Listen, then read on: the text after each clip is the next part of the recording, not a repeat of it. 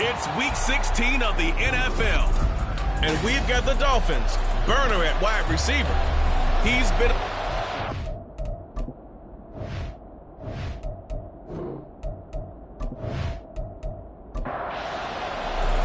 The holiday season is upon us. We've got the gift of the NFL as we're underway here in week 16. Rodgers going to return it from his end zone. And they can't... And good coverage there on special teams as they'll get him down shy of the 20. So the Titans set to go to work for the first time. And leading him out, their veteran quarterback. That was a solid performance last week, wasn't it? 2 touchdowns, no interceptions, ran the team well, won the ball game. Bottom line, may not have been earth-shattering, but it didn't need to be. And they'll begin here with a run by Brown. Stopped at the 24-yard line after a gain of 5. The numbers for Brown from a week ago: 10 carries, 121 yards, and a touchdown. Well, we know they've clinched a playoff spot, but there's plenty of football left to play. And I'm a proponent of continuing to do what you've done throughout the season, especially with teams that are heavy run teams. Because if you throttle back too early, you lose the rhythm of the run game, not just with the runner, but with the offensive line as well. 5 yards on first down, but now just a 1-yard pickup there on second. Third play of this opening drive as they're looking at a 3rd and 3. He's going to go for a big play downfield. Oh, his first throw of the game going to be intercepted. And the Dolphins are going to take possession as they've got it at the 42-yard line. I really don't think you can fault the decision-making here because your offensive quarterback, they really had a big week last week, and you're ready for them to go again here. Not the anticipated result, of course, but you definitely understand why they did what they did. That quarterback's been hot. You want to keep the ball in his hands and see if he can keep the magic going. So here come the Dolphins now as they get set to take over on offense. And they will be led out by their 6'3" quarterback. I tell you what, when he is on schedule for that week, secondaries take notice because you've got to stay alert back there on every snap. A truly powerful arm, one that's capable of challenging any level of the defense on any given play. That's why so many scouts preach arm time when preparing for the NFL draft. A quarterback with arm strength to make every throw in the book, he's an asset to have in any offense. Here's 2nd and 10. He'll look to throw. And he can't get rid of it. He's taken down. It'll go in the books as a 7-yard loss on the sack. And it's 3rd down.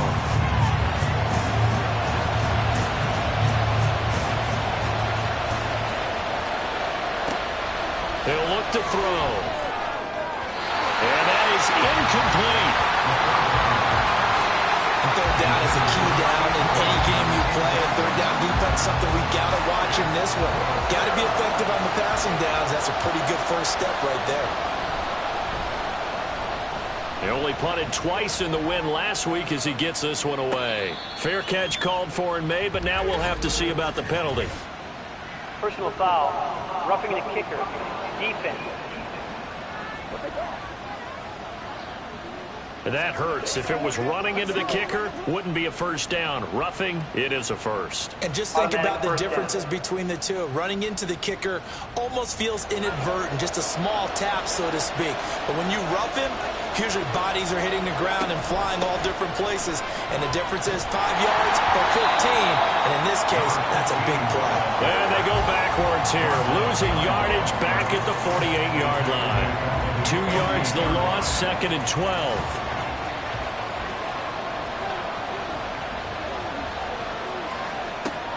They're going to look to throw. Got his man complete over the middle. It's Hammond. So it's a gain of 12 there on the reception. And that'll bring up what looks to be a 3rd and inches. Can't be more than a half a foot. Here's a play fake as they set up to throw. Work in the middle of the field, and he's got a man complete. And he is going to have the Dolphins first down as they're able to get the 3rd down conversion. Really been an ideal start for them. They get the turnover on the opening possession. Now here they are moving the ball straight down the field on their first drive. And that feels good, but you know on their side of the field, all they're thinking is, finish this drive off because they took it away, right? So now you got them back on their heels a little bit. Now go down, put a touchdown on them. Look out. You've won the mental battle early in the game, and that may carry over for you. They'll get him to the ground at the 20 following a pickup of 4. These are his numbers from last week's contest. 17 carries, 69 yards, and a touchdown. He comes into this one ranked 9th in the NFL in rushing. I think that every member of that offense knows exactly where he sits. You can see it from every one of them out there. They're all fully committed to making this a game where it really breaks free and climbs a couple of spots. Second catch for him today, and it'll wind up a first down. This has to go down as one of the simpler routes in the playbook, but oh so effective. Nice completion there. Keeps the sticks moving. On first down, he'll drop to throw. Caught on the right side by Jones. So the completion good for just 3. And that'll bring up second down.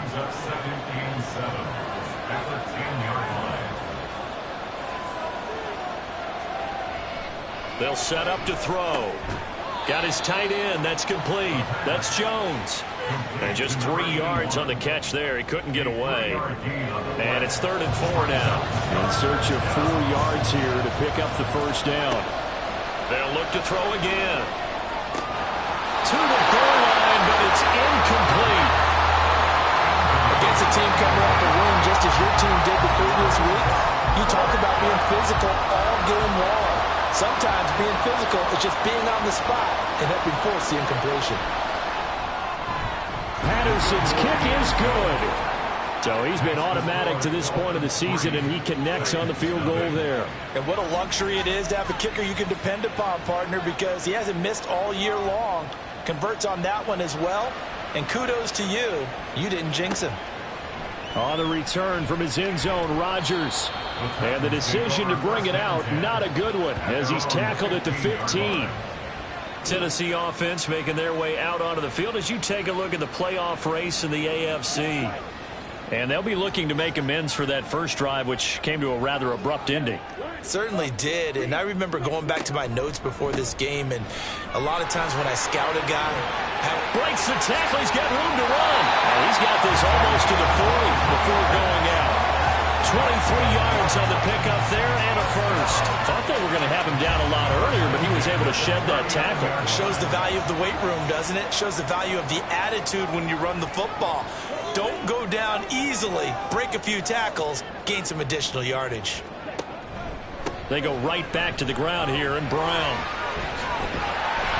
And good running there as he'll take this all the way up to midfield. Holding offense.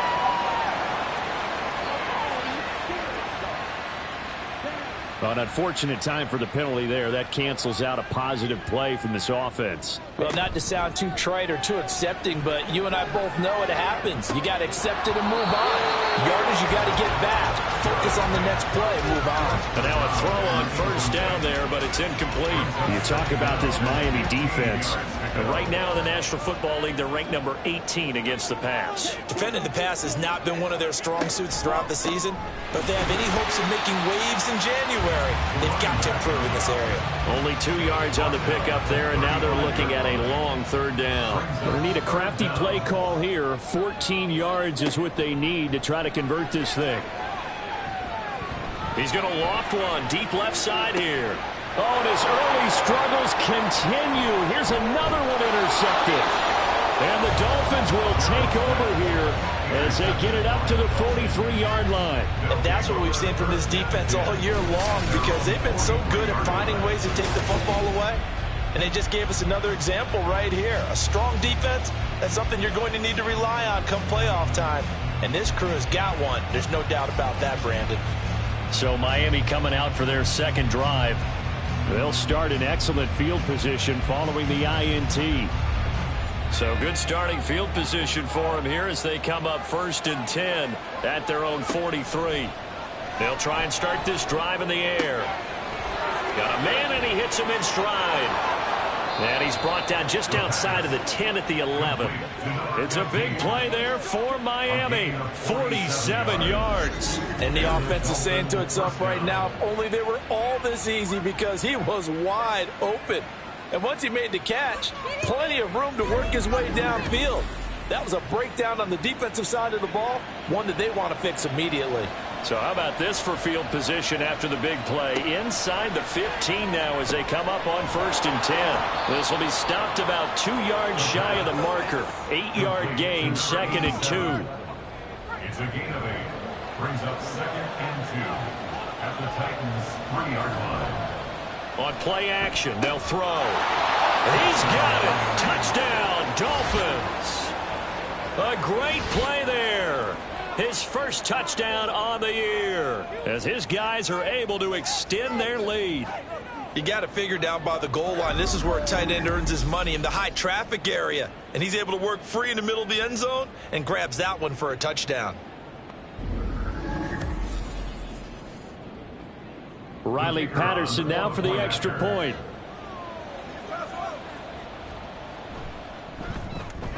He's got it, and now it's a 10-0 lead here in the opening quarter. The drive there only spanning 3 plays, and it ends with a touchdown for the Dolphins. So an early 10-0 lead for them now as they kick it away. Taken at the goal line. And he won't get this to the 20-yard line as he's down at the 19. Getting set to go again as we look at the back, heading onto the field again. Last week, a strong showing, up over 100, also 2 trips to the end zone. It's the kind of week that if you said, listen, I'll let you have this type of a game each and every week, you'd sign up for it. You wouldn't try and get too greedy. And he's going to be intercepted for the 3rd time thus far. And they're going to set up shop at the 27-yard line. A nightmare of a first half for him. That's now 3 interceptions. But Charles, with his talent, if anyone can shake this off and right the ship, it's him. I agree, because you don't get to be one of the best quarterbacks in the league without developing some major mental toughness. So I expect him to go in the locker room at halftime, hit the reset button, and come out a new guy in half number 2.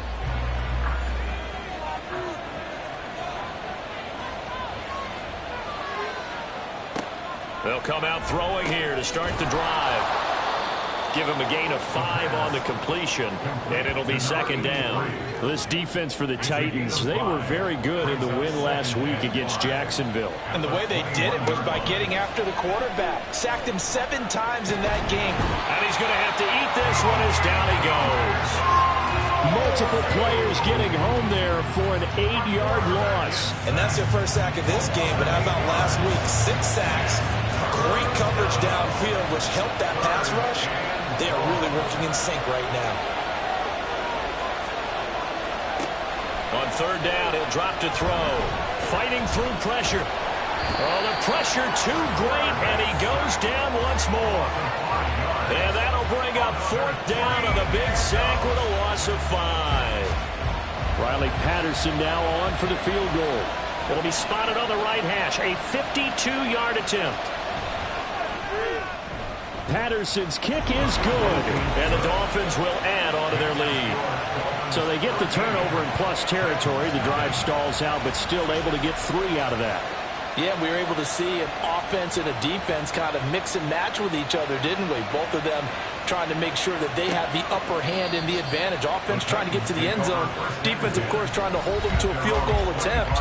And it wasn't a guaranteed lock 3 from where they started. So, you know, the offense has to be happy to come away with those 3 points.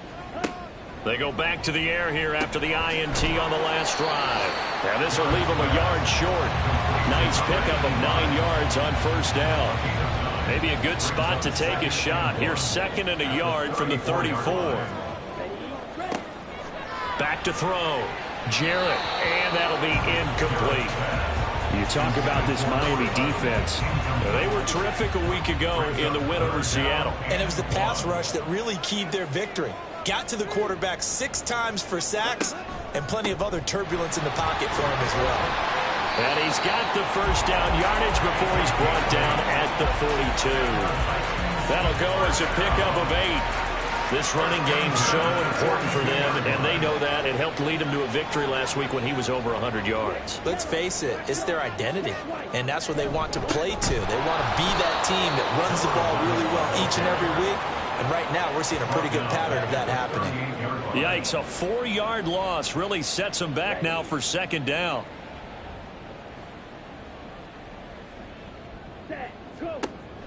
Looking to throw. Jarrett. And his throw's going to be incomplete. Offensively, you might be thinking, what's going on here? 1 for their first 7 throwing the football. So maybe they're thinking about rethinking their strategy a little bit right now with the way that they're throwing it around, not having that success. Might have to lean on the running game for a little while and see if they can get him back in form. And he's going to be stopped here at the 43, and that is not near enough to pick up the first. On gain of 5, it's 4th down. 13-0 is the score after 1 on EA Sports. Titans nothing. Ready for the second quarter from Tennessee, and it's the homestanding Titans in possession as they've got it with a 4th down coming up. He was called on 3 times in the win last week as his first one here's away. A very good return that time. 18 yards. And it'll be Dolphin football. Now this offense back out and set to go for their next drive. Last time out, you remember their drive stalled, but thanks to their kicker, booted a long field goal to at least get them 3. Now here they'll try to do better and find the end zone. And in our experience, how much fun is it for coaches to know that they've got a kicker who can nail it from long distance? Now the hard part is, as an offensive play caller, you don't want that in your head too much where you're relying on it, and he goes out and gets the job done for them. But I'm quite sure he would be content to just kick extra points from here on out. Yeah, absolutely no question. I think his teammates would be okay with him just kicking the extra points as well. A second down pass play there, but it's incomplete. The offense on 3rd down, they've only converted once in 4 tries. This is 3rd and 4. A throw there, but that's going to wind up incomplete. Well, the other day they told us when we've got 3rd and 5 or less, we have to be able to convert. And I guess every team would say that, Charles, but an opportunity missed there. What they were trying to tell us is they believe it's a matchup game at that point. And they liked some matchups that they had, thought they could exploit them, unable to do so on that play. They call that a punt of 38 yards officially, and it'll be Titan football. Tennessee offense set to go again. Defense got the better of them last series, forcing a punt. See if they make a few changes in the game plan here and try to get points out of this drive. 1st and 10. That's good. The completion there for 7 yards, and it'll be 2nd down. Brings up 2nd and 3 at the 25-yard line. Operating from the gun, Jarrett.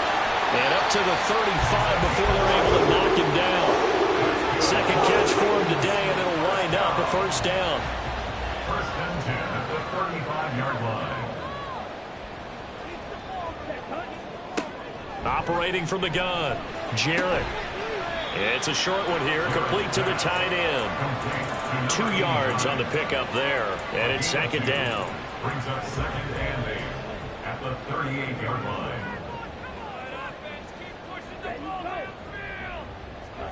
Now here's a little touch pass as they tap it quickly to their receiver. And this winds up a pickup of 2, maybe 2.5 to about the 39. 3rd down and 6. Brings up 3rd and 6. They'll stick with the passing game as he looks to throw. And his pass is intercepted for the 4th time today. And the Dolphins are going to have great field position here as this is returned just shy of midfield.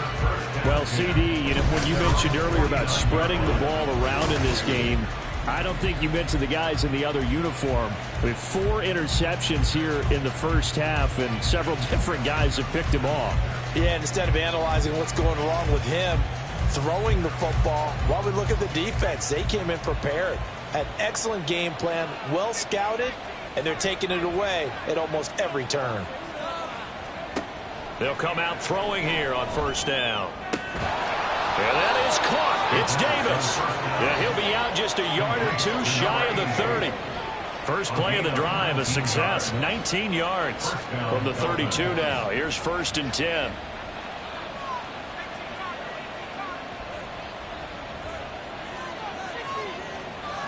Looking to throw. Looking for his running back, and he's got him. And only able to get 2 here. Stopped at the 30. Ball on the 30 now. Here's a 2nd and 8. Back to throw. Nowhere to turn here, and he's going to go down. Back at about the 37-yard line. He'll go in the books as a 7-yard loss on the sack, and it's 3rd down. From the shotgun, he'll look to throw. He'll get this one complete to Davis. And he's going to have another 1st down as the tackle's made at the Titans' 22-yard line. Boy, a nice play there as they wind up converting on 3rd and 15. Well, things are definitely going right for them here in the first half. Pick a down, any down, even 3rd down, no problem. They get a connection there and pick up a fresh set of downs, continuing to move the ball. On 1st down, they'll go to the ground attack. And he finds a little bit of room, enough for 4 yards. It'll be 2nd down. 2nd down and 6 now. It's now 2nd and 6. And they'll keep leaning on the running game. Back to the ground. And he's got this inside the 10 to the 9 before he's out of bounds. 9 yards on the play there, and it sets him up 1st and goal.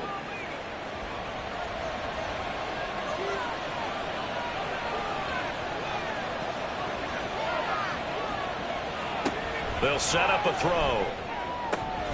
His pass caught at the 4. Touchdown, Dolphins. A great effort there. His 2nd touchdown on the season as his guys are able to push that lead out a bit further.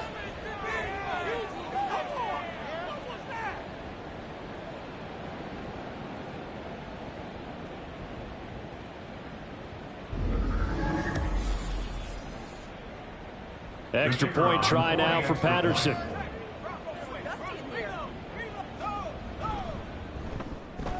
And that one pushes the lead up to an even 20. So that winds up a 7-play drive all told. And it winds up in 6 points for the Dolphins.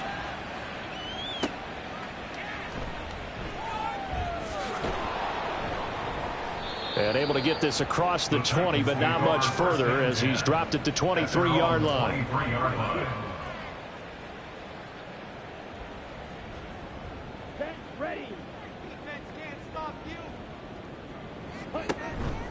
They defer to Brown to start the drive. And they're going to stop him right at the line of scrimmage. Just no cutback lane to be found whatsoever. 2nd and 10. No gain on the play. Brings up 2nd and 10. At the 24-yard line. Operating from the gun, Jarrett. He's got his tight end on the corner route. It's complete. And take this to the other side of midfield before going out of bounds. A gain there of 30 big ones. And that might be exactly what they needed to wake up this home crowd. They haven't given them much to cheer for so far. And never underestimate the effect the home crowd with you can have on a game. So the line of scrimmage moves all the way across the 50 now as they come up 1st and 10. And they'll try to run the option here. And he's going to get this one down near the 45-yard line. Only a yard on the keeper, and it'll be 2nd down. 1-yard gain brings up 2nd and 9. Off the play fake, Jarrett. Got a man, it's caught inside the 10. Touchdown, Titans. A big play there. 45 yards. And the Titans get a bit closer. Well, they had gone run the previous play. Nice little setup. This time they go play action. Defense bites a bit, and they hit for a big play in the end zone. So they sold it really well, didn't they? Because it's just what you described. They ran into the previous play, come back with the same action, and now they step back and throw it and get a big play for a touchdown. But what happens as a defensive back is your eyes have to go to the right place. You always hear Coach talk about, are your eyes in the right spot? But this time the eyes went to the play action. It froze their feet. They weren't moving, and he went on past them and caught the pass for a touchdown. And a decent return out to the 27-yard line. Their quarterback in this offense heading back out to the field. He had a couple of touchdown passes in that game last week, and he's matched that with 2 in the first half here as his guys start 1st and 10. They'll start this drive out on the ground. That's to about the 28. 2nd down coming up. Oh, that's a real nice job there by the defensive front. They just engaged and held their ground. But how about the guy who made the play? We often talk about whether they take a good first step or not. Many times you just don't take any step. Just get your feet moving, get your body going, and then once he made the read, he was able to make the play. He's up over 50 yards receiving now in this first half. It's a 1st down. And that's a more than acceptable read right there because it's zone coverage, so timing is everything. This time he waits for his man to come open, puts it right on him, and they pick up a 1st down.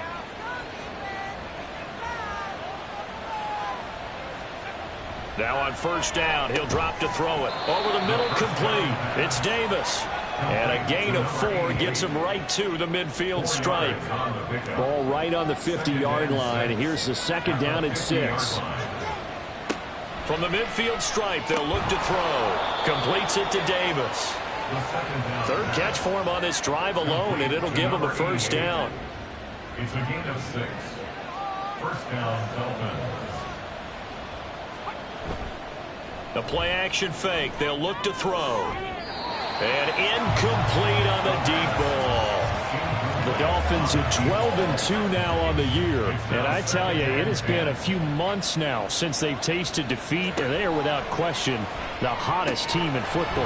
And now off to the races down the right side. And he gets it all the way down inside the 10 and mark him at the 5. 39 yards there, a big one. This offense is looking very comfortable here in this first half. Very relaxed, very smooth, very efficient. No wasted motions. Things are definitely going their way, and they continue to move the ball downfield.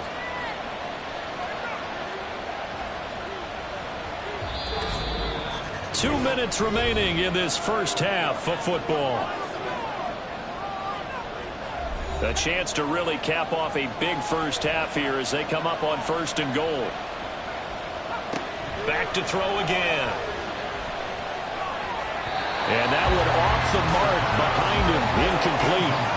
I see the surprise in your face there, partner. That is a rare incompletion from him. He's been on point this entire game. He has percentage completion-wise way up. Not that time. Again, he'll drop to throw.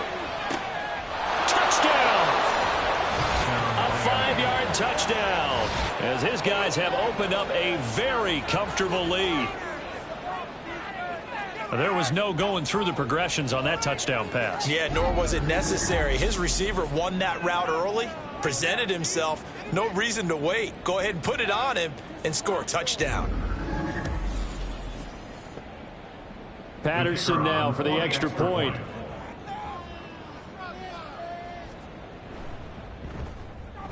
And that one pushes the lead up to an even 20. So that drive takes him down the field in 8 plays. And it ends with a touchdown for the Dolphins. Set now to kick this one away, and off it goes. The drive will start at the 25-yard line here as Rodgers will not return it. Here's Tennessee ready to begin this drive offensively.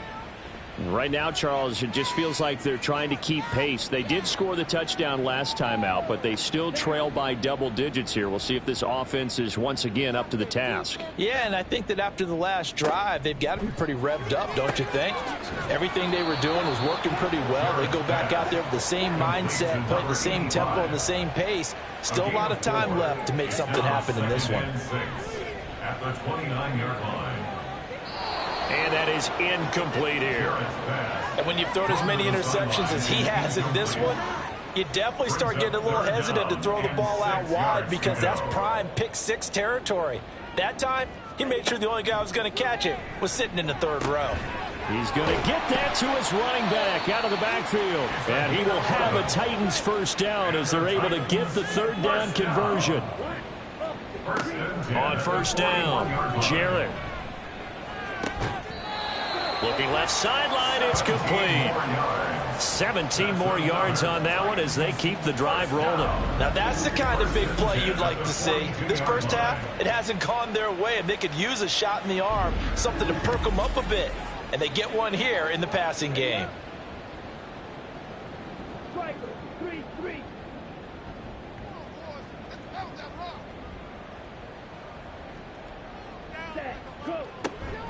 On 1st and 10, here's Brown. And he's going to take this ahead for right around 3 yards, but no more than that. Second down. Back to throw. Jarrett. It's incomplete. Took a shot, couldn't connect. They're putting together a drive here in the final minutes of the half. But the coverage has been tight all game long, and they certainly want to keep them off the scoreboard here. On third down, Jarrett. Pass taken in by his big tight end. And he's going to have a first down, and they get into field goal range here at the 29. Now Tennessee going to use the second of their timeouts, as they'll stop it with 17 seconds to go in this first half of action. This to the sideline and over everybody. Incomplete. No flags forthcoming, though. Maybe a break there. That looked like a clear throwaway to me. Got a man over the middle, and it's complete. Now here's a timeout as they're going to get it with 8 seconds remaining here in the first half. Well, these guys have definitely been outplayed in the first half, but I like their countenance. I like the way that they haven't panicked out there, the way they're carrying themselves. They're starting to move the ball, and what you have to do, maintain your poise and start to put together some drives. Now a throw to the end zone on first down, but it winds up incomplete. I'm really liking what I'm seeing from this defense because their coverage has been playing at a shutdown level so far, even backed up late. They're forcing incompletions and fighting to keep them out of the end zone as the first half winds down. And the 10-year vet knocks it through the goalpost, and that will move the deficit from 20 down to 17. Well, not the best first half facing this deficit, but at least they did put 3 on the board before half. Yeah, it's a little bit like that stormy, cloudy day, and the sun peeks through just for a second. They saw the sun there. They're hoping to see a little bit more of it in the second half. So we reach halftime in what's been a fairly one-sided game so far. As we'll head down to Orlando, that's where we find our man Jonathan Coachman at our EA Sports Halftime Report. Coach. Okay, Brandon, thanks very much. The weather might be cold, but the playoff races are heating up here on this final Sunday before Christmas. So let's get to it. We'll start up at MetLife Stadium in New Jersey, where you see the final score there. The Bills are still holding on as the win gets them to 9-6 on the year with 2 games to go. From there, let's head west to see what's going on with the Raiders at home in Las Vegas. And they've got the lead in that one over the visiting Atlanta Falcons. The Raiders looking to sew that one up, and they look to be in pretty good shape. Lastly, let's get out to Jacksonville, see what's happening with the Jaguars at TIAA Bank Field. And they were winners as they defeat the visiting New England Patriots. Just a lone touchdown in that one, 7-0 the final score. This was an extremely one-sided first half. One team showed up, ready to go. The other's been in a daze thus far, but there's still plenty of time left for this one to tighten up significantly.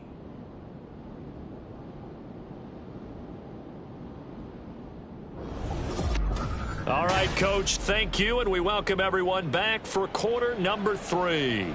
The Dolphins in front, and they'll be in possession of the football first as the second half gets started. This fielded right at the goal line. And he won't quite make it to the 25. Out comes the Dolphins now. They'll go on offense first here in this third quarter. As this offense takes the field to begin the opening drive of the second half, Charles, remember in that first half, good through the air and really all around an outstanding offensive performance. Absolutely. They reached the end zone several times. The passing game working awfully well. And most importantly, partner, Yeah, they went into the tunnel with a lead. They come back out with that lead. Absolutely. NFL coaches, we know they're perfectionists in a lot of ways, but they had to like what they saw in that first half. And while we may be looking at the scoreboard, this offense certainly is not, because they're showing no signs of backing down, even with a 3-score lead here in the third quarter. I think they keep taking their shots. They've seen blown leads happen throughout this league. They don't want to fall victim to it themselves. And able to steer clear of that first tackler as he works his way forward for about 4. From the 43, here's 2nd and 6. Here's a play fake as they set up to throw. And this one is going to be off the mark, too far out in front. They don't get the hook up there, but you really have to marvel at how precise he's been throwing the football these last couple weeks. Oh, that's the perfect word for it, precise. Because if you're at 70% or better 2 weeks in a row, you have a job as long as you want one in this league, won't you? I mean, let's face it, it's not just West Coast offense either. He's putting the ball downfield as well. His back has been a dependable safety valve all game, so he went back to him when his first read was covered. Just unable to connect, so the play results in no gain. On 4th down, the punt team is on as this is sent away. And no return here. Where will they spot it? They say just outside the 20-yard line.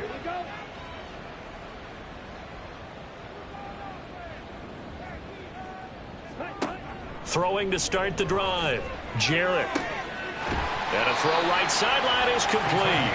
And they'll get it all the way up about 5 yards shy of midfield. 23 yards, the final tally. Well, we talk all the time about playing situational football, and right now I think the scoreboard is dictating what they need to do. Where they are in this game, they've got to push the ball downfield, take their shots, try and get big chunks of yardage in a short amount of time. That was a nice play there. And a quick throw here, that's complete. And they'll get him down after a pickup of 8. 2nd and 2. Now a 2nd and 2. Second and 2 at the Dolphins 47. They'll bring the tight end in motion right here. Here's Brown on 2nd down. And he'll be taken down at the 44-yard line. 2 yards, good enough for a first. First down. 1st and 10 at the 44-yard line.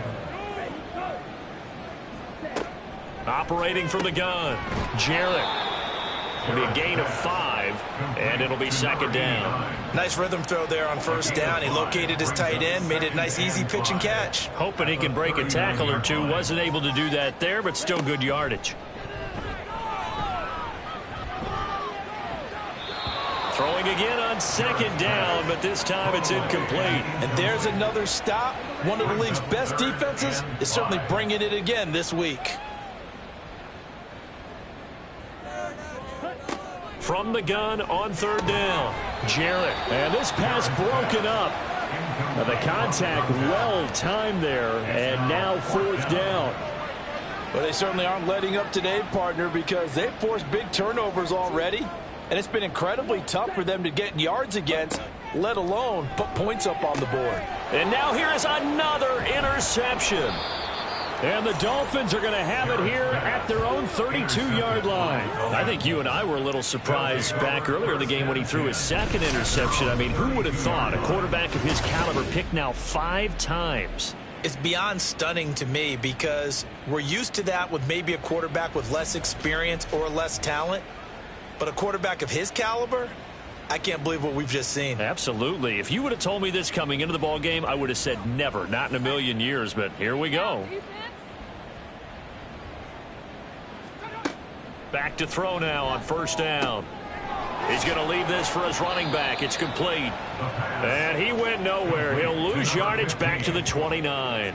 That one unable to develop, never got going. A loss of a couple, and it's 2nd down. Well, it looked like the defense, they were ready for that one. Really left him almost no room to work after catching the ball. He could throw every move in the book at him. They were there, and they tackle him for a loss. And able to get this one across the 45 before he's brought down. Able to make something out of nothing there. 17 yards and a 1st down. 17 yards. And the Dolphin 1st down. One back in the backfield, he'll get the carry. Well, they nearly sprung him that time as he takes this all the way down to the 37. Another strong gain on the last two plays. They moved it a combined 33 yards. So operating from Tennessee territory now. Here's 1st and 10 at the 37-yard line. And they'll give him another shot here on the ground. And just no chance of turning the corner. He can only get back to the line of scrimmage. 2nd and 10 coming up. No gain on the play. 2nd and 10. At the Titans. Now they'll switch it up here and look to throw. And the Titan defense steps up here, and down he goes. It'll go as a loss of about 6, and now it brings up 3rd.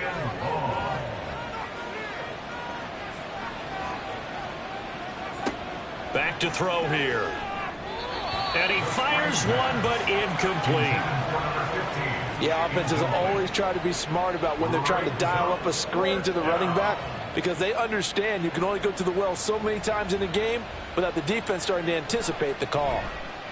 And on 4th down, on is the punt team sending this one away. And this will hit just beyond the goal line as it's into the end zone for a touchback. The Titans offense now, they work their way back onto the field. I kind of feel like they've reached a do-or-die point in this game, Charles. If they're going to try to pull off an impressive comeback, it has to start right here, right now. Yeah, now they've got a final chance to get out of this situation, but they also understand they've got to move the ball and move it fast. In addition, they need to save as much time so they can get 2 more possessions. So the opening play of the drive goes backwards. Now they'll come up on 2nd and 12. Operating from the gun, Jarrett.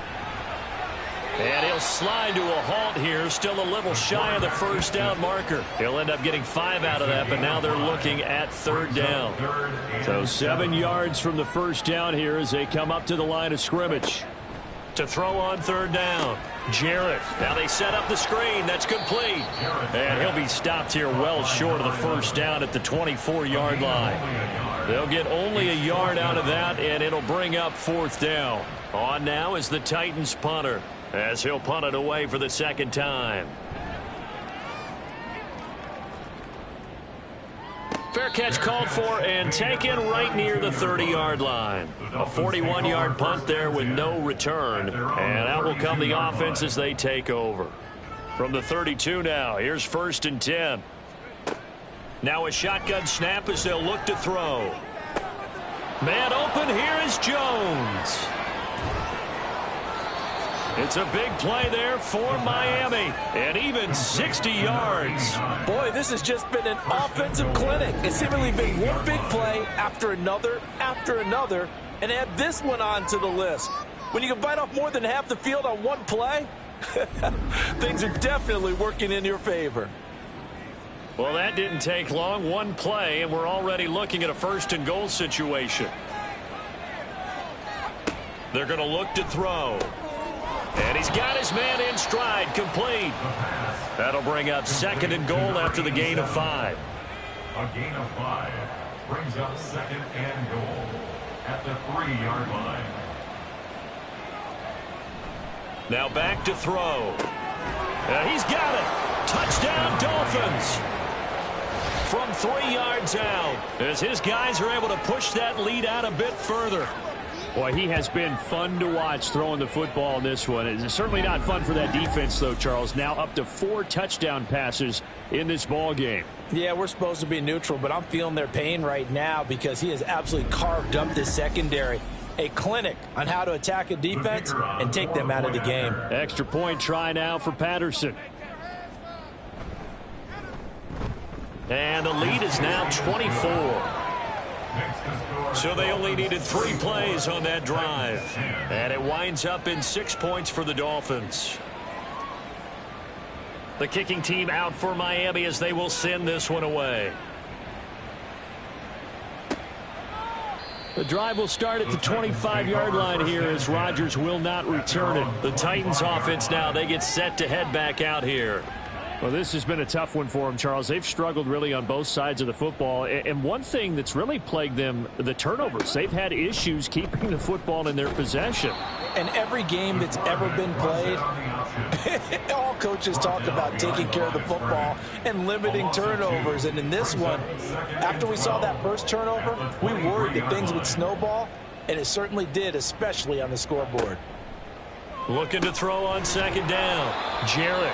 So give him 2 yards there on the completion. And that'll bring up a 3rd and 11 situation. They kept the receiver in the short field, but that let his quarterback get the ball quickly to him before either guy in double coverage could react. On 3rd down, Jarrett able to find the open man. That's complete. And they work this well upfield across the 45. That's a 3rd down conversion of 24 yards there. Nice play. 1st and 10 at the 48-yard line. On 1st and 10, Jarrett. Quick hitter here. It's complete. And taking it across midfield and just shy of the 40. Another good gain. That's now 35 yards combined on those last 2 plays. Option play. Here's a give to Brown. And he is met in his tracks behind the line of scrimmage. 2 yards the loss, 2nd and 12. I think it's pretty evident. We can say what a difference a week makes. Last week, he ran pretty much wild, didn't he? Did pretty much what he wanted to do. But this one, they've stopped him cold. That, to me, that's good scouting and even better execution. Yeah, and they stopped. And my goodness, another interception. And the Dolphins force the turnover, and they'll take over at the 10. Well, when you start thinking of guys that are in the mix for Defensive Player of the Year, I think you use him as Exhibit A. Maybe he's not the leading guy right now, but he's at least on the periphery and deserves to be in the discussion. And because of that, he's looking at a game today where in order to make that big move and maybe become the guy, he needs multiple takeaways, multiple big plays, things that get our attention and reverberate for weeks to come. And he's dropped just shy of the 25 at the 24. 57 yards rushing for him now as he's run it 11 times. Veteran running back like him, we've seen a lot of those chunk carries in his career. And that's why you don't just look at his birth certificate and decide when a guy is done, right? Because you know as well as I do, in this league, as soon as you hit 30, they're looking to let you go if you're a running back. Sometimes there's a little tread left on the tires. 1 quarter remains here in Week 16. We'll return with more after this. This is the NFL, and it's on EA Sports. From the 25, here's 2nd and 9. Back now in Nashville. A lot of folks starting to make their way to the parking lot. Their guys trail big here to begin quarter number 4. An ex-teammate used to tell me all the time, I hate experienced quarterbacks because no matter what, you really can't hide what you're doing. And I think that right there, he knew right away where the blitz was coming from, where his primary guy was going to be, and he ended up going to a secondary target for a nice game. I was just going to ask you, that wasn't the primary target, and he's so good at that, isn't he? I think he knew right away that he wasn't going to get to his primary guy. I think he read that as soon as he got to the line of scrimmage, knew where the pressure was going to come from, and said, I know how to beat that, and that's what he did. On 1st down, they'll go to the ground attack. And they will only muster a yard here to the 38. Run blitz there defensively, something we might see more of here in the 4th quarter. I think we'll see a lot of it. And the difference between that and a pass blitz, you're just trying to get to the quarterback. You're trying to scheme someone open who will get to the QB and make sure he gets on the ground. In a run blitz, you're actually trying to cover up gaps, trying to cover up holes so they can't run the football. This offense so far on 3rd down, they've converted a 1/3 of their opportunities, 3 for 9. This will be 3rd and 5. And he's going to be taken down here, still a couple yards short of the 1st. Call it a gain of 3, and it'll bring up 4th down. This late in the game, Charles, I think you maybe seriously have to think about going for it. Especially where they are in terms of field position, because this is almost like no man's land. Might hurt your punter because there might not be enough space, maybe too far for your field goal kicker. I'm like the old rule. Possession is 9/10 of the law. Possession is 9/10 of winning the game. Go for it. Get the 1st down. Close it out. And he couldn't get it to check up. That kicks all the way into the end zone for a touchback. And as this offense makes their way back out, it's AFC playoff race time as we give you a look. Their mini 2-game win streak appears it might be going by the wayside unless they can pull a rabbit out of their hat. Trying to shake off the interception from the last drive. He'll look to throw. And he's brought down at the 24 after a gain of 4. They'll come up 2nd and 6 now from the 24. At the 24-yard line. Looking to throw. Jarrett. That's going to be knocked away and incomplete. And they're at the point of the ball game now where they've got to take some chances. They've got to put the ball in the air and just see what happens. But this defense knows that all too well. The Dolphins get there this time, and they bring him down. He couldn't get away there on 3rd down. The pressure too much, and he's sacked for a loss of 12. You can almost see all the defenders rubbing their hands together with glee because we all know they relish the chance to bring down a quarterback of his caliber. Anyone who brings him down has plenty to talk about. Not just a sack, but a big win built off the efforts of this defense. On now is the Titans punter as the drive goes backwards, so he's on to punt it away. So a change of possession here on the punt. And the Dolphins will begin this drive in great field position, 1st and 10. Out comes the Dolphin offense now as they get set to take over here. And they just continue to roll right along, really. This has the looks of yet another victory as they hope to polish it off here in quarter number 4. Knifes his way forward here, but just 3 yards on the play. 2nd down. Brandon, I've got to think this offensive line has got some smiles on its faces. And I know it sounds crazy, but they practiced for this back in training camp. They knew they'd be in situations where there'd be extra defenders in the box coming after them, trying to keep them from locking down a game. Right now, they want to show the world they're up to the challenge. And it's 3rd down. They'll look to throw for it on 3rd and 1. He's got his target. That's complete. And he's brought down, but not before he reaches the 8-yard line. Forget the run on 3rd and 1. They shock the D and rip off a pretty big play. But they have been unstoppable this afternoon, Charles. They just went after them from the start. And pass plays like we just saw, they're continuing their dominance here despite the big lead in the 4th quarter. And that they have in every way. And plays like that across all phases of the game, they've just been effortless for them in this one. And that's what's helped them build such a large lead and allowed them to smile as this game continues. And they'll get this from the 8 to the 5. Pickup of 3. You know, when this offense gets down here near the end zone, they're going to turn to their bell cow. And this guy's been a touchdown machine all year. Excellent job stopping him there on 1st down. Steps away to his left. And he takes this down to about the 2 before going out of bounds. He'll wind up getting 4 there on his own, but it will leave him now with a 3rd down situation. They'll try to run this one in. And not going to be able to push this forward. He runs into a wall right at the line of scrimmage. What a stand so far defensively. And now that's going to bring up a 4th and goal. Defense keeps him out of the end zone there. Now, will they go for it? And if so, can they do it one more time? Yeah, I just don't know if it's worth it going for it because what we've seen from the defense so far, every gap is taken care of. Everyone is sound in their coverage. No one is breaking free. And those ball carriers are getting tagged. If I were them, I'd think very hard about just taking 3 points and taking their dignity and moving on. And the ball's at the 2, spotted at the 2, so a pretty good chunk to go. So they were really trying to put the nail in the coffin there already with this lead here in the 4th, but they didn't get it. Guaranteed it's not going to be a fun handshake in the postgame, right? You just know that there's going to be some bad blood there. And I know if we go to the postgame press conferences, the winning coach, you know what he's going to say, why he did it?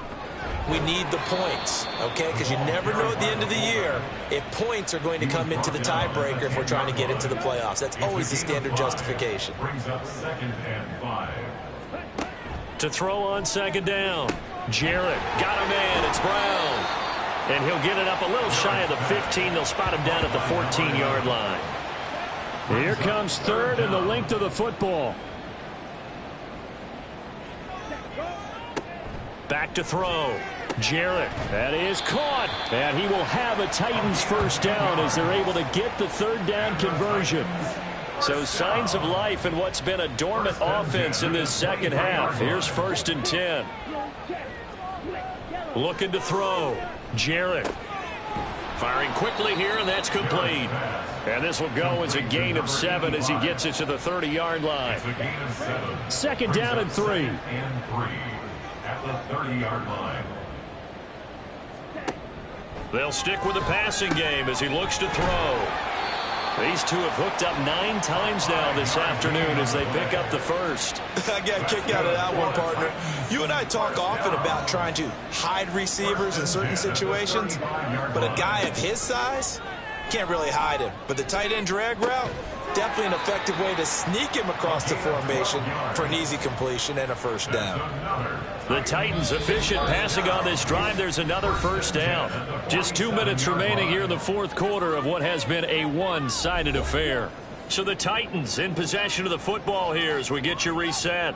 They've got a 1st and 10 as they search for a late score. And now a throw on first down there, but it's incomplete. They lead big, and a major part of that has been how they've taken their play to a whole new level this second half. No points allowed since the break, and you can add another incompletion to the total number that they forced in this runaway contest.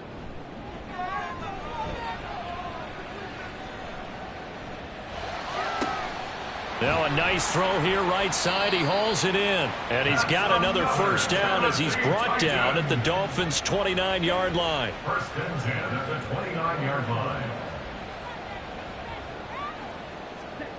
They'll look to throw again. Oh, he dropped it. And that's pretty indicative of the way this one's gone. 2nd and 10. Brings up 2nd and 10.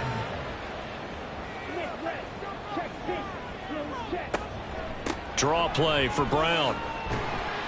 And a loose football. And this is picked up by the Dolphins. And a big turnover there as his guys will get the football back. And with that kind of a deficit, you can't afford to make any kind of mistakes. But it's been pretty symptomatic of what we've seen all game with them, isn't it? Down this big in the fourth quarter. You'd say an afternoon to forget, absolutely. The Dolphins offense now ready to go back out onto the field. Now they are really in the driver's seat here, enjoying this lead late in the fourth quarter. The defense does have all 3 timeouts, but at this point, doesn't look like it's going to matter much. And now before the ball changes hands, they're going to take a look at this just to make sure that they have it right.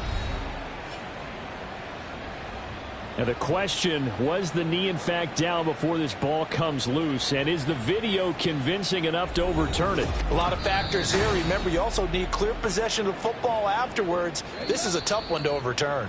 The Titans going to use the first of their timeouts as they'll head to the sideline and talk over what to do next.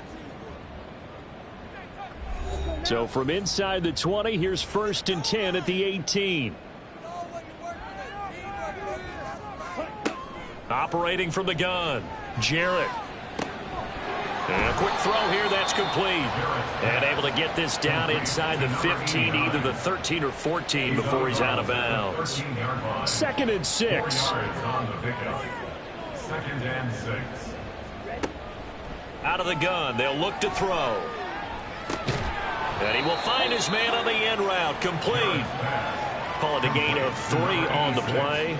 And they're going to face a 3rd down. Coming up here looking for 3 yards to pick up the first. From the gun on 3rd down. Jarrett to the end zone, but it's incomplete. And that's another play that's painted the picture of this game overall. It's been a blowout. It's been continually fueled by big turnovers and stops for one side and an inability to advance the ball from the other. They'll try and run for it with Brown. And into the end zone for a Tennessee touchdown. A great play there. Touchdown number 22 on the season. And the Titans' decision to go for it pays off with 6 points. You get down this deep, Charles, you hate to settle for a field goal. They roll the dice on 4th down, really just hoping to get that first. But as it turns out, they take it all the way into the end zone. You mentioned that they took a little bit of a gamble there. Think about it this way. Most teams throw the ball in this situation in the NFL, so they really gambled with a running play, and boy, did it pay off. Pay dirt.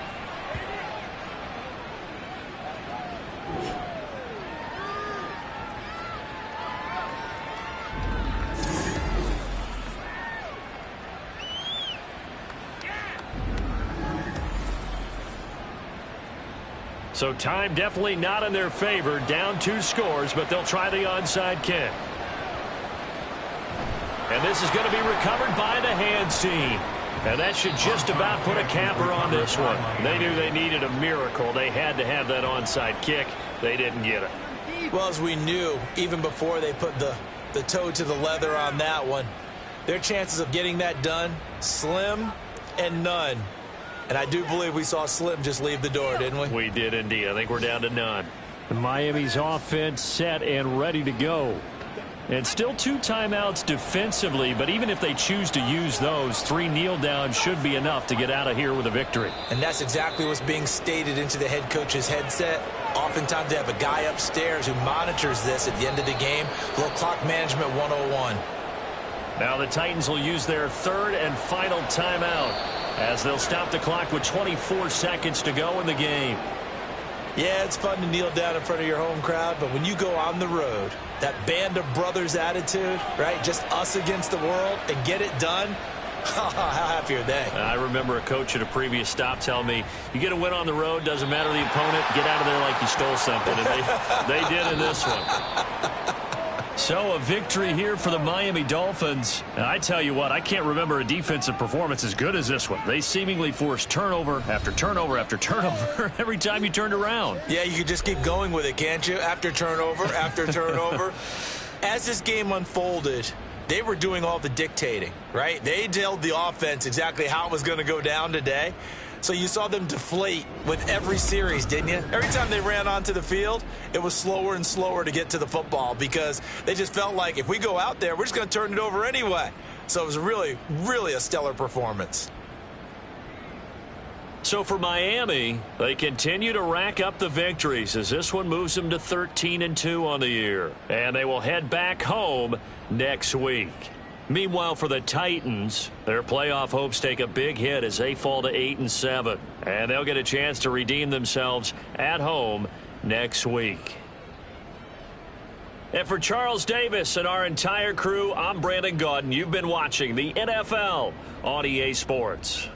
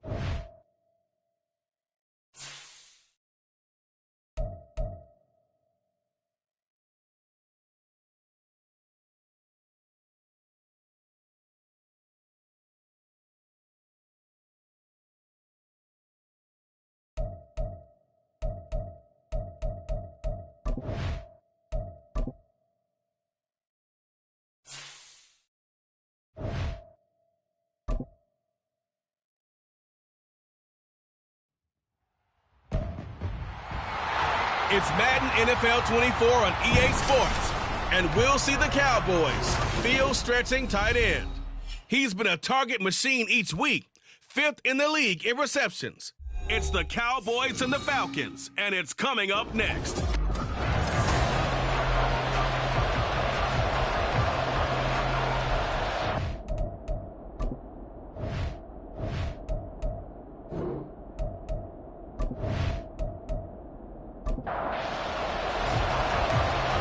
Men ready to do battle. It's time to dance. And we are underway from AT&T Stadium. Across the 25 and down at the 28. So here are the Cowboys now ready to go on offense for the first time. And a glance here at their shifty mobile signal caller. And what a performance in his last game. Couple of touchdown passes. That was positive. But more than 2 interceptions. Yeah, that's not what he's looking for. What did Vince Lombardi say, though? Winning isn't everything. It's the only thing. And that's what he hangs his hat on after last week's game. A short gain here, maybe a yard to the 29. The numbers for him from a week ago. Charles, how do you think he ran the football? I thought he definitely had his moments. I did think that they could have utilized him a little bit better, and I'm definitely going to keep an eye on him to see how they're going to use him this week. Looking to throw on second down. Sheridan. And he'll slide to a halt here. Still a little shy of the first down marker. The improv act there, good for 9. And now they'll be looking at a 3rd and short, 3rd and 1. So, Charles, for this offense, we've been talking all year about how difficult it would be to run the table. And you gave me your chances early in the year. You thought maybe 25%. A few weeks ago, you thought closer to 50, but not quite 50. Now here they are, 15-0. This is happening, isn't it? I think it is, Brandon, because I do believe this team is too invested, too well coached to fall asleep at the switch now. And I think it ultimately benefits them to stay engaged all the way through the season because make it to the finish line, then they get the open week to refresh and re-energize. But if you get off the gas now, that can really hurt you come playoff time. So possession goes over here on the punt. And it will be Falcon football. So out comes this offense to take over for the first time. And leading them out there, we get a look at their 6'3" quarterback. If you ask coaches at any level to design their ideal leader of a team, I think they're going to check every box with this guy. He's got the poise to handle responsibility. He stays calm under any kind of pressure. And he brings out the best of his teammates each and every week. Stroud's throw into the hands of Henry here. And from the 15, they're able to work this up to the 20 for a pickup of a handful. These are his numbers from last week's contest. 5 catches, 56 yards. You think the head coach and the offensive coordinator are able to pull the earplugs out now? Because all week, all they heard was, Coach, they can't guard the pass at all. I mean, they're next to last in the league. Let's throw it on every down.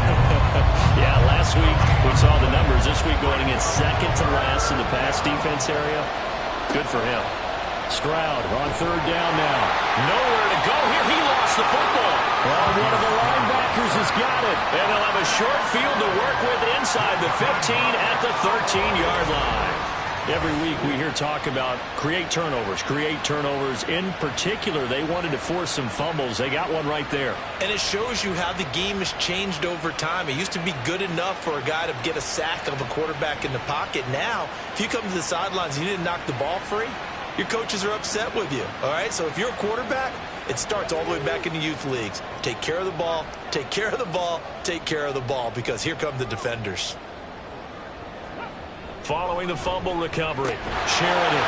And that is incomplete. Now the coverage a little too good there. And it's second down.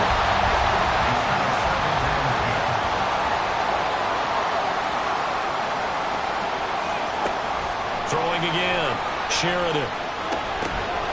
Toward the end zone, but that's going to wind up incomplete. My first thought is surprise, because that's one of the better tight ends around, and I've seen him pull in balls like this before. But how about a little credit to the defense forcing that incompletion? Well, almost, but not quite. Needed 10. He got 9. Fourth down. No surprise to see him running again here. It's something he's done throughout this season. And that run puts him over 500 yards on the ground for the year. He's got to be thinking to himself, if I'm already at 500. And he'll take it into the end zone for a Cowboy touchdown.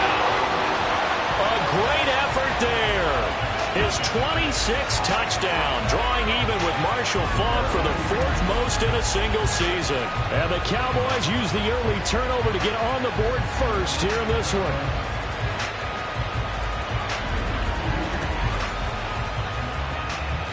Point after try forthcoming.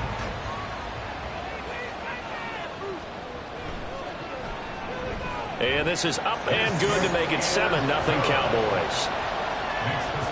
So that drive, 4 plays. And it results in a 4-yard touchdown run.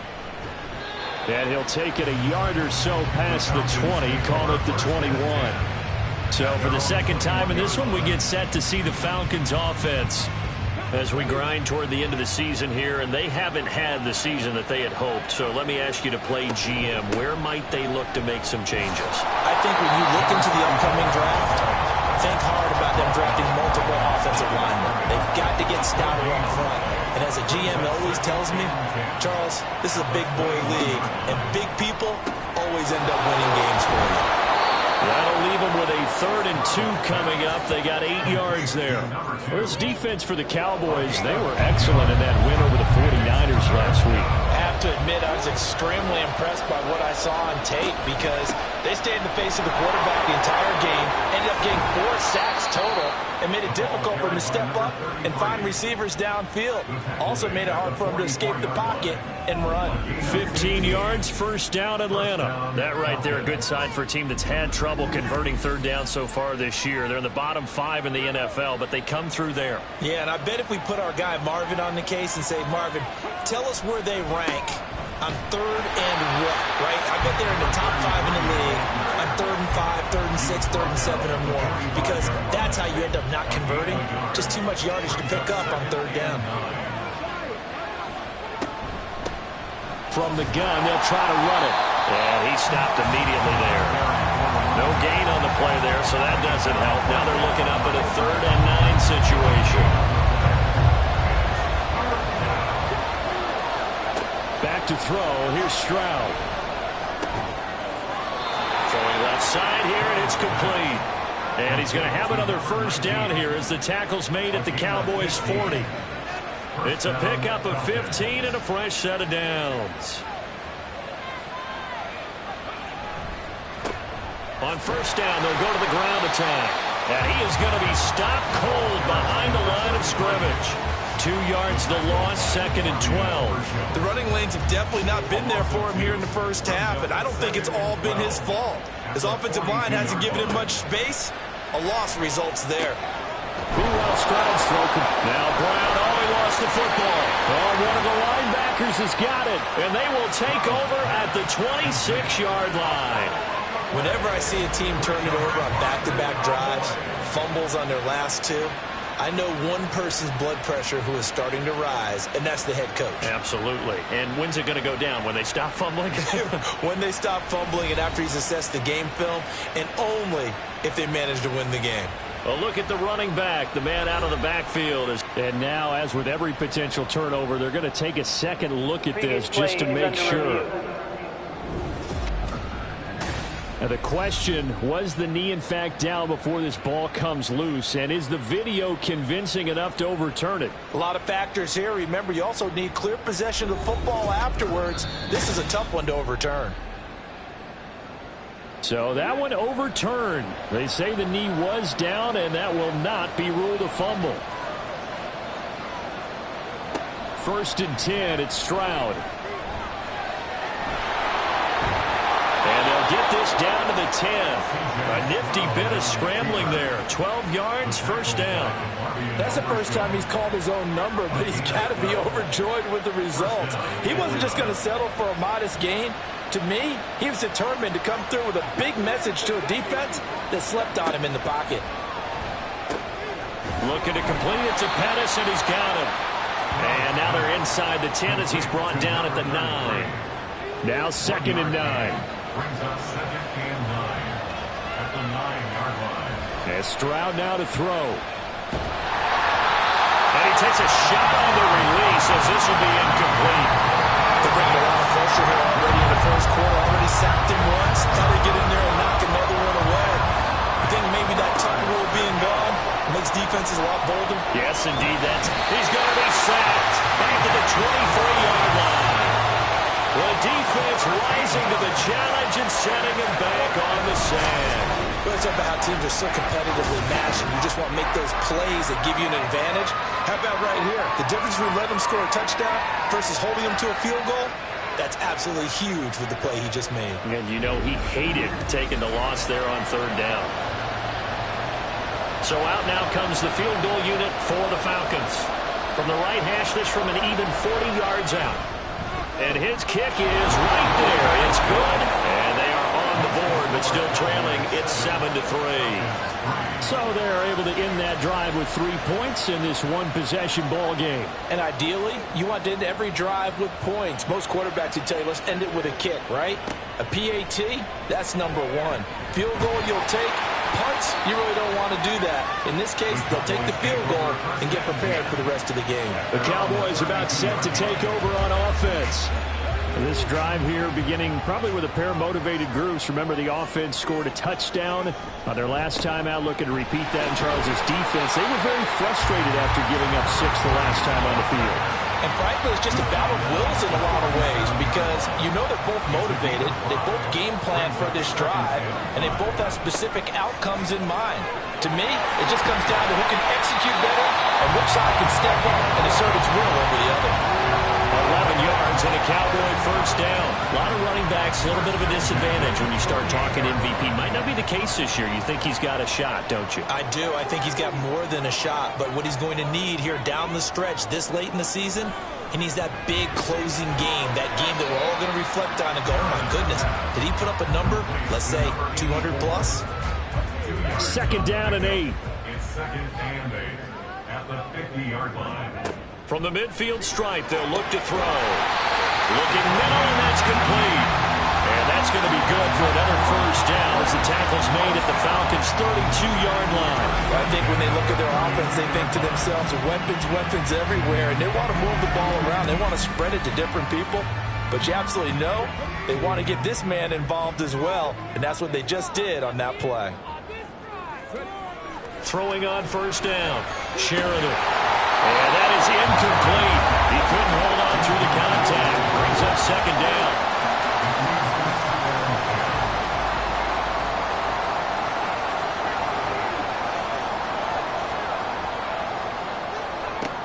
Again, he'll drop to throw. Going down the middle, and it's complete. And they move this all the way down to the 9. 23 yards on the play.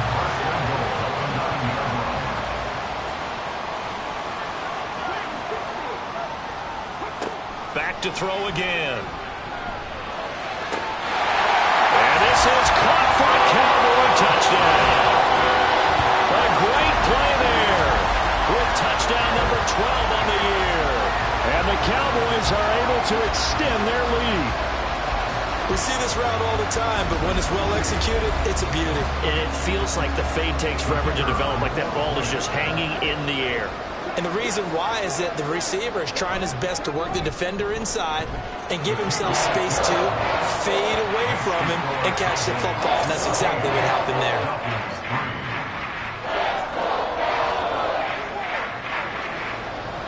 The kickoff unit is out on the field, and they will send this one away.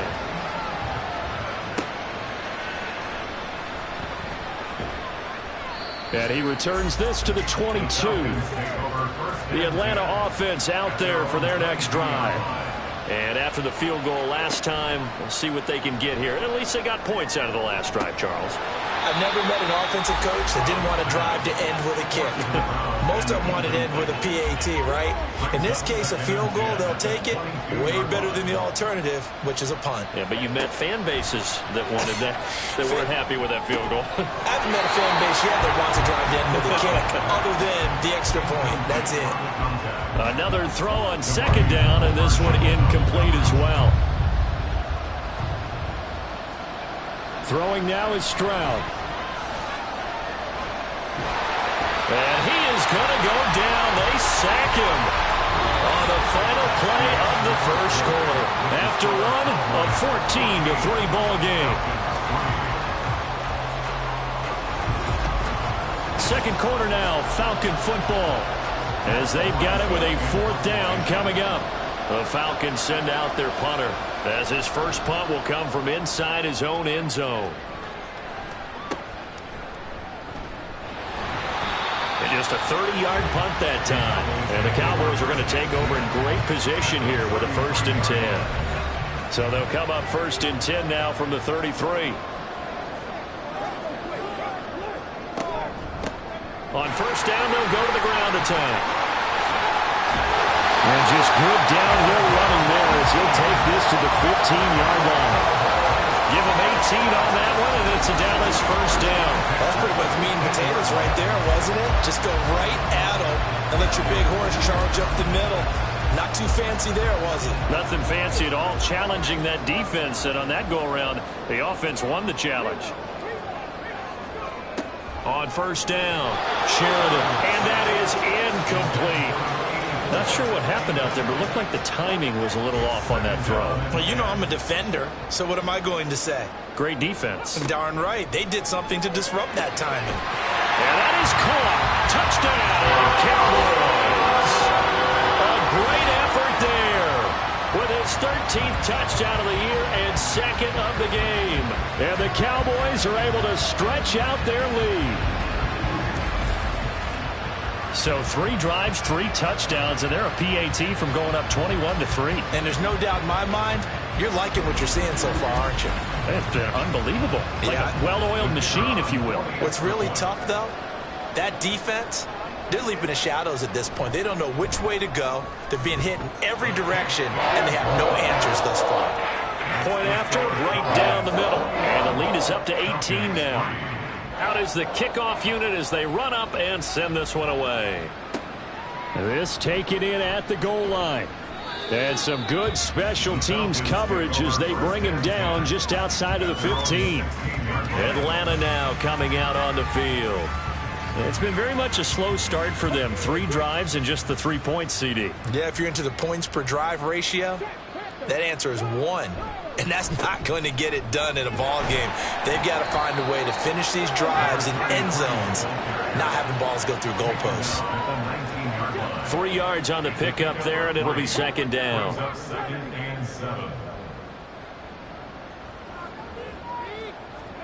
Now Stroud.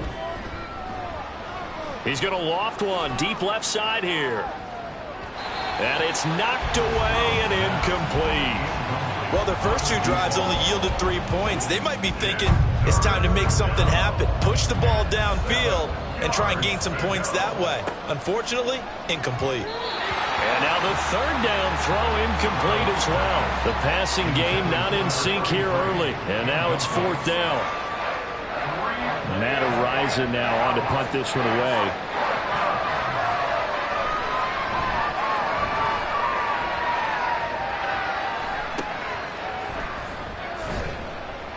That'll go as a punt of 34 yards that time. And the Cowboys will take over the football with a 1st and 10. Dallas offense set for this next drive. Well, everything right now that they touch on this side of the football, it seems to turn to gold. They've scored on 3 straight possessions. That lead continues to grow. And, I mean, if they can get points here, Charles, might almost be an insurmountable comeback for the other side. I think you make a great case for that, so I'm going to flip it over to the other side. Could they make the big comeback? Certainly. Am I expecting it? Not at all. I think if we don't see a drastic change in how they're playing, this blowout's going to get bigger and bigger before the final gun. Second catch for him today, and it'll wind up a first down. First and 10 at the 40-yard line. Back to throw. Sheridan. Now he'll dump it underneath to his running back, complete. And he works it to the 30-yard line here, right at the 30. And that's good for a pickup of 10 yards. And they'll be left with a second and about a foot. Now they'll throw here out of the gun. Quick hitter here, it's complete. And he'll be out of bounds, able to get it down to the 25 there.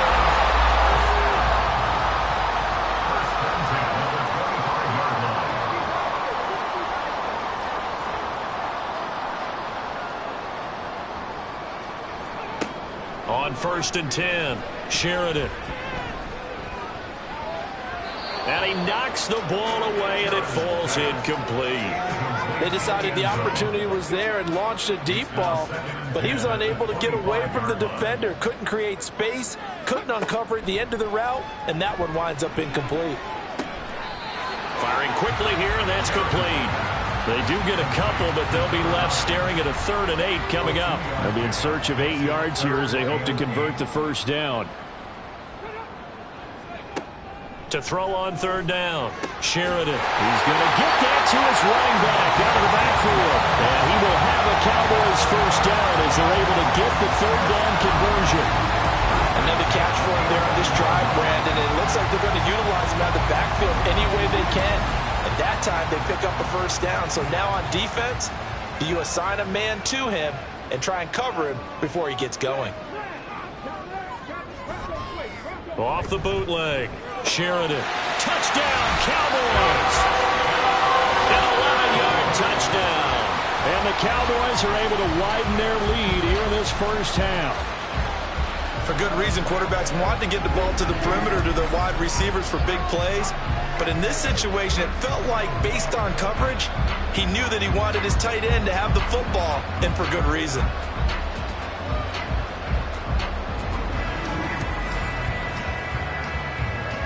Now they'll line up to kick the extra point.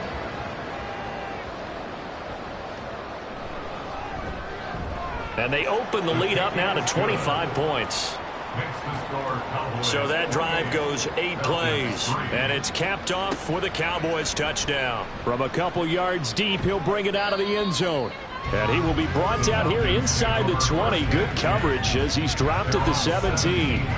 Falcons offense making their way onto the field. Let's take a look at the playoff picture coming into the weekend in the NFC. Well, including this week, 3 weeks remain in the regular season, Charles, and it is going to be interesting to see how this playoff picture sorts itself out before we head into the postseason. Competitive, entertaining postseason, that's what we're always striving for. But I think we get it during the regular season, too, because you never know how things are going to go during the final weeks of the season. Every team pulling out all the stops to get a better seed or just to get one of those 7 seats at the table. Now a 2nd and 10. Stroud looking to throw. And this is caught. It's Brown. And brought down, but not before reaching the 45-yard line. This offense finding its legs now. Here's another 1st and 10. Again, it's Stroud. Toward the sideline, intercepted. And he's free going down the left side. It's a foot race. And he takes this one back into the end zone. And the Cowboy defense has a touchdown. I mean, at this point, CD, what is not going their way in this first half? After that pick 6, they now have a 4-possession lead here. And that allows them to say to themselves, how about we get everybody involved, okay? Because this one is a runaway, and it's looking like it's going to be even more of a runaway. Everybody gets a chance to play and get a little bit of love. The more guys that get to watching the highlight reels from this one, the better.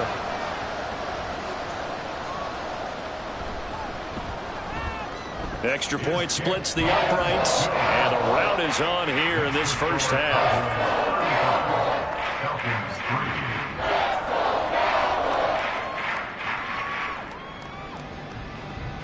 So they throw the pick six. They'll get another shot at it now as this one's in the air. Taken at the goal line. And he'll be brought down right on the chalk of the 20. Atlanta prepped and ready for its next possession.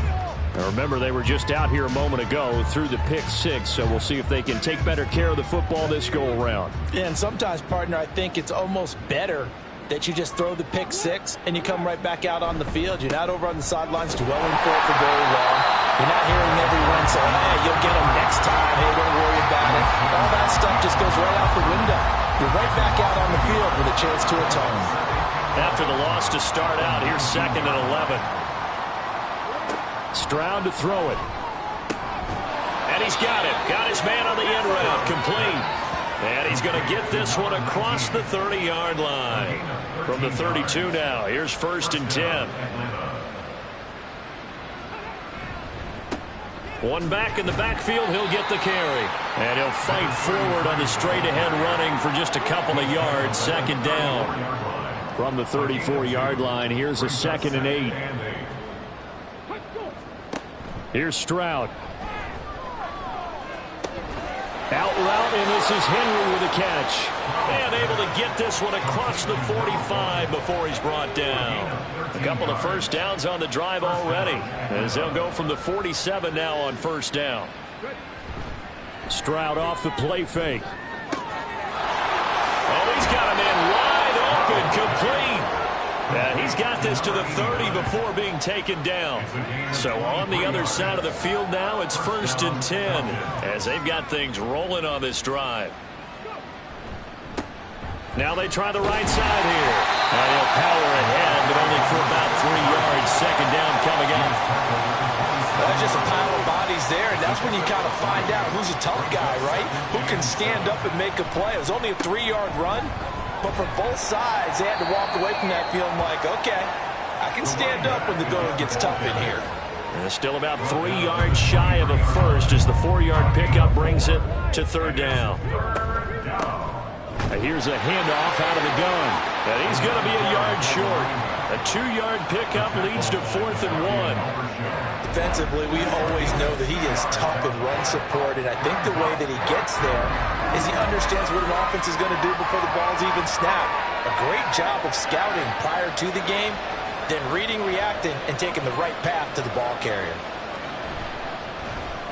And his kick is indeed good, and that will knock this down to still a very large 29-point deficit.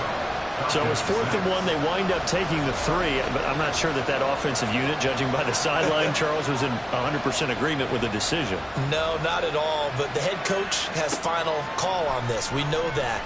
But let's face it, offenses want to feel like, hey, you believe in us, let us go for it.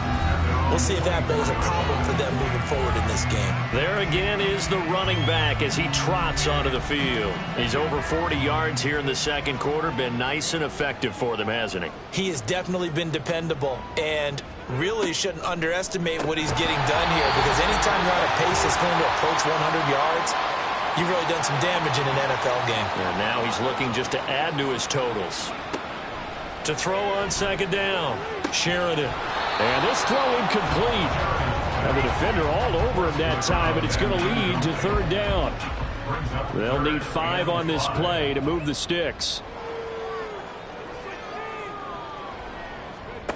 Out of the gun now on 3rd down. Able to find the open man. That's complete. And he'll be taken down, but not before they work it across midfield. That one goes for 24 yards. Let's just call it what it is. This has been a flat-out struggle for this defense all game long. They've really had a hard time slowing them down.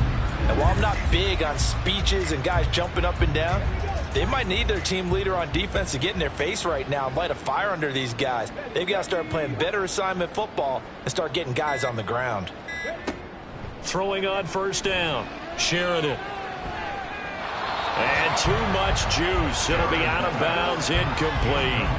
Definitely worth taking another deep shot here. He's already found the end zone twice here in the 1st half. Yeah, go back to that same well. They've had trouble containing him, but able to contain him on that play.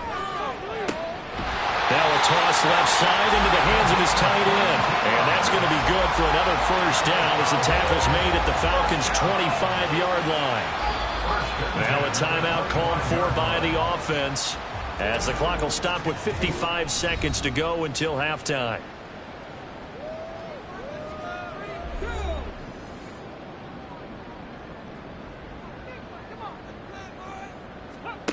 They'll stick with the passing game as he looks to throw. And down inside the 15 he goes. 12 more yards there and another first down.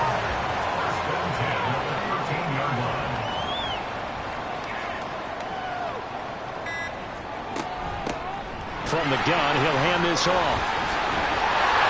He's tackled a yard short of the marker.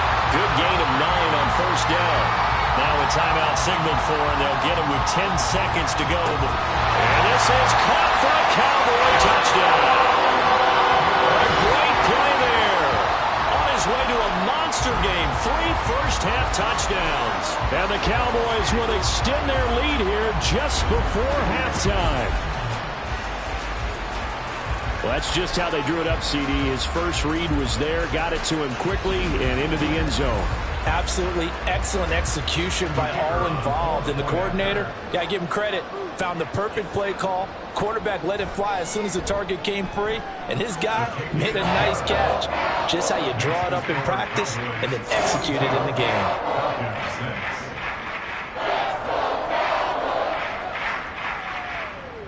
Maybe time for one play on offense. 7 seconds to go in the half as the kick is away. And makes it across the 20 as his guys will set up shop at the 23-yard line. All that remains is to snap this once, and that'll do it for the first half of play. So we've come upon halftime here in Week 17. As we'll get you over to Orlando, where standing by is Jonathan Coachman. He has our EA Sports Halftime Report.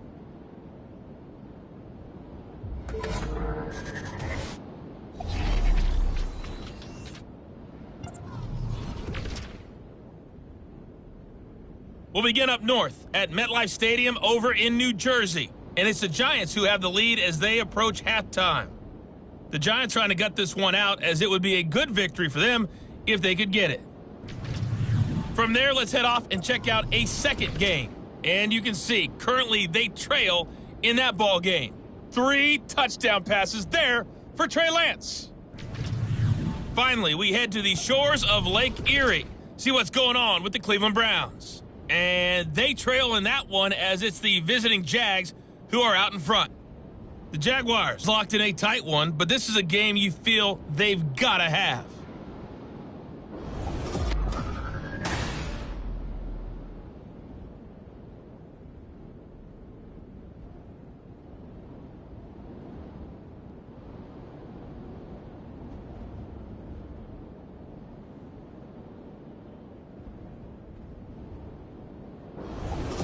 All right, Coach, thank you very much as we welcome you back for quarter number 3. It'll be Falcons football, and they trail here as we get back underway on EA Sports. This taken in right around the goal line. And out a little across the 25 to the 27. The Falcons offense ready to get going to begin this third quarter. And they have a mountainous deficit looming in front of them. It was really, Charles, a disaster of a first half. So where do they go from here? Well, first thing they have to remember is that what's done is done, and there's no going back. And now you have to play this drive by drive. Obviously, come back in this spot, pretty unlikely, but you still have to go out, take pride in your work, and try and put something together here in the second half. Stroud. He completes it to Henry. 7 yards there and a first down. Many different ways to create space, but on that play, he did it with that big, wide body of his. Didn't get a whole lot of yardage on the play, but it did what it was supposed to. Pick up a first down.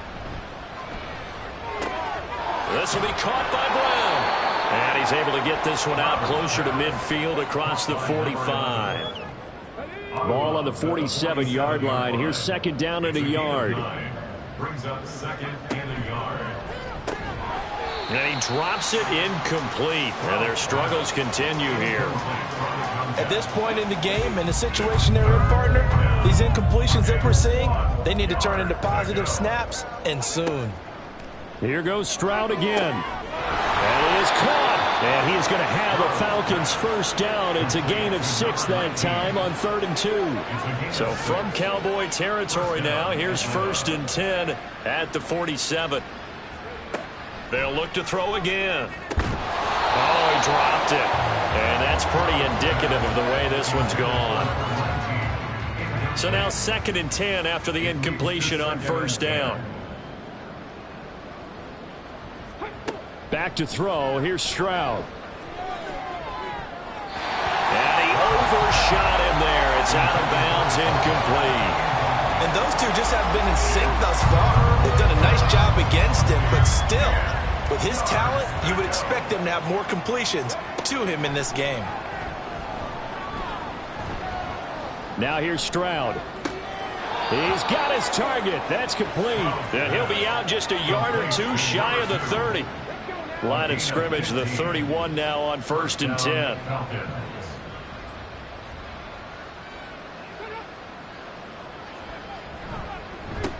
One back in the backfield, he'll get the carry. And the result here, a pickup of 8. Leaves him with 2 to go on 2nd down. Getting had a ton of success here so far, but you get the feeling that he might be on the verge of popping one. Yeah, even on that one, there was a little bit of a hole, but it closed there quickly at the end. Now, meanwhile, a pass that should have been intercepted, but it winds up falling incomplete. A couple extra tight ends in the formation here as they line up 3rd and 2. One back in the backfield, he'll get the carry. And he gets it inside the 10 to the 9. 54 yards rushing for him in the ball game now on 14 carries. So another 3rd down conversion, and now they've got a 1st and goal. Stroud out of the gun here. And he slides and covers up at the end as he's going to be able to pick up decent yardage. The improv on the scramble there gets him 6, and it'll be 2nd down. And goal at the Cowboys' 3-yard line. Oh, how about this call down near the goal line?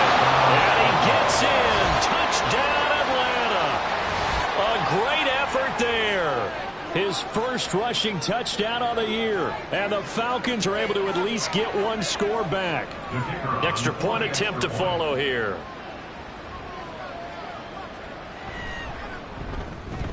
So they get one score back, but still a long ways to go here in this 3rd quarter. So that one a 13-play drive in total. And it ends with a 3-yard scoring run.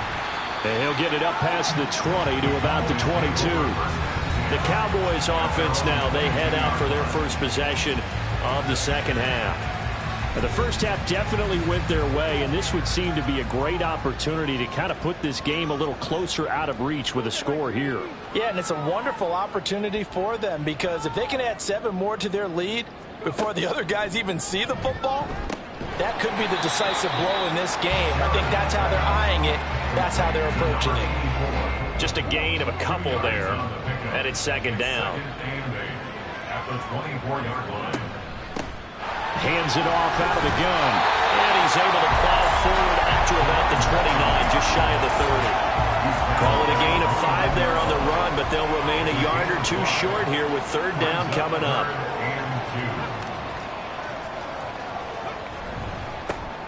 And they'll keep leaning on the running game. Back to the ground. And this is going to be a Cowboys first down as he's able to get this up to the 37-yard line.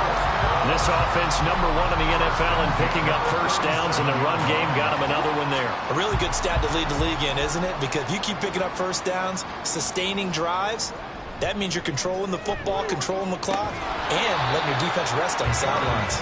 And now a throw on first down there, but it's incomplete. Oftentimes when you're losing a game and the team's still throwing with this kind of a lead, you start playing a little more physically. And they took that opportunity right there to be extremely physical and force that incompletion. And this will be stopped at the 44. That one good for 7 yards. And for the Falcons, 5 men in the secondary, now on 3rd.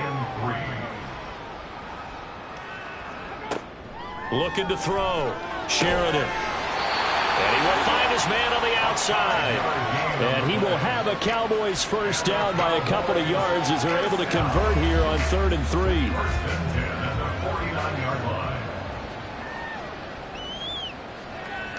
Back to throw. Sheridan. Got his open man. It's Carr. So the completion good for 6 yards. And that will bring up 2nd down. A 6-yard pickup brings up 2nd and 4 at the 45-yard line.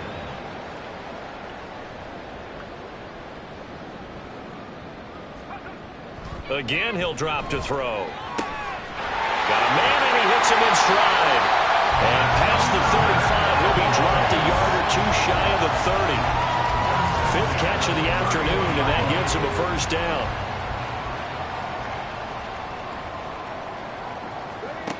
Back to throw again. He finds his man, complete. It's Carr. Touchdown! A great play there. 31 yards. And the Cowboys have taken a 5-touchdown lead. And what a weapon he is at the tight end spot, because when they throw him the football downfield, they count on him getting additional yardage almost every time. And that's exactly what he did there.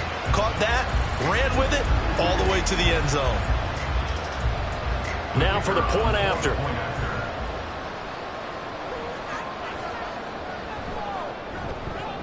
And the lead grows even larger here in the 3rd quarter. That time a 9-play drive. And it culminates in a Dallas touchdown. Taking it about the 1. And good coverage there on special teams as they'll get him down shy of the 20. Here comes the Atlanta offense now ready to take over here. Well, we're still in the 3rd quarter, so there's some time to kind of clean this up and make it look more respectable now. A win, that's probably gone out the window, Charles, but I don't know. Do you look at this as a time to just improve and maybe start to look towards the future?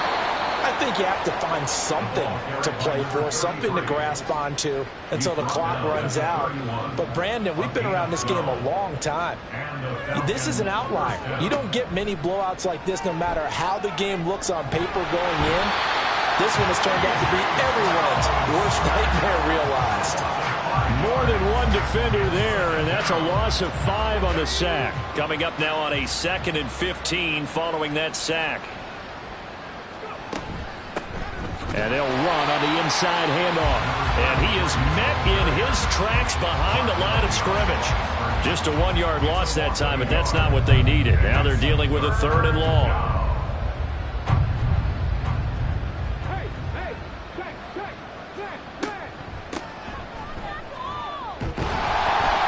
And this play comes to a halt at the 33, and obviously that's well short of the first down. A pretty good effort there, 9 yards, but not enough. We'll likely see the punt team now on 4th down. We often talk of situational football. Let's just call it team football. The defense did their job, got off the field, brought the punting situation, so they're turning the ball back over to their offense. You think those guys will get along very well right now? Of course they will. Defense helped the offense. Now it's their turn to take it downfield. Fair catch called for and made at about the 32-yard line. It's just a 30-yard punt that time, no return. And they will take over 1st and 10. And now Dallas gets set to take the field. Well, this offense, this team, they are rolling right now, Charles. They've scored on 3 straight possessions. You look at the scoreboard, and they pretty much right now got this thing on cruise control. Yeah, and this is that time of game where you and I have to be prepared, right? Isn't this kind of like that empty the bucket time where you have to go into your blowout material and make sure we have some different things? That's what we're staring at right now, the way this one is going. And they'll give him another shot here on the ground. And that play going absolutely nowhere as he's belted before he could get out of the backfield. It'll be a loss of a full 3 yards there, and it also brings up 3rd down. They'll come to the line here needing 9 yards to pick up the first. Off play action. Sheridan. No, he tries to force it in, and it's intercepted. And the Falcons will take over here as they get it up to the 43-yard line. Well, with the size of lead that this offense has, I don't think that interception is really going to affect them much. But at least for this defense, something small to hang their hat on. Yeah, and let's face it, they're not even scoreboard watching anymore, right? They're just trying their best to make a play, get themselves off the field, which they just did, and salvage a little bit of pride in this one. Atlanta regains possession of the football. A last series for them, a little disappointing, forced a punt. And now they'll try to do better here and come away with some points as they begin this drive. 1st and 10. Now a first down run is going nowhere. He's going to be dropped in the backfield, a loss of 2. With his size, he's a tough man to bring down, but they do a nice job there stopping his progress and not allowing him to get back to the line of scrimmage. On 2nd down, it's Stroud. He's got room at the 30. Touchdown, Falcons! A big play there. 59 yards. And the Falcons are able to eat in just a bit to this sizable deficit. No going for 2. They'll kick the point after. So they get 1 score back, but still a long ways to go here in this 3rd quarter. Pretty clean and simple there. Just 2 plays. The long pass resulting in the touchdown on play number 2. And all in all, a pretty solid return. Nearly got it to the 35. They'll mark him down officially at the 34. The Dallas offense here set to begin the drive. Still well in control of this ball game despite giving up that touchdown a moment ago. And he slips up past the 45 before being tackled.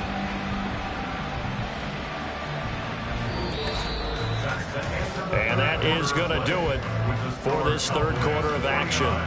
This is the National Football League on EA Sports. Back now in Arlington. A lot of happy faces in the crowd at this point as their guys have a big lead here to start quarter number 4. Running game working. They'll stick with it on 1st down. And nothing but green grass here, middle of the field. And they're able to work this to the 25 before it's all said and done.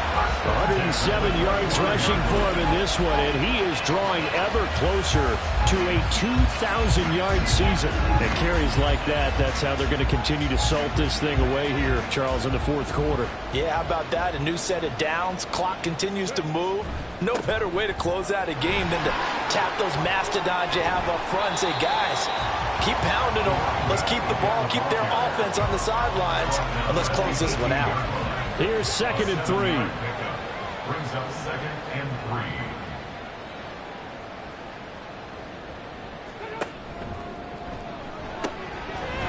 And he's got his man in stride, complete. It'll be a gain of just a yard. And now 2 yards to go on 3rd down. They'll come to the line needing only 2 yards to gain the first here. On 3rd and 2. Sheridan over the middle into traffic, and that's complete. Back-to-back receptions for him, and it's another 1st down. He's been the go-to guy. They needed a big play there on 3rd down. Went his way. It worked out. Doesn't matter whether they've scouted it or that they think he's going to get the ball. He has a knack for finding his way open and completing the connection. And it's a fumble, and the Falcons grab it. And a big turnover there as his guys will get the football back. We have seen this before, and we know coaches preach about this and work on it all the time. Catch the ball. You know there's going to be some traffic somewhere. They've got to put it away and secure it as they try and get downfield. Here are the Falcons as their offense heads back onto the field. And they unfortunately are staring at a mini losing streak developing, trailing here in the 4th quarter. This would be their 3rd straight defeat. And now before the ball changes hands, they're going to take a look at this just to make sure that they have it right.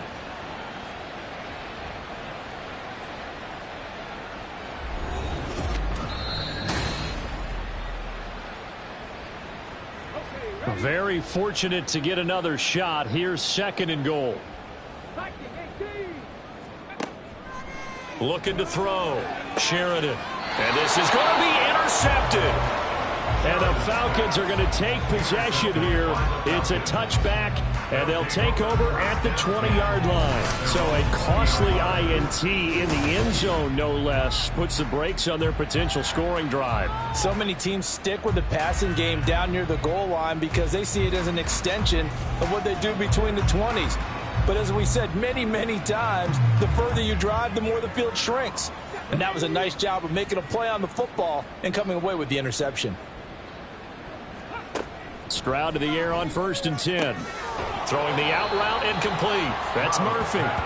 It'll go down as a gain of 6, and that'll make it 2nd down. 6 brings up 2nd and 4 at the 26-yard line. Throwing now is Stroud. And a quick throw here, that's complete. 9 yards to pick up there, and it's a 1st down. A gain of 9 yards. 1st down, Atlanta. And Stroud now to throw. And that's going to be incomplete. Too tough to hold on to that one. It's 2nd down. Leads to 2nd and 10 at the 35-yard line. Now Stroud. Got a man. It's Brown. They get 7 out of that, so they're left with a 3rd and 3. One thing you're hoping for when you run drag routes, you're able to hit a receiver in stride, and he can pick up a lot of yardage after the catch. But in this situation, the defense was effective, able to stop him before he could get a good head of steam going. They call his number again. It's his 6th catch and a 1st down. Would it be safe to say that as precise as routes are supposed to be run in the NFL, maybe they're not quite as precise in college ball? That's accurate, yeah. And I think we saw a college route in the NFL there. Just find the soft spot, find the dead zone, and find the 1st down. And that's what he just did. The Falcon passing game looking good on this drive as they get the 1st down. Well, this game was decided a while ago, and that completion there is going to artificially inflate his passing numbers. So right now, the only one really applauding probably his agent as he thinks about angling for a new contract. Stroud will look to throw once more. And the Cowboys' pressure gets there this time for the sack. The defense rising to the challenge and setting them back on the sack. Well, partner, you and I will be headed to the airport, but after this game, when it's interview time, someone's going to ask this quarterback what hurt worse, the interceptions or the sacks. His whole day, it's been rough. Barring a miraculous comeback, this offense is going to win this game, but he's probably going to say what hurt most is the loss. Now then, after the sack, it'll be interesting to see what they have planned for 2nd and 23. Stroud looking to throw. Throwing left side, it's complete. And he's going to have another 1st down here as the tackle's made at the Cowboys' 25-yard line. That'll be marked as a 27-yard pickup. 1st and 10, it's Stroud. Well, the trials and tribulations of being a quarterback in this league, it's tough. It's got to be wearing on him out there. Well, he has been sacked a number of times. He had an interception, so I'm going to give him a skosh of credit for hanging in there and trying to make something happen, despite the amount of pressure he's been under this entire game. Another throw on 2nd down, and this one incomplete as well. Well, he'd been targeted quite a bit on this drive, and finally I think the guys on the defensive side, they said no more. They slapped the double coverage on him, made it very tough for him to get the ball.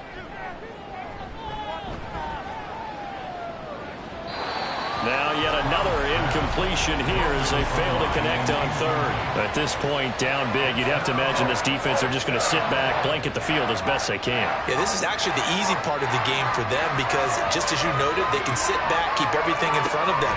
But they've blanketed the field the entire game using a variety of coverages. Now they go for it on 4th, but this one is going to wind up incomplete. The Falcons go for it, but it doesn't work out. And this long drive is going to wind up yielding nothing. Well, that's another mistake there on the drop pass on 4th, and we've seen them do things like this all game. It's not hard to figure out why they're down by that deficit. They haven't made plays that are going to keep them in the game or win the game all game long. That's another example right there.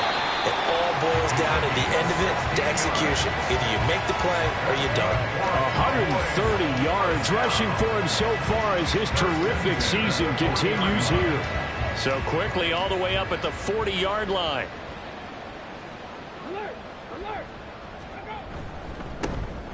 And they'll keep leaning on the running game back to the ground. And not a whole lot of room to operate there on the 1st down run. He gets maybe 3. Here's 2nd and 7. Brings up 2nd and 7. From the gun, they'll try to run it. And a good burst there gets him 7 up to midfield. That's it. That's what you want. Straight ahead, positive gain. Just keep that clock ticking. The offense on 3rd down tonight, 6 conversions and 9 tries. They've done a great job of picking these up. They're looking at 3rd and a few inches. From the midfield stripe, they'll look to throw. He finds his man, complete. It's Carr. So they'll get nothing out of that play, and that'll bring up 4th down. Excuse my snarkiness here, but isn't the idea of completing a pass supposed to mean you get downfield and gain yards? Especially on 3rd down. Yeah, that one. How about the defense? Figured that one out in a big way. Yeah, they completed it all right and lost yardage. Now the Falcons offense gets ready to head back onto the field. We certainly had a sense coming in here that these guys were in for a tough one on the road. That has been how this ball game has played out. They trail big as we continue on now here in this 4th quarter. Now they'll throw it with Stroud here, 1st and 10. The defense rising to the challenge and setting him back on the sand. Guys with his talent in the pocket aren't supposed to be getting hit like this, and you know an intense conversation with the offensive line is going to occur after this one. Might not be from him, but the offensive line coach will have plenty to say about this game.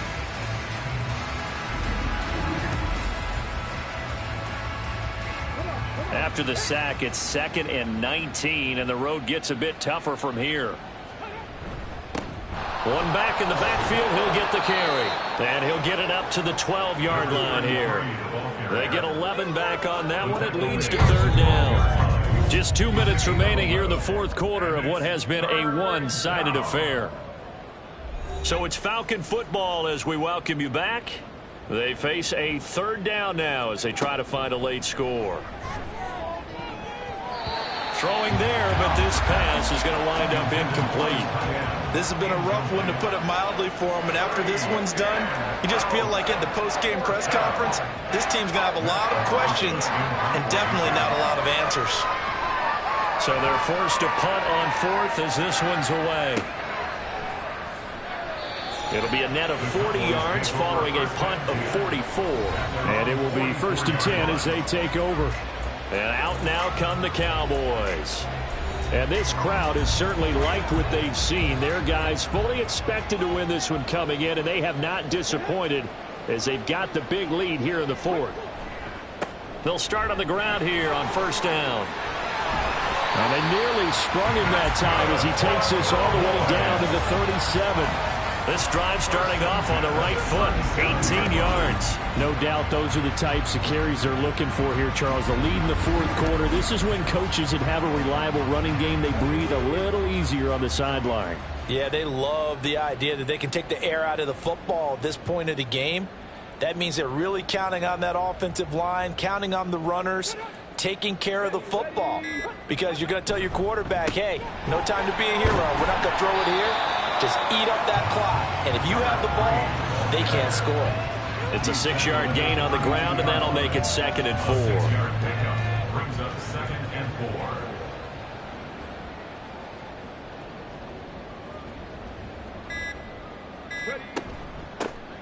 And here's a handoff out of the gun. And he's able to get it down to the 25-yard line. 171 yards rushing for him now as he's toted it 21 times.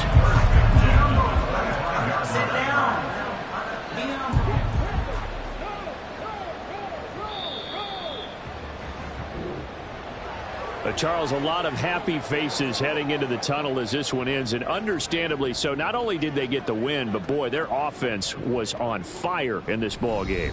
And partner, I have no idea what the top speed is on one of those high-end sports cars. What's the top gear you can get into? This offense, they certainly were there in this one, huh? Everything clicking for them in this contest, the kind of performance that they're going to cherish. So for Dallas, they're a win away now from running the table here in the regular season. They moved to 16-0 on the year. So that'll just about do it for Charles Davis. I'm Brandon Gaudin. You've been watching the NFL on EA Sports. For more, log on to easports.com. It's a win for the Cowboys as we sign off and say so long from Arlington.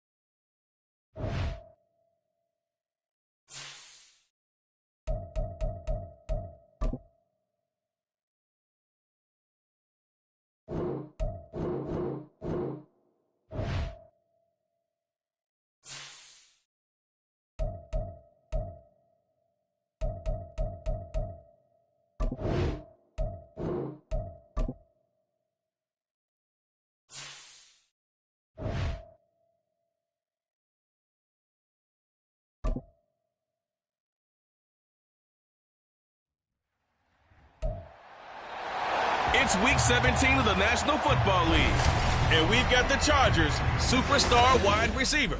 He's putting together one of the better seasons in league history. It's the Chargers and the Titans, next on Madden Football.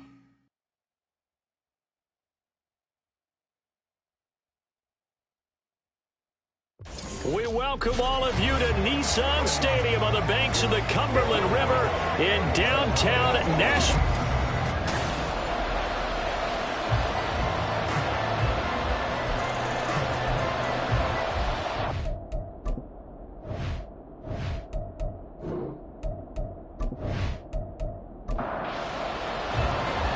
Now the kicker, that's Cameron Dicker, set to get us started. And off we go from Nashville. Stopped up at the 25. So here are the Titans now for their first drive. And a glance here at the vet. He's got a lot of years under his belt in the National Football League. Now, the meeting we had with him this week, that's one of the briefer ones we've ever had, isn't it? He wasn't too happy after last week. Not happy. Really determined to play a whole lot better, and he really can't play a whole lot worse. He's got to go out and show the team that the goods that he exhibited early are still there. Otherwise, he could lose the confidence that they have in him. Hoping to get rid of that interception bar. The end result, 21 yards.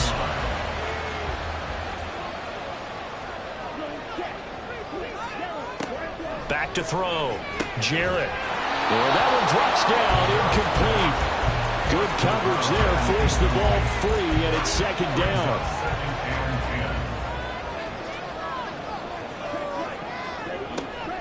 Looking to throw.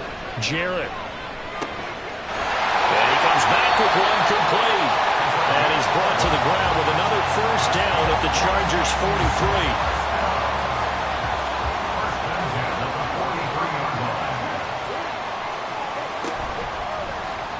Now an option play, and he'll keep it. And some good running out of the gates as he takes this up to the 33. They get 10 more there, and I believe that'll be enough for another first down. It will.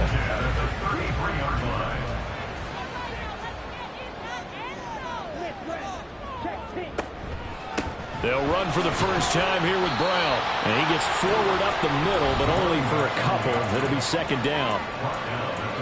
The numbers there for Brown from a week ago. 13 carries, 57 yards, and a touchdown as well. And they've already clinched a playoff berth, so I'm eager to see how they approach this game because some teams' philosophy is to go ahead and get guys out. Other teams' philosophy, continue to do what you're doing best. I expect them to go ahead and use their top guys all the way through this one. Another 2-yard gain there, but they'll need to do better this time. It's 3rd and 6. They are in need of 6 yards here if they hope to move the chains. On 3rd down, Jarrett able to find the open man. That's complete. And he's brought to the ground with another first down at the Chargers' 19. Give him 10 yards there as this offense is on a roll. This drive continues to plunge forward. Oh, there's going to be a little bit of regret there because they certainly had the chance to get off the field here just giving up a field goal attempt. But they couldn't get that stop on 3rd down. Now they have to hunker down because guess what? That drive continues. Got a man, and it's taken in for a Titans touchdown. A great effort there. His 9th touchdown of the season. And the Titans will jump on top with the game's first score here this afternoon. You know, as a head coach, you can't hide everything from your team. They know that people think that they're not supposed to be on the field with them. So they designed a heck of a game plan, didn't they? Nice fast start, get out after them, and maybe let everyone know that they're here to compete. And get this home crowd behind them early as well. Yeah, that's a huge part of it, isn't it? Because if you get the home crowd involved, sometimes you can ride that wave, and it gives you a little added pep. Extra point right down the middle. And it's now a 7-0 game. There's the Titan kick team as they run up and send this one away. And they'll put up the stop sign there as his guys will get it at the 25. So here's the Charger offense making their way out. And a look at a guy, definitely got a little razzle-dazzle to him. Can do it with his arm or his legs. Their mobile QB. You know what I did in pregame? I made sure I touched him as he went by. I want a little bit of what he's getting. The golden arm from last week. Oh, how much fun was that to watch that game tape, all right? The number of touchdowns, what was that, 5 last week? Yeah. But 0 interceptions. So you think he's due to throw a pick? But I'm betting that he continues the streak in this game. Nice way to start the drive. A gain of 12 and a first down. And the Chargers first down. They'll drop to throw. Wide open receiver complete. And he'll have it past midfield almost to the 40 before being taken down. A good pickup there, 21 yards. And we're going to see the ball in the air quite a bit here. This is a top 5 passing offense in the NFL. And they certainly like to get everybody involved. So this defense, they're going to have to be able to counterpunch somehow. They couldn't there, and it's an opening drive, first down. Now a quick slant as the throw's complete. So 5 yards here, 5 on the play. And that's going to bring up second down. Brings up second and 5 at the Titans' 37-yard line. He's going to try and take off with it. And an excellent job of finding the opening as he's got this now all the way down to the 22. Really good effort. He does it himself, picks up 15, also picks up the first down.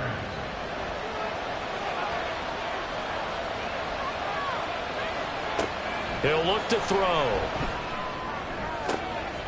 Touchdown, Chargers. A 22-yard touchdown grab. And the Chargers respond to that opening drive touchdown with one of their own. Well, on that connection, it looked like they maybe had some pre-play communication. Maybe one of them noticed an area that was open to the defense to get the pass to. When you put the time in, sometimes you have that great silent communication that you just noticed right there, because the best quarterback-receiver combos in the NFL, they know how to make those adjustments at the line of scrimmage when they see something pre-play, and they got it done there. Extra point up and good by Dicker. And we are tied at 7. Each team's had it. Each team has scored. 7-7 here as the kick's away.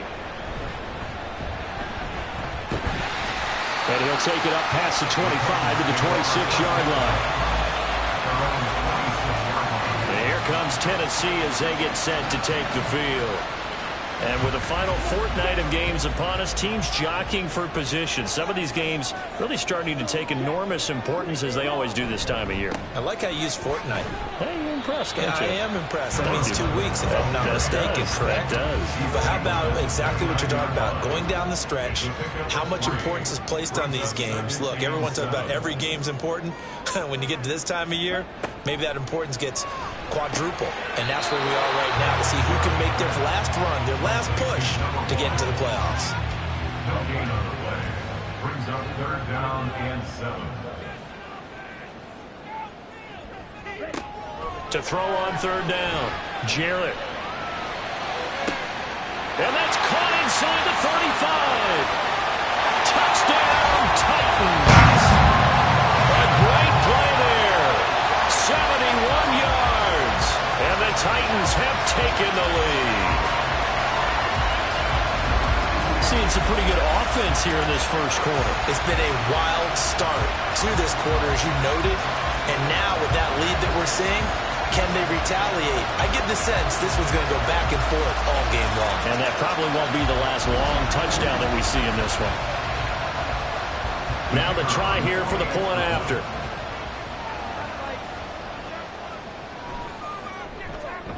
It's up and good, and it's 14-7 now here in the first quarter. Scoring summary, 3-play drive. And the result in the end, a Titans touchdown. The Chargers get set to go here for their second drive. And they'll just simply be looking to build off the confidence of the last time out where they scored a touchdown. And confidence is powerful, isn't it? When you've scored once, you feel like you can go back out there and get it done again. Doesn't matter what the defense throws at them. They feel like they're in a groove right now, and they want to get out there and show it. Yeah, hoping to stay in that groove here this go-around. Line of scrimmage, the 37 on 1st and 10. They'll set up to throw. Oh, he's got a man wide open, complete. Now he's going to get this all the way down inside the 35. He got 29 yards that time. Well, that certainly has to feel good. It's not all the time that the play caller should get all the credit. Sometimes I think in the huddle, the quarterback just says, hey, who's going to make a play for me? I just need something right here. And the end result there, nice first down. Drive keeps moving. So operating from Tennessee territory now. Here's 1st and 10 at the 34. Now a handoff up the middle. Cole fighting through. And he takes it in for a Charger touchdown. A great effort there with his 13th rushing touchdown on the year. And the Chargers are within an extra point of tying up this ball game.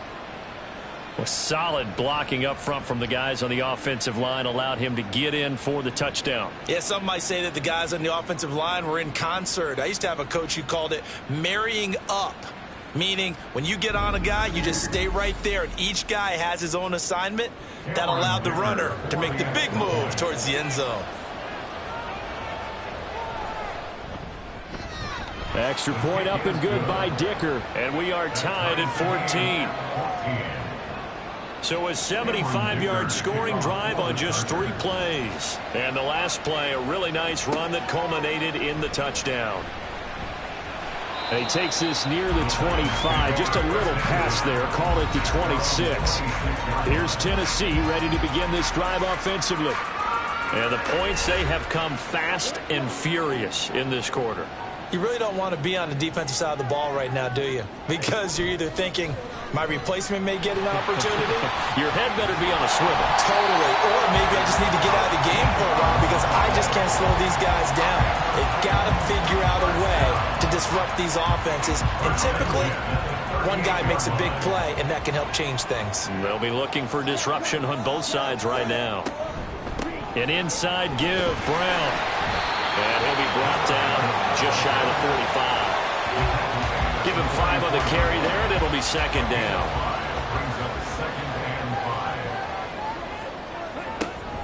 Now a shotgun snap as they'll look to throw. Throwing middle, and it's complete. And he's brought to the ground with another 1st down at the Chargers 36. A good pickup there of 20 yards. That was a fun one to watch right there. A nice in-breaking route and plenty of room in the middle of the field. And he was able to get behind the linebackers and grab the completion for a really good pickup. So from Charger territory now, here's a 1st and 10 at the 36. Back to throw. Jarrett. And that is incomplete. Wow, the coverage a little too good there. And it's 2nd down.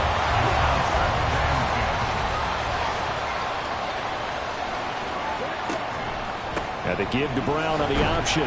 And he'll be upended at the 33 following a gain of 3. And guess what? It brings up 3rd down. That's a gain of 3. It's 3rd and 7. Operating from the gun. Jarrett. And that will be incomplete.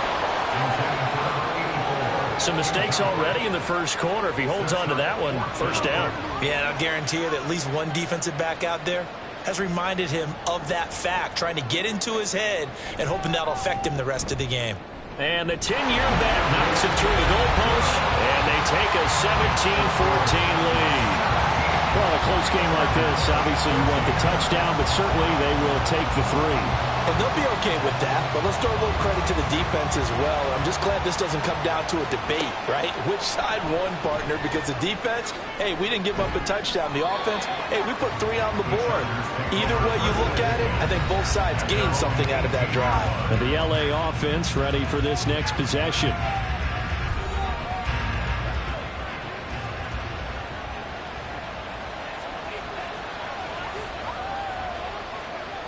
They'll come out throwing here to start the drive. Got his man complete over the middle. It's Barnett. And that's good for a gain of 6, and that'll bring up 2nd down. Brings up 2nd and 4 at the 24-yard line. Back to throw. And he will find his man on the end route. Complete. 2nd catch for him today, and it'll wind up a 1st down. But one of the ways that quarterbacks keep all the receivers alive in a play, never lock in on any one guy. Make sure you keep your eyes moving, scan the field, And here he finds the open guy for a nice pickup. So give him 5 yards there on the pitch and catch, and it'll be second down. It's a gain of 5. Brings up second and 5 at the 44-yard line. They'll stick with the passing game as he looks to throw. A quick throw, but incomplete. You talk about this Titan defense. There are 32 teams in the NFL, and they're just better than 50% of them at defending the pass, number 16 in the league. And while teams don't like to talk about it, they're pretty proud of their rankings. But this ranking is going to be put to the test today because they're going up against a top 5 passing offense in this one. And this turns into a nice gain with a slide at the end. No one there to help out downfield, but no problem. Scrambling for 22 and a first. We are in for a good one as we're through one on EA Sports. Charger football to start quarter number 2. From the 34 now, here's 1st and 10. As they've got it as we resume action. They run the option here on 1st and 10. And he'll lose yardage on the play back at the 37-yard line. Offense. So following the hold, they're in a bit of a hole here with a 1st and 20. Up the middle they go. It's Cole. 2 yards on the pickup. It'll be second down. The Chargers at 13 and 2 on the year. And they come in feeling pretty good after back-to-back victories, CD. And I thought that they played pretty well last week. Their execution, their discipline, their resilience, all on display in that victory. Call it a gain of 6 on the play, and that's going to lead to a 3rd and 12.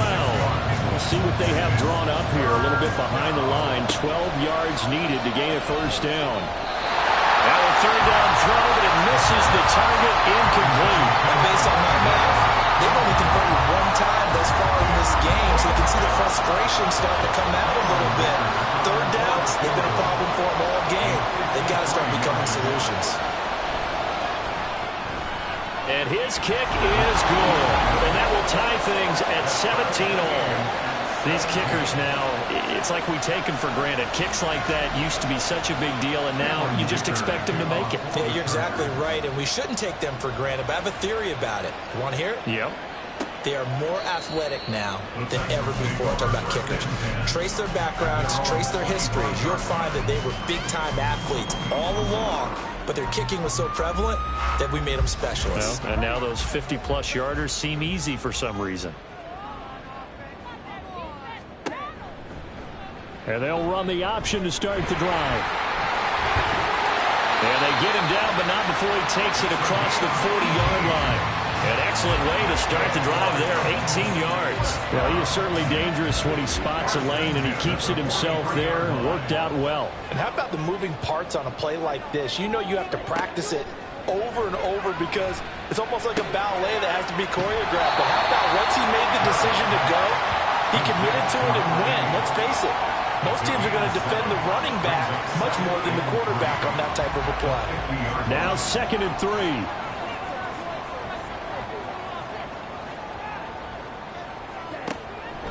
Out of the gun, they'll look to throw. Quick hitter here, it's complete. And he's brought to the ground with another first down at the Chargers' 32-yard line. He goes for 18 there as the drive will continue. Oh, that was a nice job there. Quarterback and receiver reading the pressure that was brought. They both knew it was going to open up the middle of the field. Nice little shake and bake at the line of scrimmage, got right into his route. And the quarterback hit him in stride, and he was able to run free after the catch. From the 32 now, here's 1st and 10. From the gun, a give to Brown. And they move this all the way down to the 9. 23 yards on the pickup there and a first. Another good carry there for the NFL's second leading rusher. And we've talked on air, off air about his MVP candidacy. Make a case for him. Well, I'm just going to tell you point blank. It doesn't matter whether he's 1st or 2nd or even 3rd in the league in rushing yardage. That's not the main deal. It's how he gets those yards and the impact he has on his ball club. 2 of their 3 red zone trips so far they've come up empty on. They'll look to reverse that trend on 2nd and goal. He'll keep it himself. And maybe the wrong read there as he's going to go down immediately. It's a loss of 4. Now 3rd down. No question, he's so dangerous down here near the goal line. The safeties, they have to be involved in run support against a quarterback like this. And in turn, they're going to ask their teammates to be involved as well.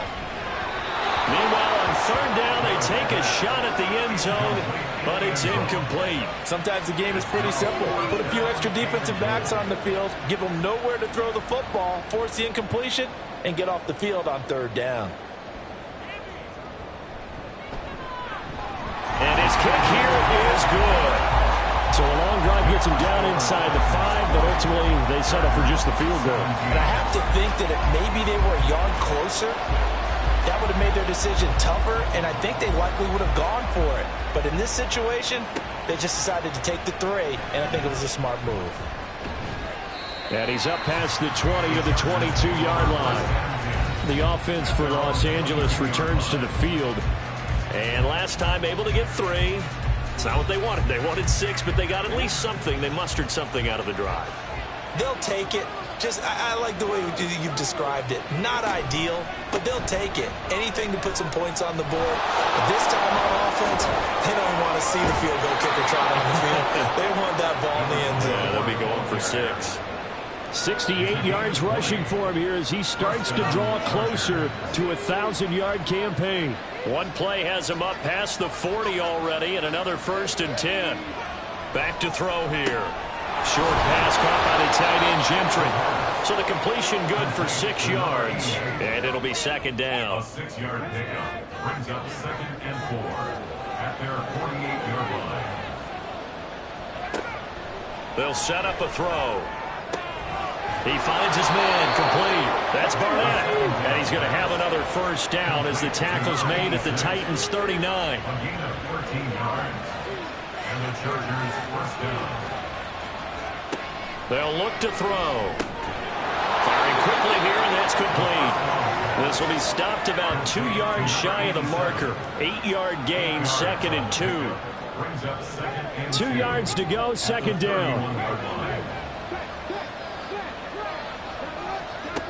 Again, he'll drop to throw. And he's going to be taken down back around the 35-yard line. Call it a loss of 5, a big sack to bring up 3rd down.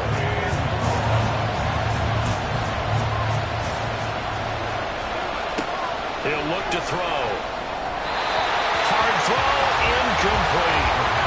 4th down now as the Titans defense holds up in coverage. Like what I see so far out of this defense because they've been showing their best coverages on 3rd down. So far, only allowed 1 conversion on a handful of attempts. One area of their game plan that they've executed to perfection. These kickers now, it used to be that a 50-plus yarder was cause for celebration, now seemingly automatic. Yeah, isn't it funny when we prepare for a game, when you look at the backgrounds of these kickers, it's interesting, isn't it, to find out they were all-state quarterbacks, receivers, defensive backs, all-state wrestlers, right? Baseball players. We're finding athletes all along, and now they're just specialists putting it through the posts. And the Titans getting set to go. Their drive last time, it stalled out. They were forced to take the short field goal. And the key phrase, you nailed it, forced to, because you know coaches look at these short field goals as a last resort, right? To them, that's not how drives are supposed to end. You're supposed to put 6 on the board. That's a consolation prize, like going to the county fair. You don't get the big stuffed animal on that one, do you? No, you don't go top shelf. That's bottom shelf material. They've got his man complete. And he's taken down right at the 45-yard line. That one good for 37 yards. This play is a thing of beauty when it works as designed because they let the running back slip out of the backfield and head down the sideline on a wheel route. Number 1, it's easy for him to get lost. And number 2, really tough for the linebacker to run with him. And this ball's right on the money and leads to a big play.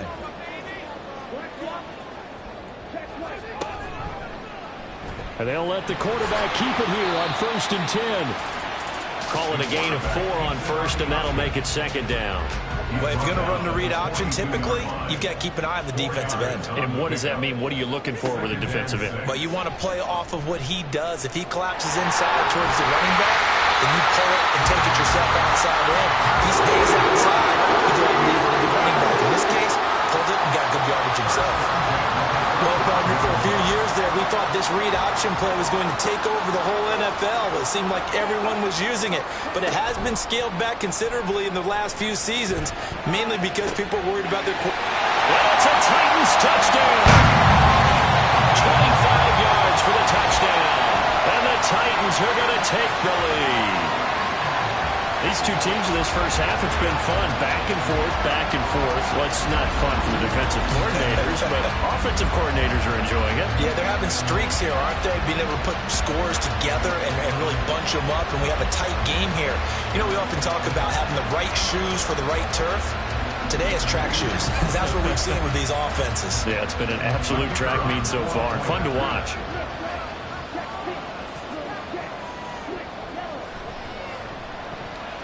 Point after, right down the middle. And they will take a 7-point lead.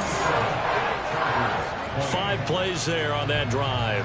And it ends with a Tennessee score. The kickoff team on the field now as they will send this one away. And here comes a return from just beyond the goal line. And the decision to come out of the end zone is going to cost him 5 yards as he's taken down right at the 20. Now the Chargers offensive unit ready to see what they can do here.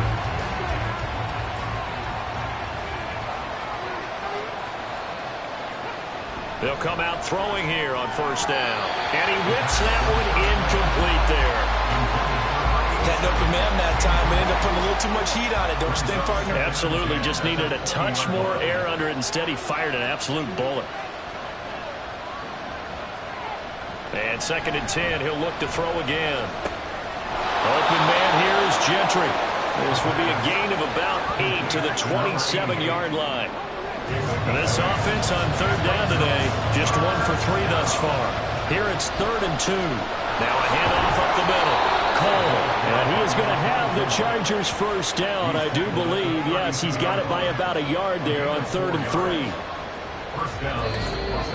And we've hit the 2-minute mark in this first half of action. A reminder coming up here at halftime. We'll ship you off to Orlando. Jonathan Coachman will have first half highlights and analysis from a back and forth first half that we've seen. Now a nice throw here right side. He hauls it in. First down now, but that clock rolling. Looking to throw. And taking it across midfield and inside the 45. Give him 10 that time, escaping the danger, running with it, and picking up a first down.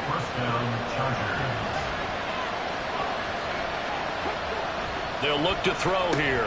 Short pass caught by the tight end, Gentry. And he goes down, but not before getting this inside the 25. Well, they had a gain of 10 last time, now a gain of 20 here. And this was a nice example of an offensive coordinator scheming his guy open. Just a little underneath route, just trying to free up some space, and it worked awfully well. Got him not just space, but plenty of room to run after the catch to pick up really nice yardage. And able to get this down inside the 15, either the 13 or 14 before he's out of bounds. 2nd down and a little more than a yard here. Now back to throw. All right, rifles one, and that's going to be intercepted. And the Titans are going to take over here at their own 22-yard line. Definitely not the ideal time to see that mistake, partner, because this is still a one-possession game, and that's at least a field goal that just vanished with that turnover. Now, pressure's on defensively to prevent that pick from turning into points for the other side. The Titans going to go back on offense here late in this first half. And with a 7-point lead, they'll likely look to take this to the locker room and not really press the issue. On first down, Jarrett got a man and he hits him in stride. And he's going to get a solid gain of 9 before being brought down. 2nd and right at a yard.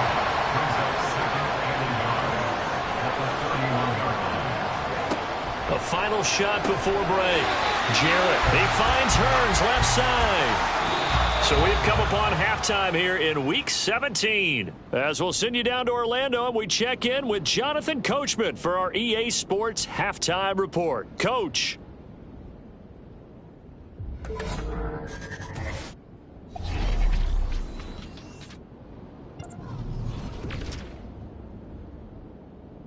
We'll get started up at Cleveland Brown Stadium in Cleveland. And it's the Jaguars who are out in front. The Jags trying to hold on and claim victory. Next, we'll head over to check on the Giants at home at MetLife Stadium. And they've got the lead in their ball game over the visiting Carolina Panthers. The Giants seem to be on their way to what would be a good victory. Lastly, let's get to the Windy City. See what's happening with the Bears at home at Soldier Field. As you can see the score there in the second quarter. The Bears trying to gut this one out as it would be a good victory for them if they could get it.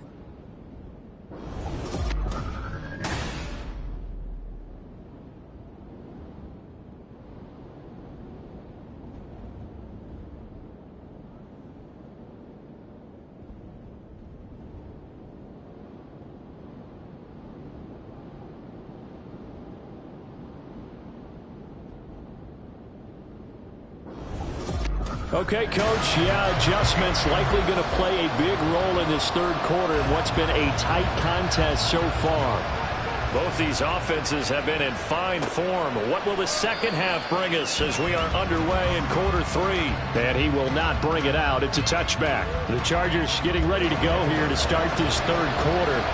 Well, Charles, we saw a pretty entertaining first half, close ball game. Remember there toward the end of the second quarter, the opposition scored to take the lead. Now we'll see if these guys can get a score of their own to regain that lead. Yeah, they want to have that type of a response, don't they? Because they want to find a way to take control of this ball game one more time. It's been thrown down. They want to see if they're ready to answer it. He'll try again with the arm here on second down. Short pass caught by the tight end, Gentry. And he's taken down, but able to slip across the 35. So from the 36 now, 1st and 10. They're going to look to throw. Over the middle, it's complete. And getting this just shy of midfield, they'll spot it at the 49.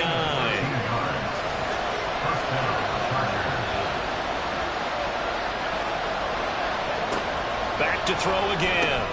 Throw left side complete. That's Barnett. And that's good for a pickup of 10 yards. And that'll leave him with a second and just a few inches left. It's second and inches at the 42-yard line. They'll look to throw again. He finds his man complete. It's Barnett. Back-to-back receptions for him, and it's another first down.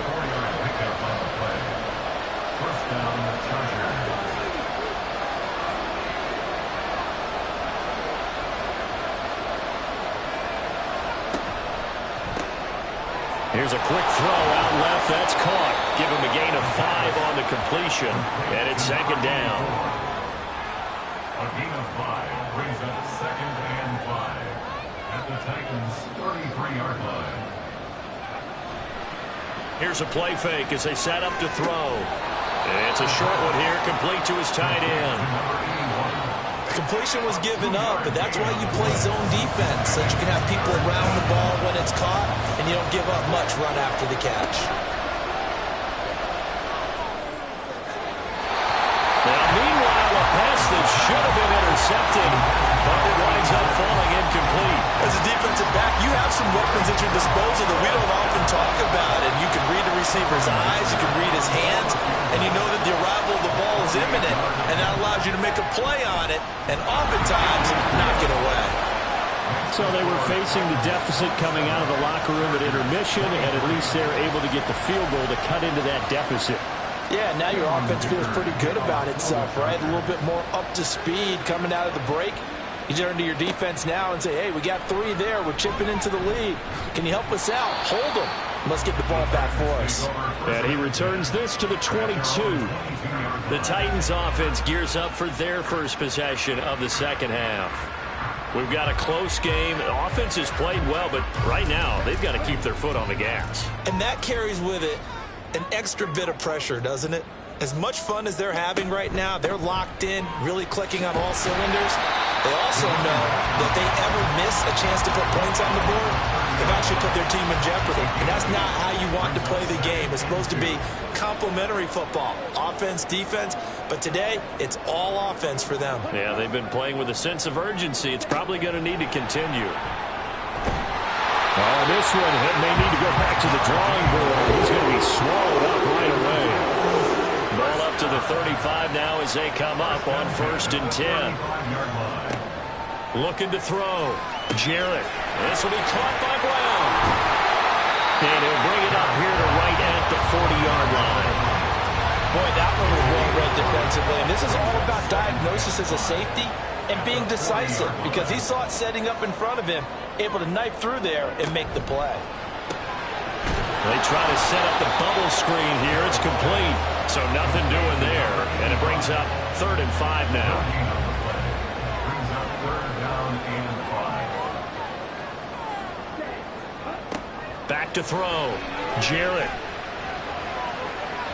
And that's going to be too high. Out of bounds and incomplete.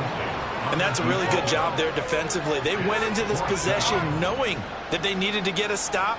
They're in a tight ball game, and they got it done. Great work to force the 3 and out. Got the football right back for their offense. They've got to go to the sidelines feeling pretty good about themselves and encouraging their offensive mates to get some points. A 40-yard punt, no return. And the Chargers will be backed up deep to begin their drive as they take over 1st and 10.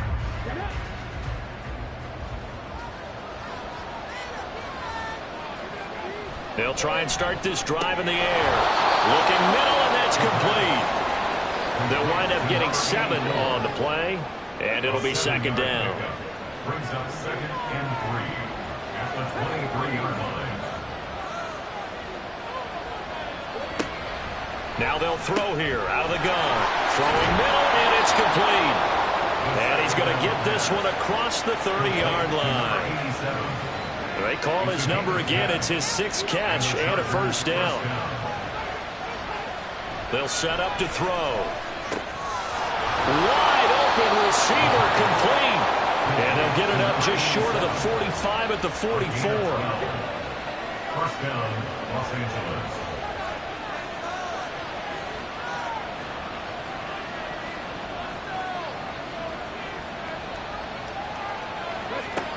Now on 1st down, he'll drop to throw it. And a dangerous throw there, incomplete. He threw that into coverage.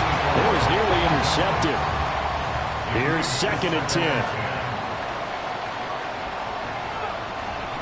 Back to throw. He finds his man, complete. It's Barnett. That'll leave him with a 3rd and 2 coming up. They got 8 yards there.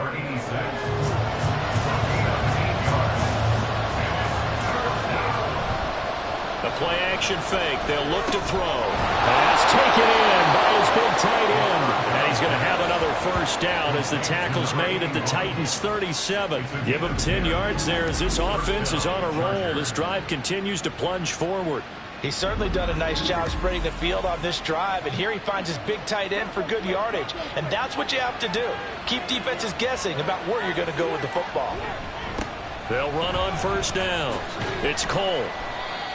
5 yards is the tally on 1st down. That brings up 2nd and 5. That's a strong pickup right there on 1st down. And as this drive goes on, we're seeing an offensive line and running game imposing its will.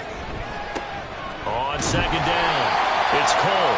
And nothing doing. He's immediately taken down at the line of scrimmage. They'll break the huddle and come up on the 9th play of this drive, needing 5 yards on 3rd down. On play action, they'll throw. And he will slide to a stop. He does have the 1st down. Give him 7 on the tuck and run, and it'll get him a new set of downs. It certainly appears that he's been able to get a read on how they've wanted to contain him in this game. He's seen some places where he can beat them in big spots, and right there, he slides in with ease for the 1st down. He's able to work free for about 6 down to the 18. You know what really fires up offensive linemen? When the guy that is carrying the ball behind them can create his own space and break a tackle along the way. And a quick throw here, that's complete. And that'll be enough to keep the drive moving forward. Another first down on the pickup of 5 yards. And the Chargers first down. He'll look to throw. And this is caught. He's got it. Touchdown, L.A. A great play there. His second touchdown of the afternoon. And the Chargers have taken the lead here in this third quarter. I know we often laugh, and sometimes we even exalt the guys who are great trash talkers and give us some really funny lines. But the bottom line is absolute production on the field. His second touchdown of the game, and they lead. And now they'll be looking to their defense to preserve that lead. Extra point up and good by Dicker. And that gives them a 3-point lead. Now after the Dicker field goal, he's back out ready to send it away. Rodgers going to return it from his end zone. And that decision to bring it out ends up not being a good one. Costs him about 5 yards as he's tackled it to 20. And here comes Tennessee as they get set to take the field. Over on the sideline, hoping to hit that reset button between possessions. Last time out, they had to punt it away. This time hoping to finish this thing off in the end zone. That pass is caught by Hardy. And he's taken down, but able to slip across the 35. Successful start to the drive, 17 yards, and moves the sticks. Well, they've certainly spread the ball around so far, but they're definitely getting everyone involved now when you're throwing it to the fullback. Just shows how versatile this offense is and how everyone is a threat. And able to get this one across the 45 before he's brought down. 63 yards rushing for him now on what was his 10th carry of the ball game.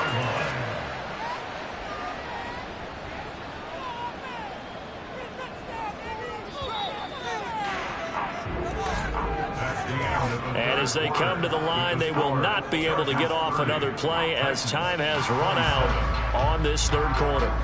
We'll return with more after this break. You're watching the NFL on EA Sports. Back-to-back good plays have them on the move on first down. Looking to throw. Jarrett. Quick hitter here. It's complete. The result, only 4 yards there on the play. And it's second down. It's now second and 6 at the Chargers' 48-yard line. This is Brown going up the middle. And they'll get this just to the 47. 1-yard gain. In order to play really good run defense when you're playing a 3-4, those 3 guys up front, the nose tackle and the guys they call the defensive ends, they're usually big people because they're going to have to eat up a lot of blockers. There's usually 5-on-3. And when they do their job well, guys who play on the inside, those inside linebackers, they will just roam and hit.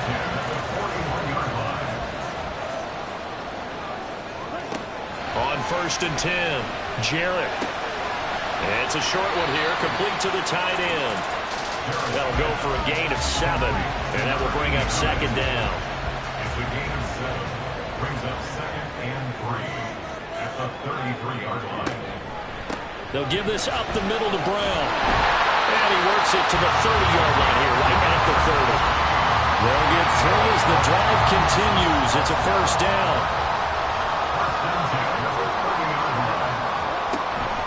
Off the play fake. Jarrett. This is complete. Finds his man Burns. And they move this all the way down to the 9. A good pickup there at 22. And here we are in the fourth quarter, partners, and watch them drive for what would be a go-ahead touchdown. And you and I both know this is where you need a quarterback who can keep his cool back there. Not just for himself, but to keep the rest of the team relaxed too. Now we've got movement up front. I think this is going to be on the Titans. And maybe they were coming with a blitz that time and it caused a jump. I think if we saw it, you know that they saw it. Might have been a little discussion down there. Bad guys coming. Pick them up. Pick them up. And someone jumped. And now a throw on first down there, but it's incomplete. No coverage bust by the defense here. They did a nice job accounting for everybody, and that led to an incompletion. Looking to throw on second down. Jarrett. And he's got his man in stride. Complete. 5 yards that time on the completion. And now it's 3rd and goal. 5 yards brings up 3rd and goal. They'll stick with the passing game as he looks to throw. And this is caught. For the moment, it's a touchdown, but multiple flags down, so let's sort this out. Illegal touching. Offense. Late game, that hurts. Take the touchdown off the board. No doubt about it, and this is where you make a great movie scene, right? Go in, rally the team. Okay, we lost points there. Let's get it back and go out and score again. Can he get it done? And his kick is good. And in the 4th quarter, this game is tied. Well, you talk about clutch. That one was right down Broadway, and this game's all even here in the 4th. Yeah, didn't leave any doubt, did he? Good snap, good hold, dead center. Almost like a big-time golfer in a major, firing at a pin from the fairway, trying to win the tournament going down the stretch. And he'll be stopped right around where he would have been had he gone down to a knee, maybe a yard shy of there at the 24. The Charger drive about to get going. And we essentially have a brand-new ball game. After that last field goal has tied us all up, we brace for what should be an exciting rest of this 4th quarter. Yeah, boy, it is tough to bring him down that time. He surges forward. He's going to get a full 6 out of that. 2nd down.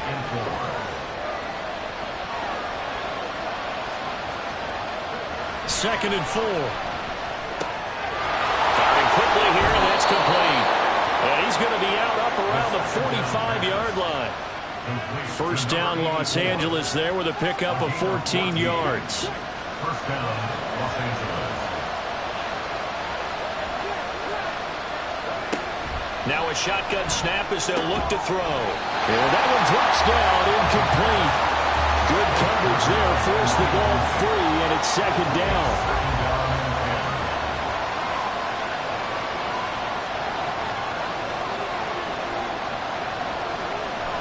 Back to throw here.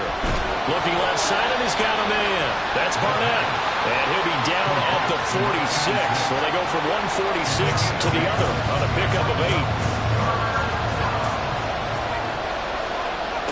Again, he'll drop to throw. Short pass caught by the tight end, Gentry. And he is going to have the Chargers 1st down as they're able to convert by plenty there on 3rd and 1. When an offense reads blitz, doesn't matter where it's coming from, tight ends know that they become a big part of the passing game because they should be an easy outlet when all those extra bodies are trying to get to the quarterback. A hot route, so to speak. They'll look to throw now on 1st down. Short pass caught by the tight end, Gentry. And give him 6 yards here as he's stopped near the 35 at the 34. And from the 34, here's 2nd and 4. They'll set up a throw. Oh, there's that man again. It's complete. Only able to gain a couple there. And now that sets up 3rd and 2. They like going to him in the slot. He catches another one. I think this comes under the heading of until they stop him, why not go back to him? He has something going really well. Great working relationship with the guy throwing the ball, and they keep making the connection. Work in the middle of the field, and he's got a man complete. And he is going to have the Chargers 1st down. It's a gain of 6 that time on 3rd and 2. Los Angeles.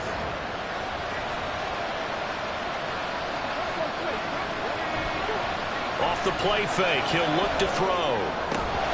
And the hook up to Brown. And he gets it inside the 10 to the 9. Mark that as a gain of 16 to set him up 1st and goal. Tell you what, he's been able to put the ball in some tight spots all game long. That throw, no different. Yeah, a lot of people would call it a gutsy type of a throw. I think he looks at it as, I can do it, so it's not that big of a deal to me, and I'm going to keep firing. They'll drop to throw. And this is going to be intercepted. And the Titans will take over here as they get it up to the 43-yard line. Tie game, 4th quarter. You're already in the red zone, well in field goal range. You can't throw a pick there. And you know I want to give all the credit to the defenders, right? I mean, they made a play on the ball. But bottom line, you set up the situation perfectly. You've already got the field goal in the bag. you got to make sure you take care of the football in that situation. The Titans getting set and ready to go here for their next drive. And the question, can they turn that interception into points? A tie game for the moment in the fourth quarter. They'll start this drive out on the ground. And he is met at the line of scrimmage, and he goes down right there. No gain on the play there. Second down. Second and 10 at the 43-yard line.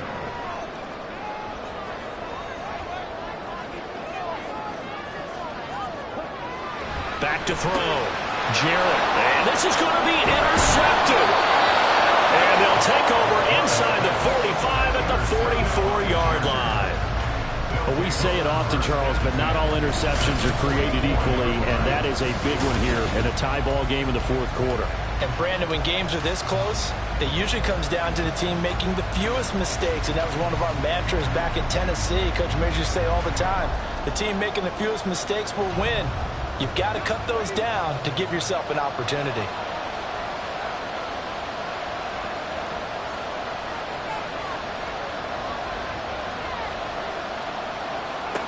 Trying to shake off the interception from the last drive. He'll look to throw. And he bats it away, and it falls down incomplete. He didn't just deny a big throw there. He broke that one up in the red zone. An excellent play, one that may help save points on the board when this drive is over.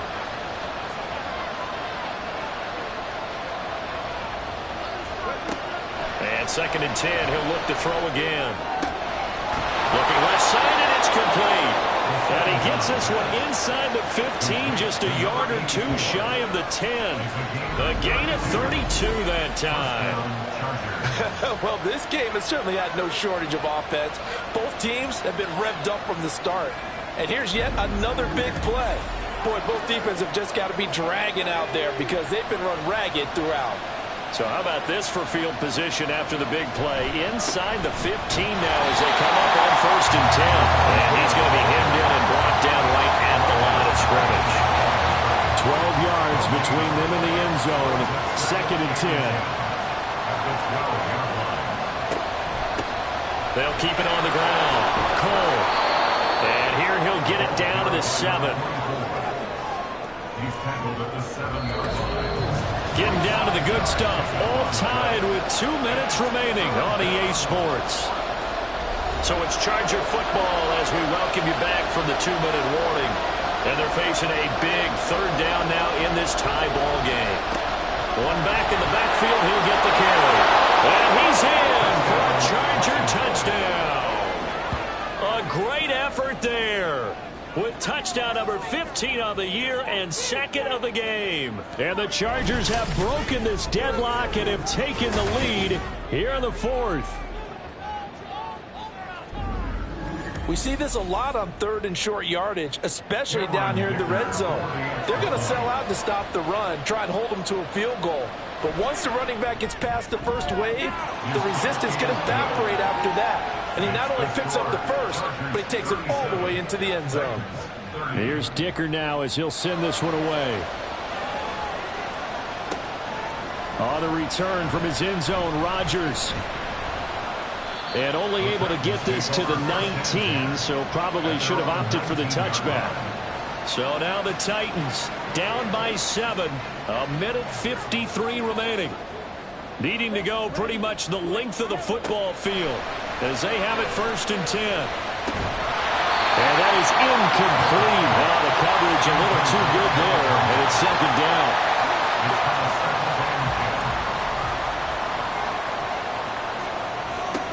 He's back to throw.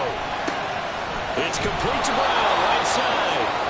The Titans going to use the first of their timeouts as they'll talk it over here before what will be an important third down.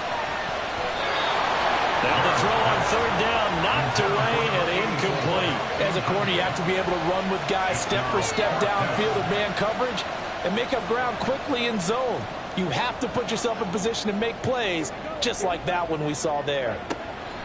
Got to try it here. He's back to throw. And it's incomplete. They cannot convert, and they turn it over. They had to go for it with such little time remaining. And, boy, possession here turns over with the football already being in the red zone. So from the 17 now, here's a 1st and 10.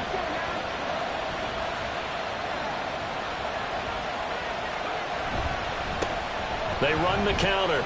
It's Cole. Now this will leave them a yard short. Nice pickup of 9 yards on 1st down. Now Tennessee going to use the second of their timeouts as they'll get it with just over 90 seconds to go in the ballgame. And he will have a Charger 1st down, and that should be the one that gets him to the finish line. And they will take a knee here.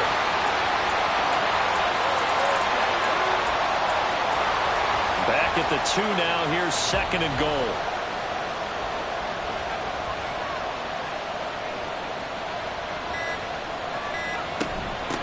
They'll try to run this one in. And he's across for the touchdown. And in the final minute, that should just about seal it.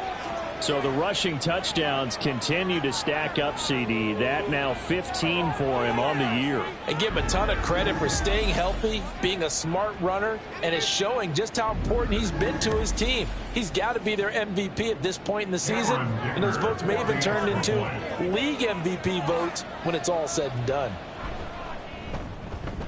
Extra point up and good by Dicker. And the lead now up to 14. A drive there of just 4 plays. And it's culminated by a 2-yard touchdown run. The drive will start at the 25-yard line here as Rodgers will not return it. So now the story changes. Trailing in this one now. And time, a huge factor. It's an extremely tall order in front of them, but they've got the ball with a 1st down. Throwing to start the drive. Jarrett. And this will be incomplete. Physical play on the football there, and it's 2nd down. It's now 2nd and 10 at the 25-yard line.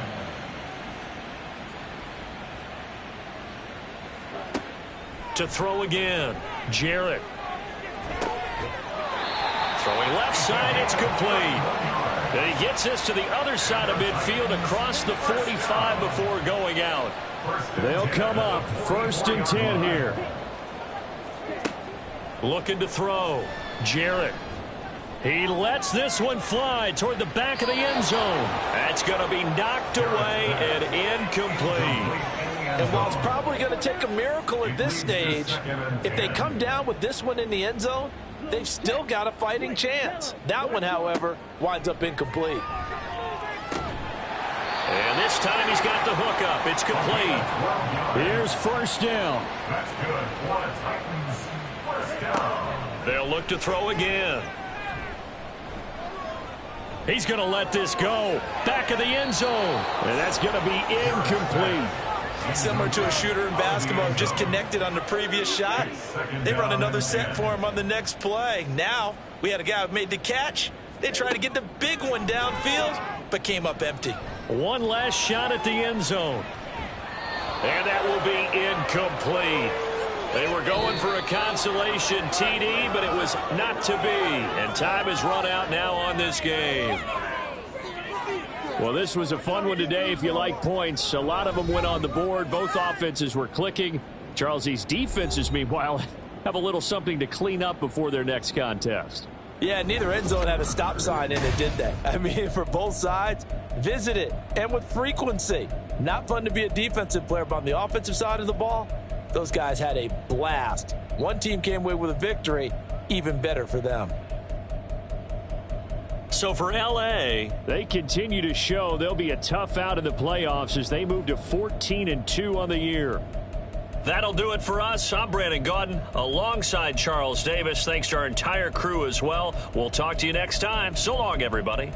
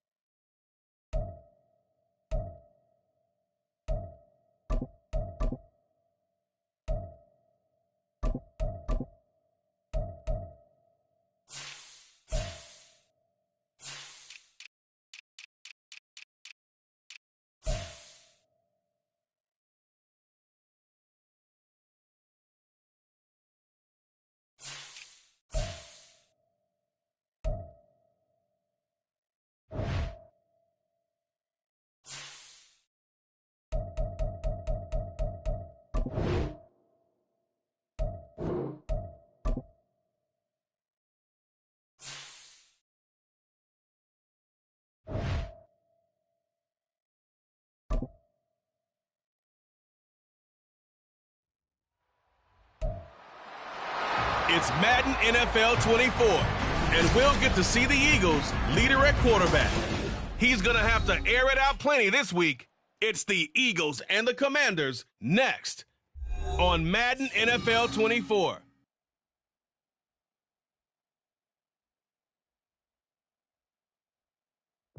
Well, you folks at home can see the evidence. Snow and supposedly a few inches yet to fall.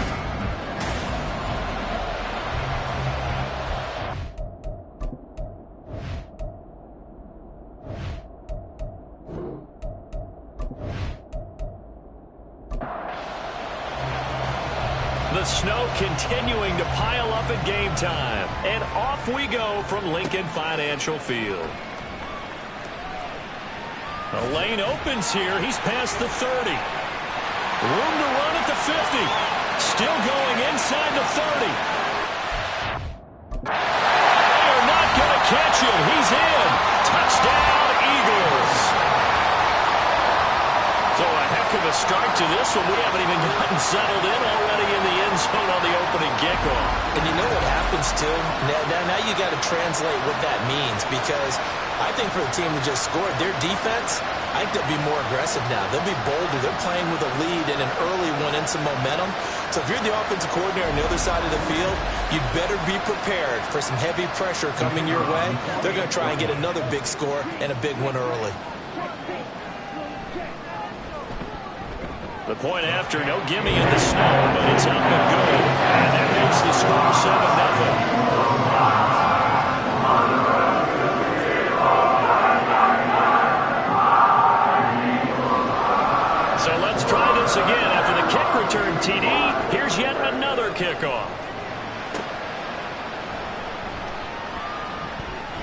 And he had no room to run as he's tackled down inside the 20. So out comes the Washington offense onto the field. Commanding the offense will be the 7th overall pick of the 2018 draft. It's Josh Allen. Would you say that last week's performance by him, workmanlike in terms of numbers? 1 touchdown, 1 pick, but obviously a loss. Yeah, and that's the bottom line for him. All he cares about is how do we find a way to win the game. Maybe leans on a few other parts of the offense and hopefully springs a receiver or two free. And he'll be corralled well upfield right around the 40-yard line. A well-executed 22-yard gain. Certainly no settling into the drive there. They came right out on the first play and attacked the middle of the field for a big gainer and a first down. So quickly all the way up at the 40-yard line. So they fake the handoff. Now Allen. And he's got it. Got his man on the end route. Complete. And he'll be taken down, but not before he gets into enemy territory. The Washington passing game dialed in now. It's a first down.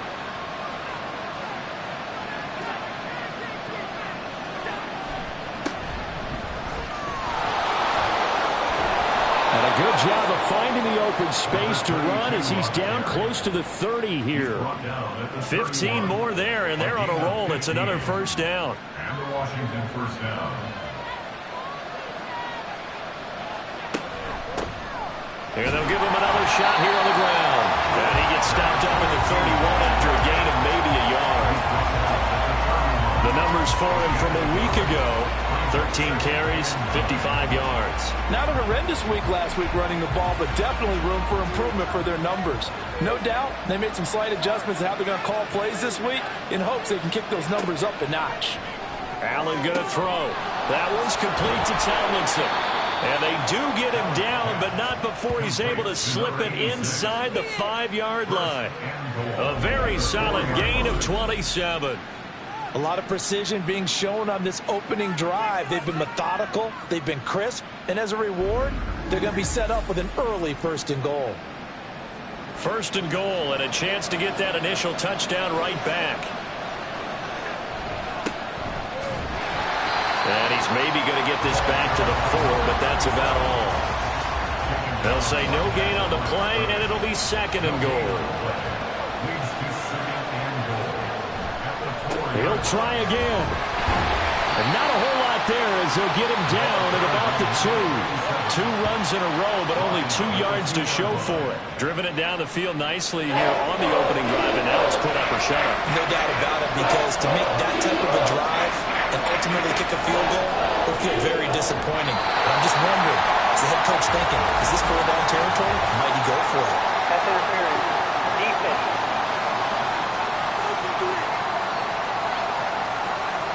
So the ball's moved to about the 1 after the penalty. 1st and goal. They'll try to run this one in. And he is into the end zone. Touchdown, Washington. A great play there. His 8th rushing touchdown on the year. And the Commanders march right down the field on the opening drive to take a 1st quarter lead. Sometimes offenses can get too cute down near the goal line, but there's nothing fancy about this one. As Coach Lombardi would say, we get a seal here, and we get a seal here, and we run this play in the alley. And that's good work to hit the hole hard and finish in the end zone. Extra point splits the uprights, and we are tied at 7. So all even at 7 now as they kick it away.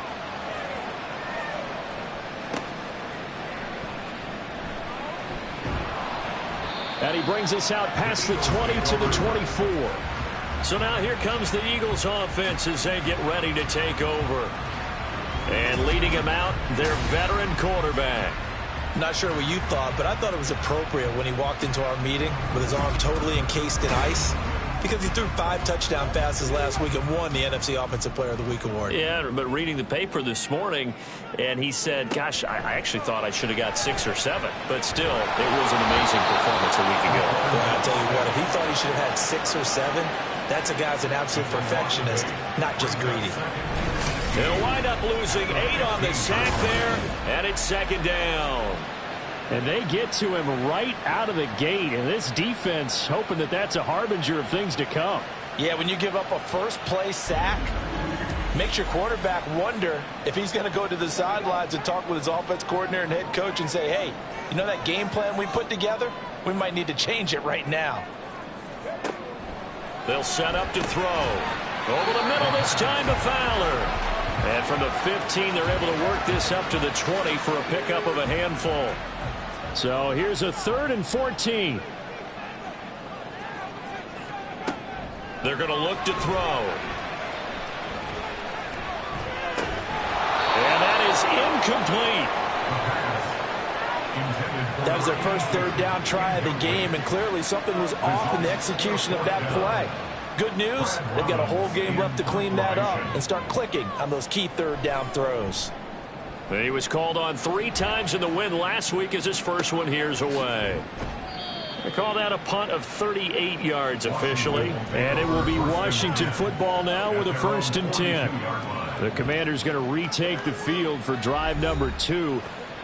The last time out, they had to march almost the full length of the field for their touchdown. So here, much easier, Charles, with this better starting field position. I love your sarcasm, but I love even more your observation because, look, what they did last time out, now with a shorter field, they should have a lot of confidence that they're going to put more points up on the board. A 7-yard pickup brings up 2nd and 3. From the gun, he'll hand this off. And he got blown up. Losing yardage on the play back at the 44. He lost 4 there, and it's 3rd down. Sometimes you just sit back and marvel at what he can do defensively. Speed, strength, quickness, he's the whole package. And that package just wrapped up the runner for a loss.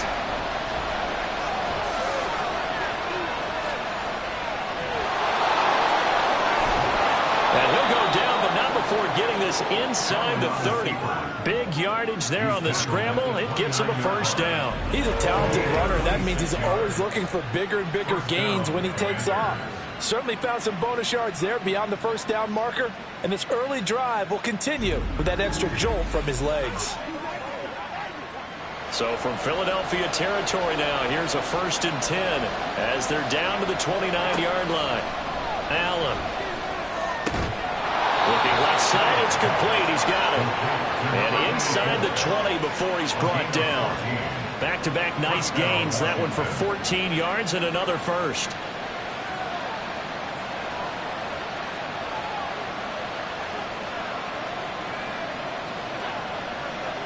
To the air, Allen. And Martin's got it, complete. 2 yards on the pickup there, and that'll make it 2nd down. On the pickup, it's 2nd and 8 at the 13-yard line.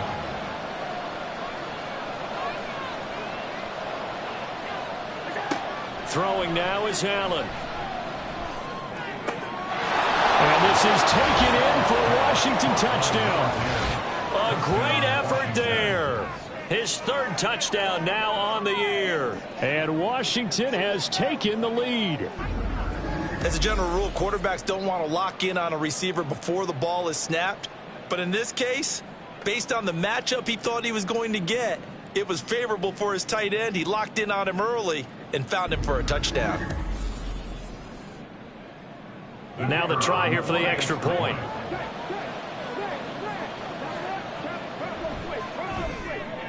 Boy, these may be an adventure this afternoon, but this one is good. So the drive there took 6 plays. And it was polished off by a Washington touchdown. Set now to kick this one away, and off it goes. From a yard or 2 deep, here comes a return. And they'll get him down right at the 25-yard line, so the same result, and he opted for the touchback. The Eagles offense making their way back out as we take a look at the playoff picture in the NFC. And the division title, that's out of reach. We know that. This is as good a spot, Charles, as they're going to get. That first wild card and the number 5 overall seed. Pardon is not out of the question, especially with the 7 seeds that they have now in the playoffs. If you do win and the other wild card teams win in the first round, you could find yourself with a home game in the divisional round. Now, we know that's not likely, but it's not out of the question. Bottom line, you have to win to put yourself in that position. They try to throw on second down, but this one is incomplete. They come up now 3rd and 5 following the incomplete pass. He'll look to throw. And he will slide to a stop. He does have the first down. 18 yards, a big pickup there on 3rd down. Certainly not a positive sign if you're the D coordinator and you see your guys give up that space so early in the game. 3rd down, that's when the clamps are supposed to come out. But his ability to create things with his legs makes things difficult.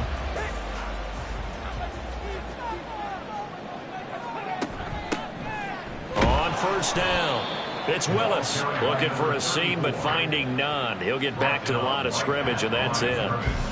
So after the run for no gain, here's 2nd and 10. Looking to throw. And he's got it complete to Fowler. It'll be a gain of 5. And now 3rd down and 6 to go. A gain of 5 brings up 3rd and 6. The play-action fake. They'll look to throw. Able to find the open man. That's complete. And they're going to have another first down here as the tackle's made at Washington's 19. A big gain of 28 as the drive continues.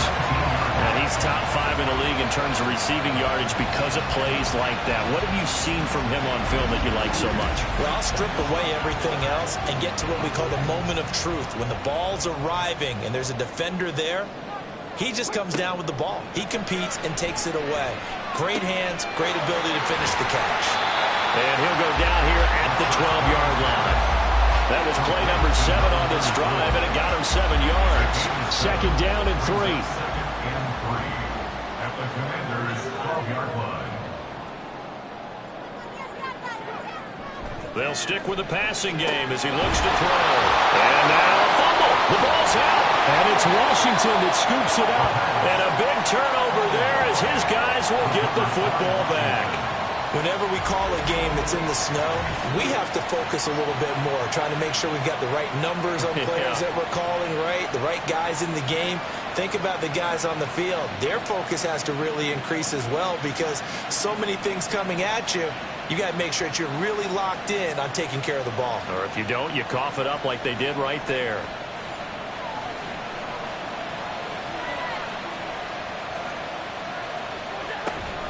They'll start on the ground here on 1st down. Shifts by at the 15. And he takes this just about a yard shy of the 20. Right off the bat, it's a 1st down to start the drive, 12 yards.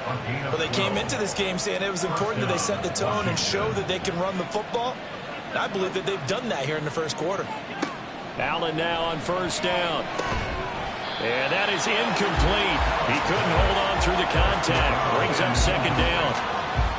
Brings up 2nd and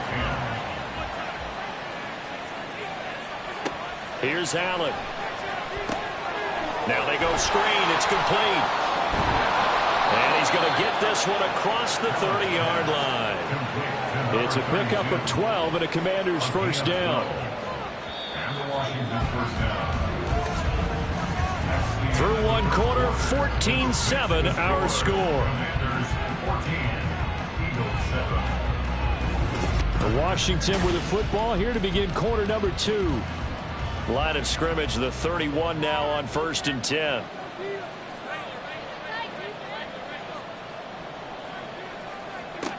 Allen now looks to throw. Being chased out, and he's going to have to eat this one as down he goes.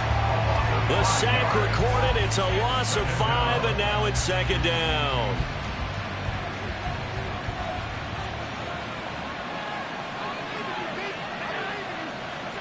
Now Allen. This complete to Martin. So he'll be stopped here for no gain. And it's going to be 3rd down and a ways to go here. 3rd and 14.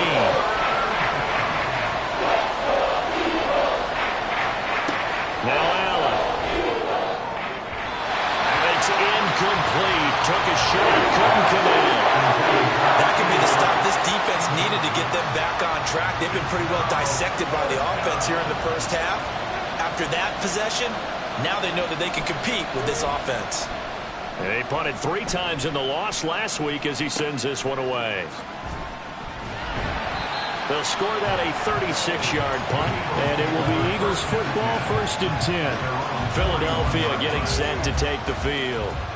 Right now they're on the wrong end of the scoreboard, and that won't change if this drive ends like the last one when they had that lost fumble. So you have a feeling taking care of the football certainly paramount right now. Yeah, and it's not just the guy who dropped it on the last drive, is it? That means everyone who might touch the ball is getting the same message. Guys, ball security, paramount. Let's take care of it, and if we do, we've got a chance to put points on the board. Here we go on 2nd and 12. And complete into the hands of Fowler. They'll give him 4 yards there. And 3rd and 8 now. That's a gain of 4. Brings up 3rd and 8. They'll drop to throw. Oh, it's a screen pass. That's complete. Finding room at midfield. He gets it across the 50 and down to the 48. 10 yards there and an Eagle first down.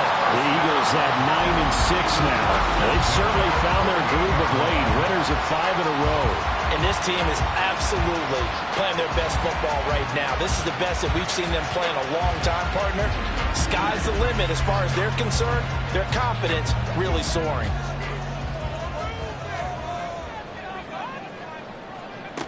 Back to throw now on 1st down. Able to find Willis. Broke through some contact, but unable to reach the 40. Well, they use him a lot out of the backfield. He had 5 catches a week ago, and he makes another catch here for good yardage. At the 42-yard line. On 2nd down now. It's Willis. And now they're going to get him down right at the line of scrimmage. No gain on the play that time, and they'll look to convert on what will be a 3rd and 4. It's now 3rd and 4. Back to throw here. Throw caught there by Willis. And he'll go out of bounds after taking it a little further down inside the 40. It'll go as a gain of 4. And it'll be 4th down. So coming on now is the field goal unit. They're going to try for 3, and he'll need all the leg he's got here. This officially a 55-yard attempt. And that is no good. And this will stay at a 7-point game. Yeah, 55 yards is anything but a gimme. You've got to really concentrate on your leg swing and proper technique. This time, though, he's unable to convert. The Washington offense set to take over. And thus far, the weather has not slowed this offense down one bit. They've looked good so far in the first half. They certainly have. And think back to our meeting with the head coach. And we asked him because we saw the forecast for this game, didn't we? We said, hey, have you prepared for this? And he talked about the different drills that they've done in adverse conditions, the wet ball drills, things of that nature. He said, I don't think it's going to slow us down much. We tend to handle it pretty well, and he's been right. And they'll get him down after a pickup of 8, 2nd and 2. 2nd and a couple. At the 47-yard line.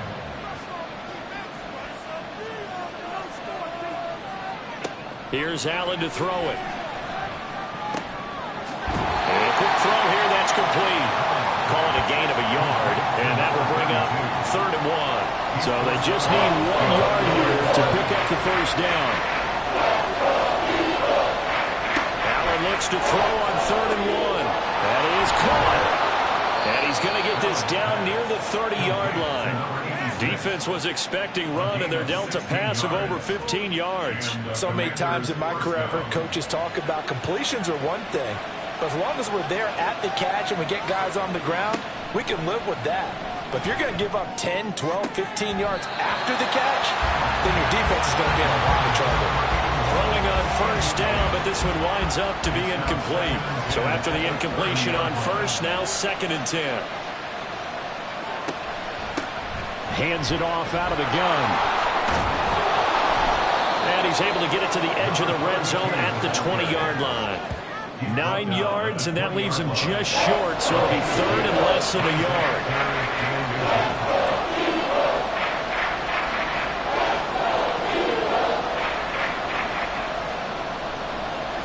To throw, it's Allen. He's got his running back out of the backfield. And he's going to have a Commanders 1st down, maybe by about a yard as they find a way to convert on 3rd and inches.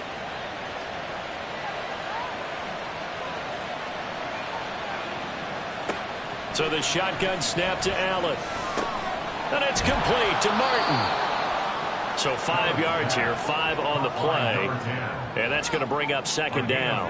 Brings up second and 5 at the Eagles' 13-yard line. Allen going to throw. Quick hitter here, it's complete. And he's dropped just before the line to gain. 4-yard pickup leaves him with 3rd and 1. They'll look to make it 3 for 3 on 3rd down conversions. They need a yard here. Allen. And that is incomplete. Oh, he had a defender right there with him to force that to the ground. And 4th down now coming up.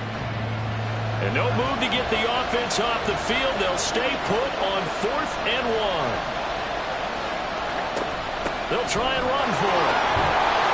And he takes it in. Touchdown, Commanders. A great play there with his 2nd touchdown here in this first half. And the Commanders' decision to go for it pays off with 6 points.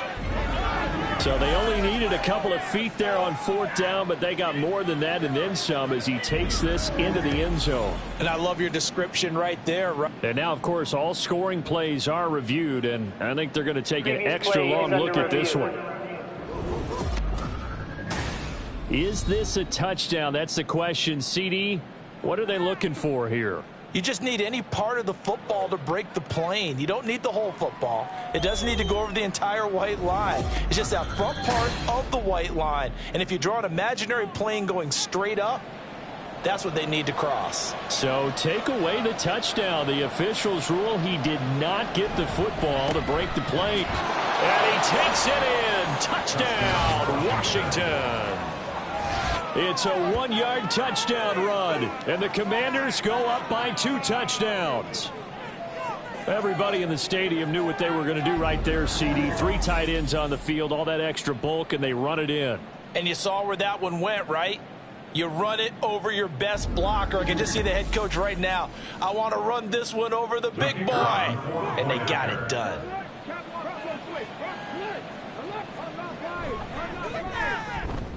Extra point right down the middle. And it's now 21-7. So that one a long 11-play drive. And the result, a touchdown for Washington. Kick team out there for the Commanders as they send this one away.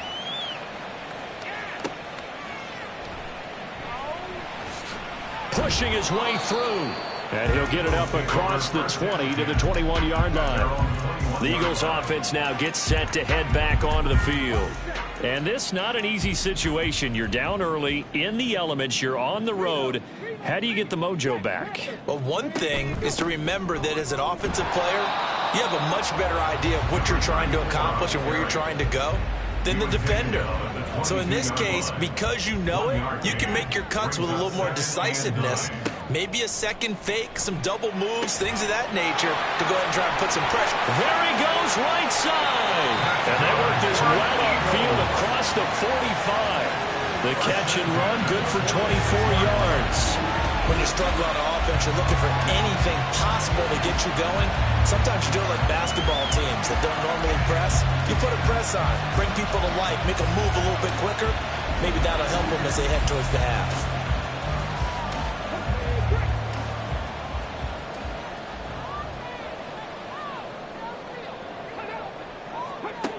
Now on first down, he'll drop to throw it. Over the middle, complete. That's Bradley. And he's got this down to the 35. Add the gain here to the previous play, and it's better than 40 yards total. 2 minutes remaining in this first half of football. A reminder, coming up at halftime, while the two of us head for warmer areas of the press box, we'll be sending you to Orlando, where Jonathan Coachman will have highlights and analysis of this first half. All the Commanders are going to get there as he's taken down. Clock running as Washington will try and hurry up. Now a shotgun snap as they'll look to throw. That's into the hands of Edwards. Broke through some contact, but unable to reach the 40. Simple drag route here, lined up out left and tried to work his way back across the field. You probably saw me twitch there, partner, because I think he wanted the ball a little bit sooner. By the time he looked it in, defender was right on him.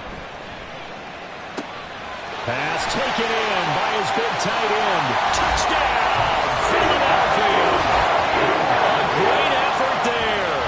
42 yards. And the Eagles get a late score here in the final minute of the first half. For a big tight end, he can sure move like a slot receiver when he gets a head of steam going. And as a defensive back, you've got a big decision to make when he's moving like that. The call is to go for one and kick the extra point. It's up and good. This becomes a 21-14 ball game now. That time a 6-play drive. And it was capped off by an Eagles touchdown.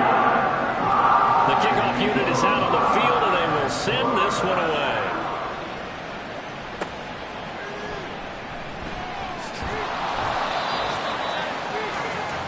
Getting set to go again as we look at the back, heading onto the field again. He's been good. His guys are winning. So far, the recipe working here in the second quarter. He doesn't like to just tote the rock. He wants to carry his team on his back, and that's what he's done throughout this game. Yeah, he's done that. He'll be hoping to continue that trend. And Washington now going to use the first of their 3 timeouts as they get the stoppage with a little over 50 seconds to go in the first half. These two teams met in our nation's capital earlier this season with the Commanders picking up the win at FedEx Field. So they're trying to win here in Philadelphia to capture the season series. Throwing on first down is Allen. Got him in. It's Brown. Well, the result here, a pickup of 8. Leaves him with 2 to go on second down. Throwing now is Allen. And Martin's got it complete. Now Washington going to go ahead and use their final timeout as the clock will stop with 21 seconds to go here in the first half. That was a route run not just with dexterity, but with intelligence. Found the hole in the zone, made sure the quarterback saw him, and was able to make the sure catch and put the down marker back to 1. Dancing to his left. It won't be a sack, but it's no gain, and it brings up second down. So we have come upon halftime here in Week 17 as we'll get you down the coast to Orlando for Jonathan Coachman at our EA Sports Halftime Report. Coach!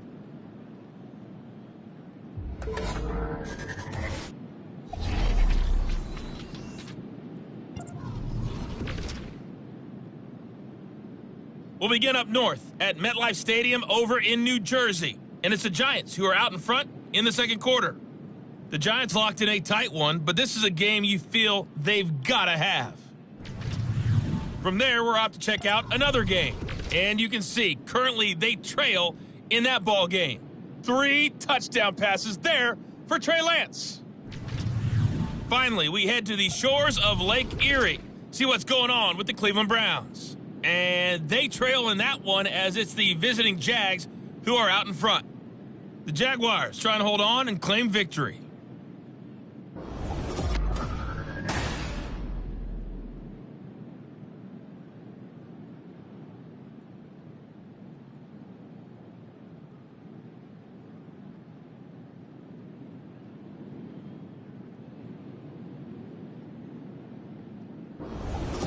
Okay, Coach, thanks as always. This one's still anyone's game as we welcome you back for quarter number 3.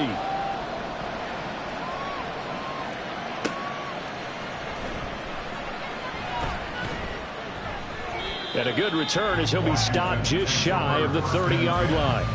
Here come the Commanders for the first possession of the third quarter. They're rocking and rolling, but the scoreboard doesn't show a big difference. You know, maybe it's one of those games where coaches say you can't miss your turn on offense. I like the way you phrased it, especially with that. I love that rocking and rolling because the explosions on offense are happening. So that's going to keep the crowd going. They're loving that. But defensively, they just can't get it together to get the stops they've needed in order to help increase their margin. They've got to find a way, but you're not counting on it. Exactly what you said. Can't miss your turn, can't miss your opportunity. Yeah, they're going for another opportunity now. 3rd and 5.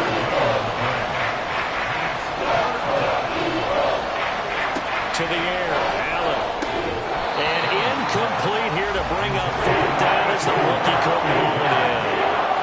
And so many times we look at the opening drive of the third quarter as a tone setter, and many coaches do emphasize it. And that's a strong performance there defensively to force incompletion and, more importantly, force a quick punting situation. Fair catch called for and made right at the 25-yard line. 37 yards on the punt with no return. And the Eagles will have it, taking over 1st and 10. They'll try and start this drive in the air.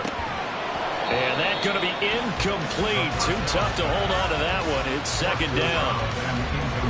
2nd and 10. It's now 2nd and 10.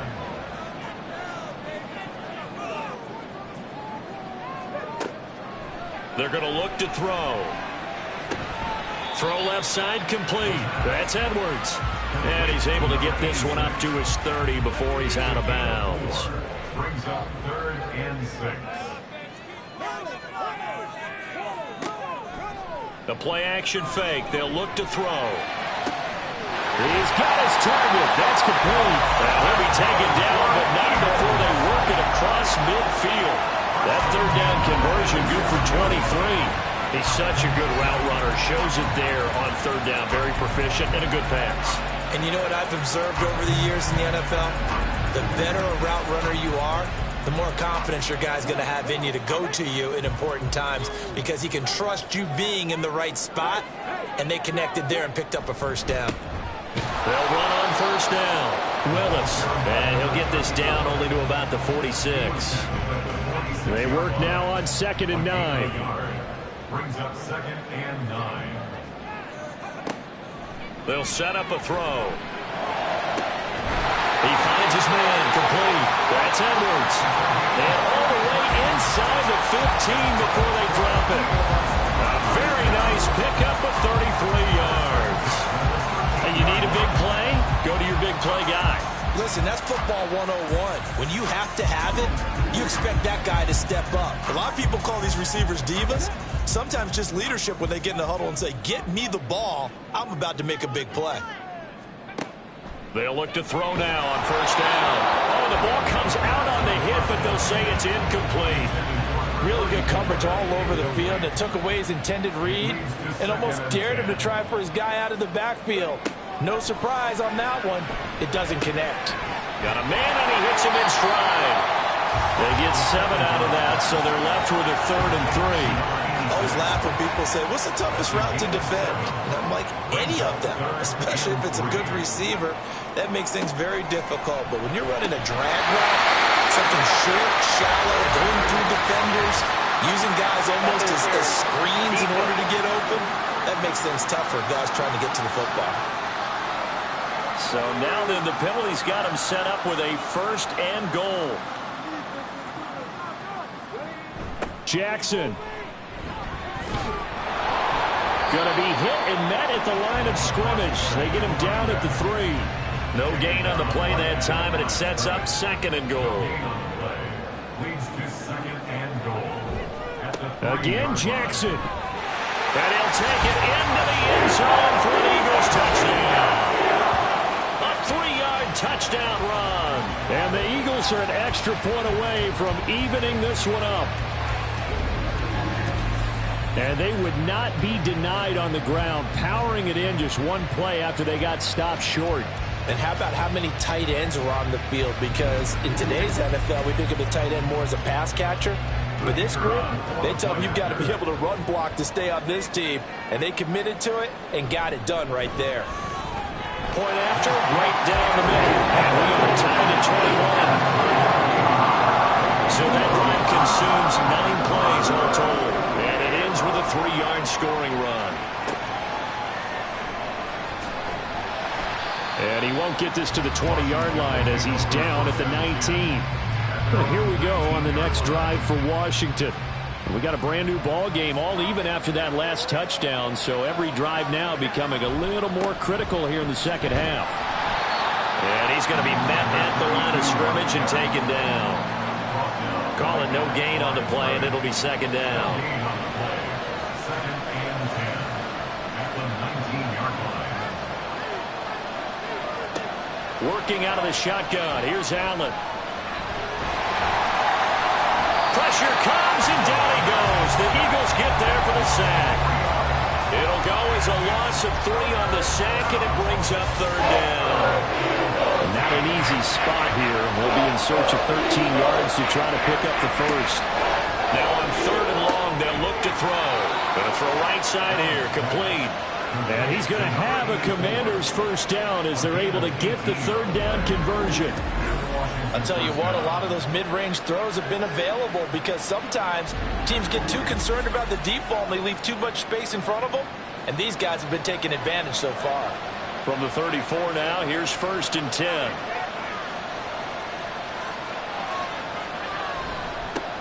One back in the backfield, he'll get the carry. And he stopped immediately there. Officially no gain on the play, and it's 2nd down.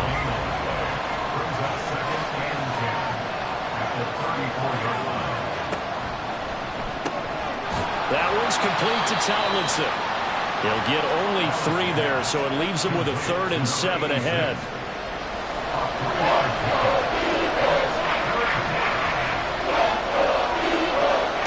Allen now looks to throw. And it's knocked away and incomplete. So on 1st down on that drive, and that's it. Forced to take the deep shot on 3rd down and couldn't hit it. Now they have to punt this one away. Washington going to send out their punter as he'll come on to kick this one away. And he'll get this away into the icy winter air. And they call it 38 yards on the punt, no return. And out will come the offense as they take over. Here's the Philadelphia offensive unit now as they head out to take over possession.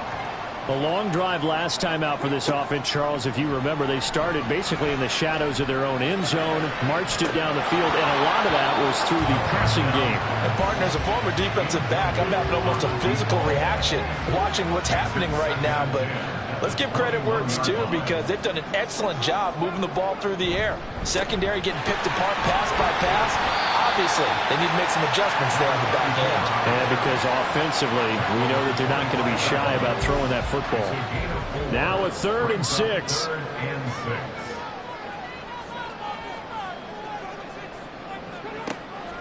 They'll look to throw. Work in the middle of the field, and he's got a man complete. And he is going to have an Eagles first down as they're able to get the 3rd down conversion.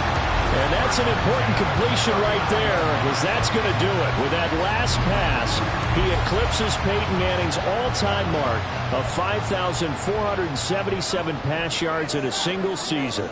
And I think the Engravers, they can get the MVP trophy ready. This has been a year for the ages as he stands alone in single-season passing. He's going to loft one deep left side here. And that is incomplete. That's some good closing speed there defensively because that looked open for a minute. But that's great work with the ball in the air. Never gave up, converged on his man, and broke the play up. Here's a pass swung out left to his running back. And he'll be brought down right at the 45-yard line. They get 6. That'll leave them with 3rd and 4.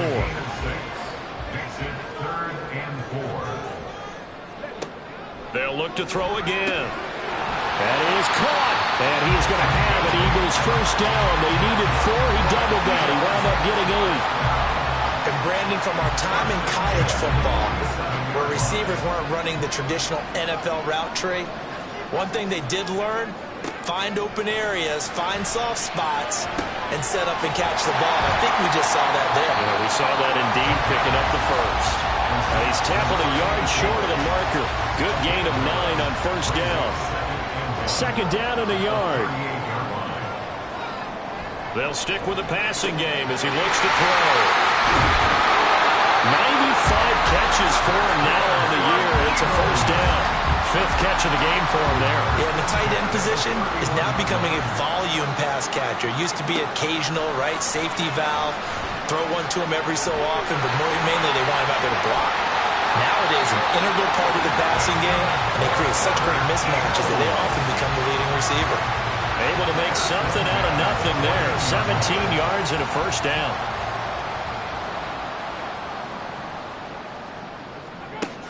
They'll look to throw here. Throwing the out route incomplete. It's Bradley. So give him 5 yards there on the pitch and catch, and that'll bring up second down. Brings up second and 5 at the 9-yard line. They'll set up to throw. This will be caught just inside the 10. Give him a gain of 5 on the completion. And 3rd and 1 now. That's a gain of 5. Brings up 3rd and 1.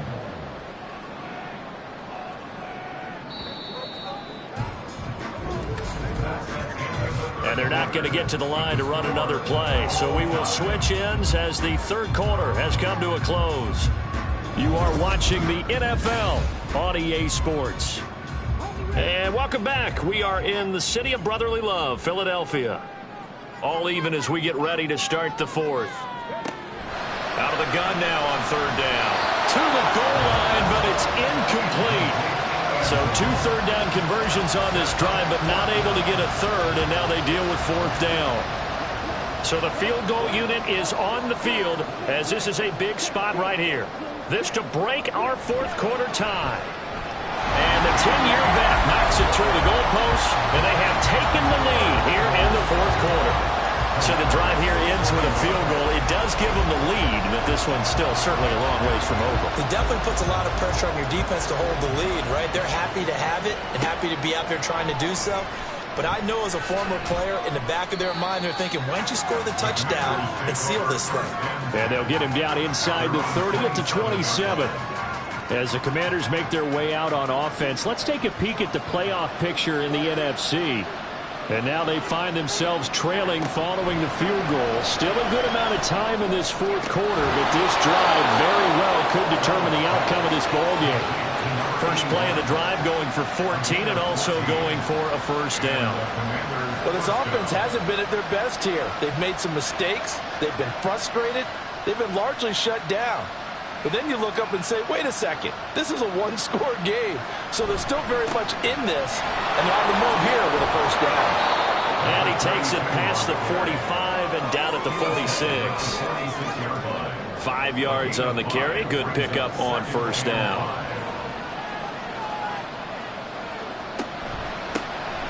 And they'll run on the inside handoff. And he is going to be stopped cold behind the line of scrimmage. That's a big loss of 3, and it brings up 3rd down.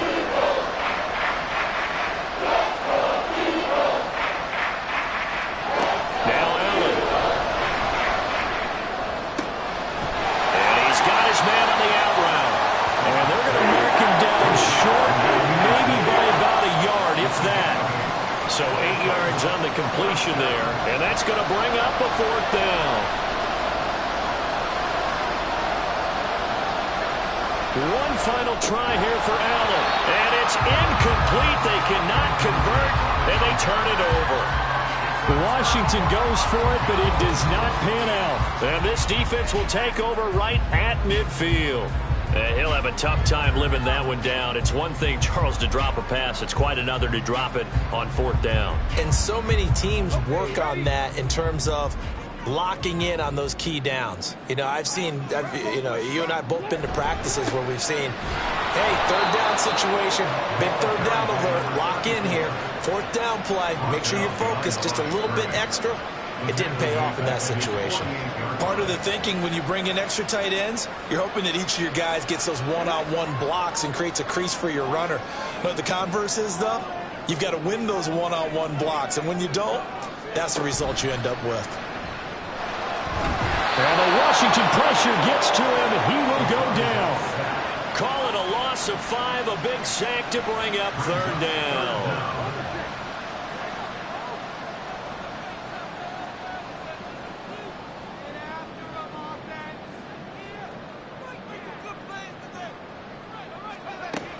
Back to throw here.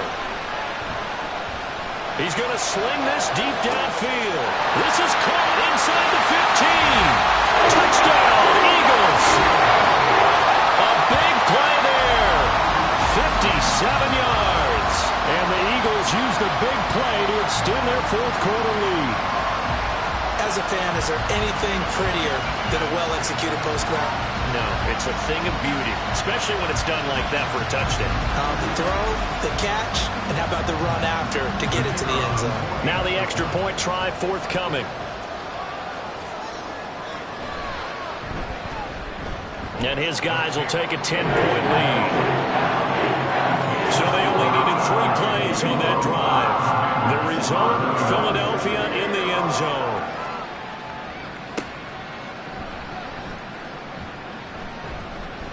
And he'll get it up past the 20 to about the 22. A look at Washington as they come onto the field. Yeah, the script really is flipped for them. The momentum on the other sideline, and now they have to try and battle back from a 2-score deficit. Firing quickly here, and that's complete. And he's got it past the 30 before he's hit and dropped. A gain of 11 to kick off the drive, and it's a quick first down. From the gun, they'll try to run it. And he can only manage to get a couple. 2nd and 8 coming up. Certainly a nice job there by the defense rallying to the football and getting him on the ground. But I think the play gets made by the defensive front.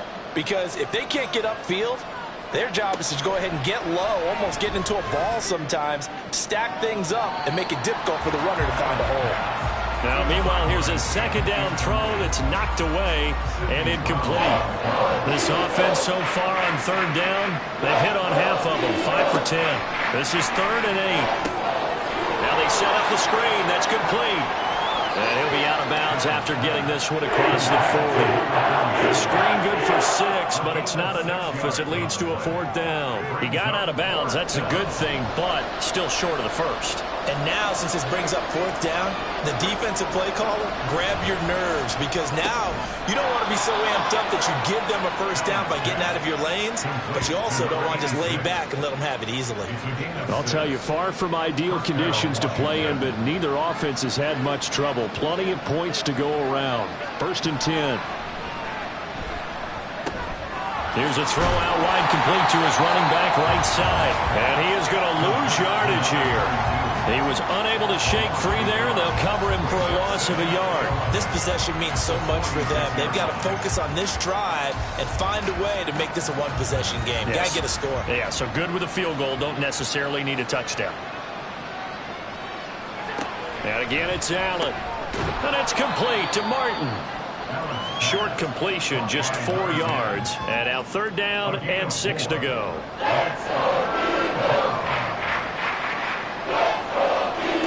From the gun, it's Allen. Keeps himself upright. And the throw there going to be incomplete. Well, that wasn't a completion, but it wasn't a sack either. So the good takeaway, able to extend the life of the play. Normally, you would think he'd just take off and run downfield. He was trying to find an open receiver, unable to do so.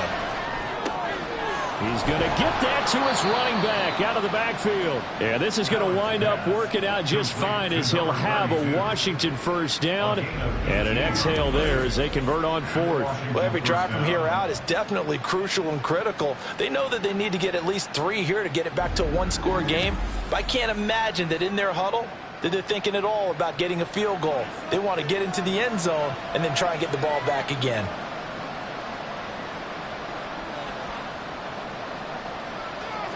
Here's Allen on 1st and 10. Looking left sideline, it's complete. Touchdown, Washington. A great play there. 32 yards. And the Commanders have made it a 1-score game again here in the 4th. So how about that for an answer? They get the touchdown there, and it's back to a 1-score game here in the 4th. And that's what these guys have done all game long, because they've scratched and slashed their way to stay in this game. And by now, we should all realize they're not going away. Now the pressure again swings to their defense, because they're going to need to find some way to get the ball back. Extra point splits the uprights. And now things get a bit more interesting here in this 4th quarter. Commanders 28. So just a 3-point game now as they send this one away. This taken in right around the goal line. And a nifty return there all the way across the 40. And out now come the Eagles. They're holding on right now to that slim advantage in a one-score game. And you hear a lot about 2-minute offense and 4-minute offense. Obviously, the 4-minute offense applies here. How do they run that effectively? Yeah, really what the 4-minute offense is you're just trying to grind the clock. So you want consistent gains, steady gains. Doesn't have to be big plays, but it has to be plays that gets first downs and keeps the ball away from your opponent. But certainly throwing the ball is in the mix here. It certainly is. Just make sure that you're careful with it. And again, get those first downs, keep possession of the football. Now here's a throw. It's complete. And he'll be out of bounds just shy of the 40. 68 yards receiving now for him in the game. And a first down on that last catch as well.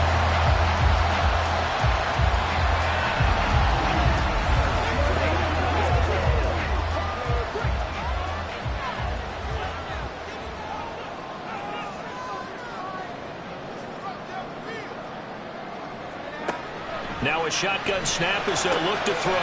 Looking left side, and he's got a man. That's Willis. And we see another pitch and catch there to the running back. This position just continues to evolve. They become just as critical to the passing attack as a lot of receivers, tight ends, because their ability to make people miss in the open field can really generate big plays for an offense. This is 3rd and 2. Maybe the biggest play in this football game. Back to throw again. Able to find the open man. That's complete. And they're going to have another first down here as the tackle's made at Washington's 19. Philadelphia picking up the first on a gain of 15. So here's a 1st and 10 now down inside the 20.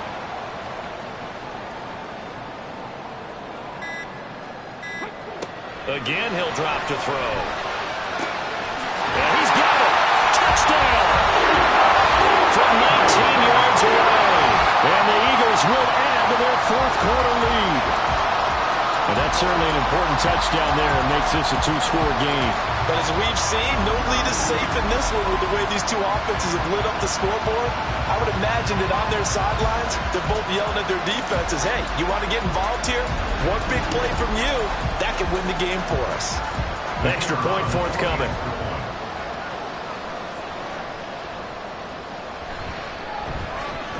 And he's been a busy man, 5 for 5 now as he knocks another one through to extend the lead.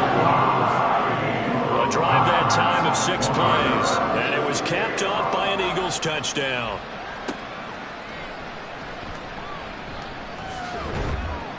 And a decent return out to the 27-yard line. Josh Allen and the offense now. Down by 10, 2 minutes, 30 seconds to play. They have all 3 timeouts and the 2-minute warning, but they need 2 scores. They gave up the completion there, but this is what zone defenses count on. Catching the ball and not much run after the catch. Now Allen throwing on 2nd down. And a quick throw here, that's complete. And he gets this up across the 35 before he's out of bounds. It's a gain of 6. First down, Washington. First down, and they're going to throw with Allen. Throwing the out route incomplete. That's Martin. And he'll be out of bounds after getting this one across the 40. 2nd and 6 coming up. 2nd and 6.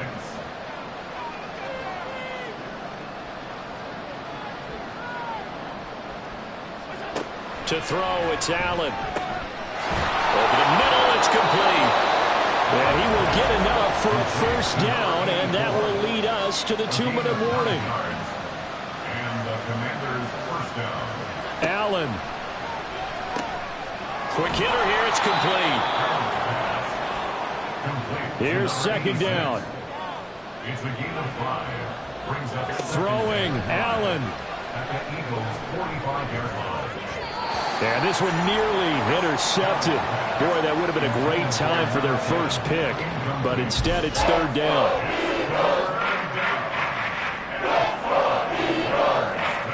To throw is Allen. Throw left side complete. That's Martin. And he's going to have a Commanders first down as they're able to get the third down conversion. Here's Allen. He's going to wind up and air it out. And incomplete on the deep ball. Limited time left on the clock after that incompletion, so I think both sides are going to savor every second to prepare before the next snap. Because once the ball's in motion, it may be a non-stop push to finish this drive off. Everyone's going to be on the same page right now because I think they're going to try and get several plays off in quick succession if they can. You don't have to beg the Philly faithful to make noise. On their feet for third down. He's got his target. That's complete. And he has another first down as they'll get the ball down to the Eagles' 22-yard line. Now a timeout called for by the offense as the clock's going to stop with 47 seconds to go in the fourth. 2 timeouts remaining, but time is of the essence. Down 2 scores. It's 1st and 10. Now Allen. Now he'll dump it underneath to his running back, complete. The Commanders going to use the second of their timeouts as they'll stop it with just over 40 seconds to go in the game.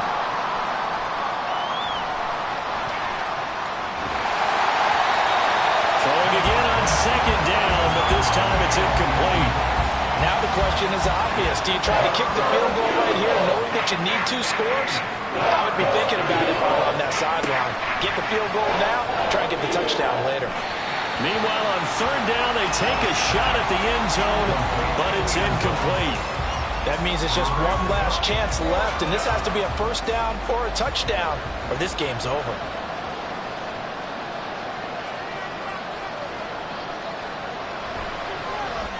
And this one is right through. And this is back down to a 7-point game. Well, he was a spectator for much of this game. This is his first field goal opportunity of the entire contest, but he's able to connect. Yeah, he had a pretty good seat to this one, didn't he? But let's face it, all kickers that you and I know, they want to contribute. They want their opportunity, and he seized his. Well, fourth quarter, it felt like they needed the football back. Unfortunately, they couldn't get it. And I know we brought analytics into the game, and someone has said here that the data says that when a team's expecting an onside kick, 80% of the time, the team expecting it, they do actually recover the ball, which is what we saw here. I just wonder if that number is much more of a anecdotal type of a number. Kind of like when the coaches tell us, well, when you score on special teams, 93% of the time you win the game. I'm still waiting to see that number is empirical. Now Washington going to go ahead and use their final timeout, as they'll stop it with 25 ticks remaining on the clock. Listen, anytime you take a knee to end a game, that means you've won it. So it doesn't matter whether it's home or on the road, but there's something a little extra special about doing it in front of your home crowd, isn't there? And the home crowd applauding. They're happy with what they've seen. Chalk this one up in the left-hand column for a win. Yeah, that's right. Head to the locker room, throw the wristbands in the crowd for the kids, your gloves, your towels. Get to share it with the home team. That was an excellent come-from-behind victory, Charles, especially there in the fourth quarter. Both offense and defense were clicking. They're going to feel good about this one. Boy, are they ever, because the deficit they faced certainly wasn't small. They obviously did not give up on that one, and in the end, how about that come-from-behind victory? They'll cherish this one for a while. So for Philadelphia, they get an all-important 10th win to move them to 10-6 with 1 week to go. Thanks for tuning in, everybody. Alongside Charles Davis, we thank our entire crew. I'm Brandon Gaudin. This is the NFL on EA Sports.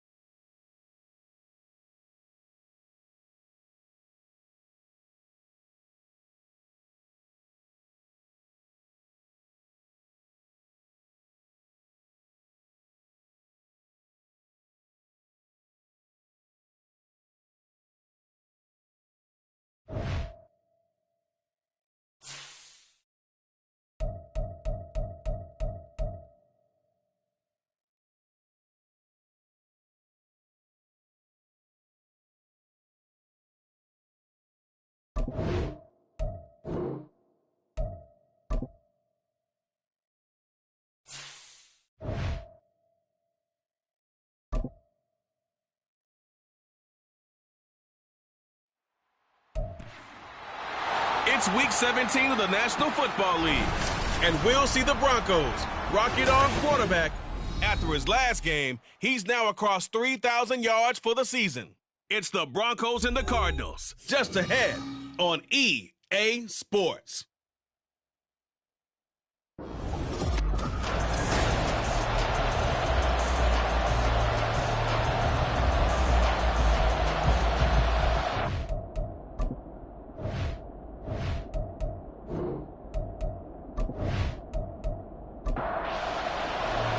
And off we go from Denver.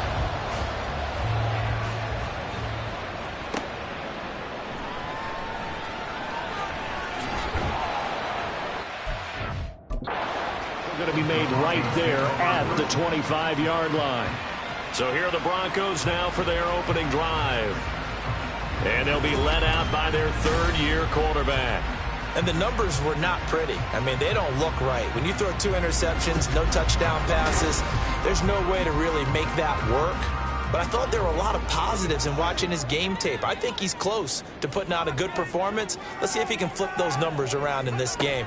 And, of course, rally his team to a win. Throwing on first down, but this one winds up to be incomplete. Well, look at this Arizona defense. They're going to need to be strong against the run in this one. And stopping the run, that's been an issue for them all season long. Aren't you glad that you're not coaching the defense right now? I'm very glad. They said that they've seen it in doses, but very, very small doses. Yeah, you've got to be consistent. It's down in and down out, being able to play it, understand what you have to get done, and finally stop some people, put them on the ground. Edwards now to throw on third down. Work in the middle of the field, and he's got a man complete. And they nearly get this all the way to midfield. Mark him down at the 49. That That's a third down conversion of 24 yards there. Nice play. And on this first drive, looks like they want to get that vertical passing game going early. And they did, and what a warning shot they just fired. If you're not going to back up and play coverage deep, we're going to attack you all game long. And once you adjust to that and you start to back off, then that opens things up underneath. A really nice start for them. Great way to get the game going. And he'll get it across midfield and down into Cardinal territory. These are his numbers from last week's contest. 20 carries, 107 yards, and the touchdown. And that's 10 touchdowns on the season for him on the ground. And remember our meeting with the coaching staff, they did share with us that one of their goals for the year was for him to get in the end zone at least 10 times. And that ramps up into their bigger goal to try and get 20 overall as a team. 6 yards to pick up, and that's a first down. First and 10 at the 39-yard line.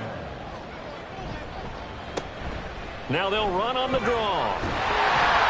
This will be stopped about 2 yards shy of the marker. 8-yard gain, 2nd and 2.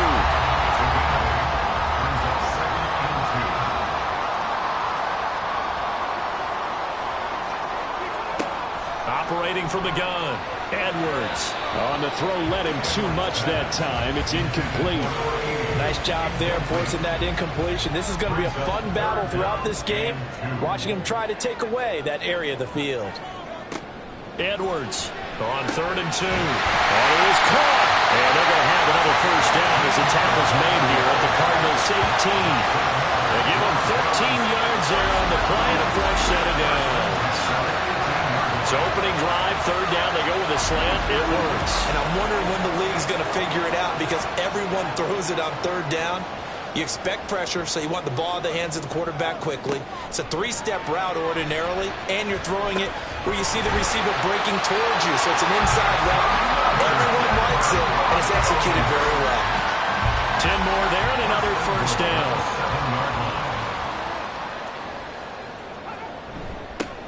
One back in the backfield, he'll get the carry. And they'll get this from the 8 to the 5. Pickup of 3. Here's where we need to see some tenacity from this defense because they've been pushed right down the field on this opening drive. They've got to find some way to push back, and that's a good first step. And he's going to press this one forward as they stop him right around the 1. Give him right around 4 on the carry. We'll see if they want to keep pounding here on 3rd and goal.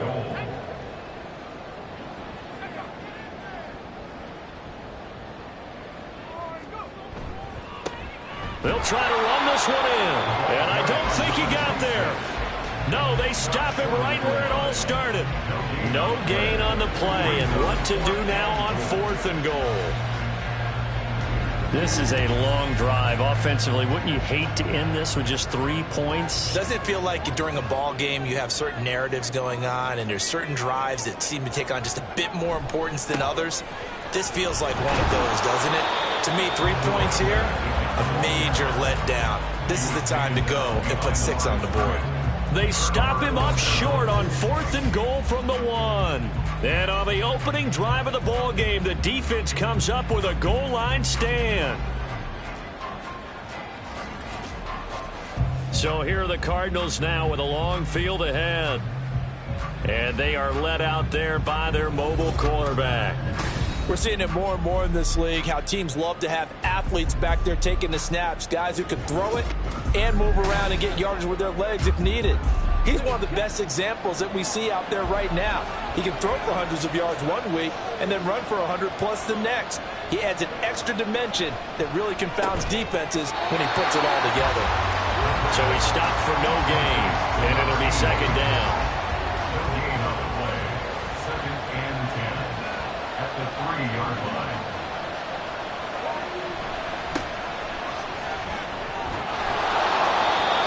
Take this up to about the 7 or 8 yard line. 5 yards. Now it's 3rd and 5.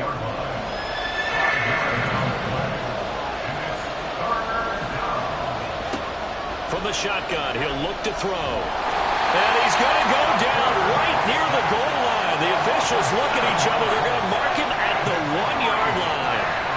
And the defense coming through on 3rd down. A loss of 7 to bring up 4th.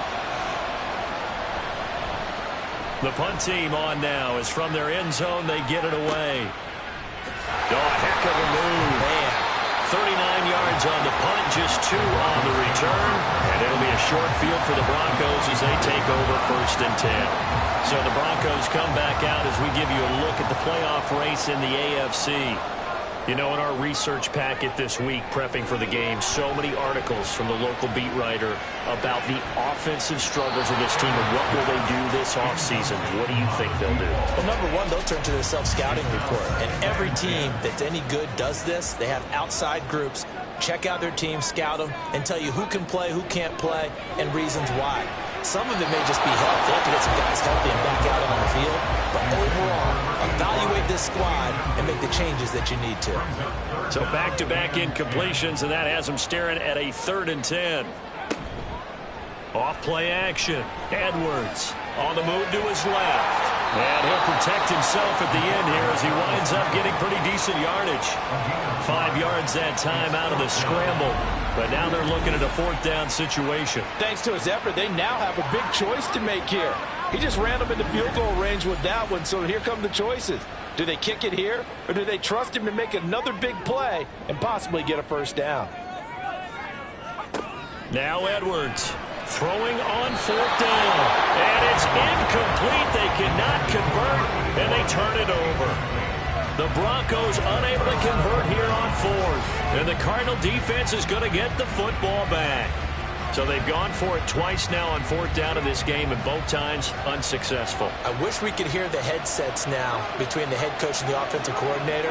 Now that they're 0 for 2, if they get into a 3rd situation, head coach might say, hey, you got anything for this one? Might get radio silence back. The numbers for him from a week ago, 12 carries, 65 yards. It's a pretty mediocre week for him on the ground. Certainly a boon to his offense if he can get a little more output on his touches this week. He should get some more early carries as his team tries to get him into a rhythm. Off the play fake, he'll look to throw. And the Broncos get there and take him down.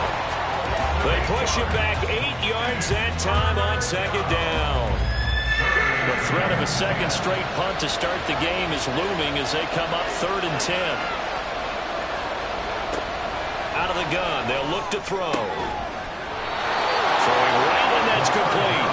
And he is going to have a Cardinals 1st down as they're able to get the 3rd down conversion. And Charles, with that completion, I'm told that puts him over 3,000 yards passing now on the campaign. And Brandon, nowadays your leader's usually closer to 5,000 yards on the year. And now off to the races down the right side. And they'll wind up getting this one all the way down inside the 20. 28 yards the gain there on the catch and run.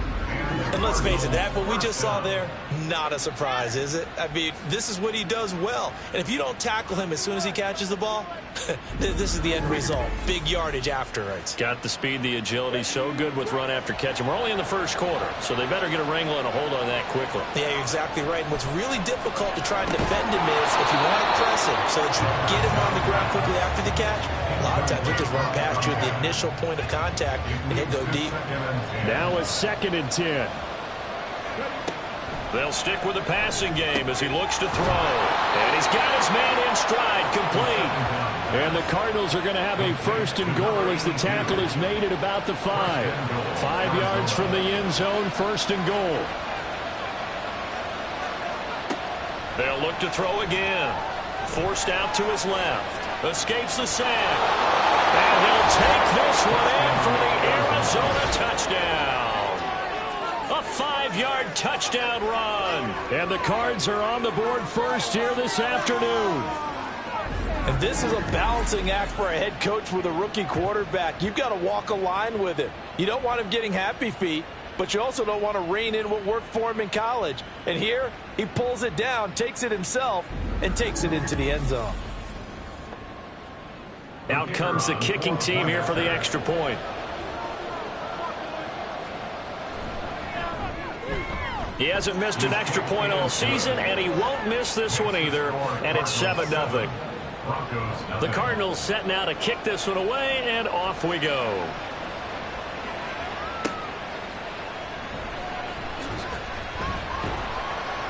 And his guys will get the football right at the 20-yard line. And Denver getting set to take the field. And a drive that stalled out last time. Went for it on fourth, didn't get it. How does that translate here? I would imagine momentum's with the defense. Definitely with the defense, because anytime anyone goes for it on fourth down, that's telling you as a defense that you can't stop us. We don't think that you can. And when you actually do, that may put a little dent in the confidence of the offense the next time they hit the field. Yeah, we'll see if they can bring that pride to the offense this go-around. And they'll keep leaning on the running game. Back to the ground. And they'll get to him quickly here as he'll get a yard, just a yard to the 22. The Cards going nickel. An extra defensive back out there now on third down. Operating from the gun.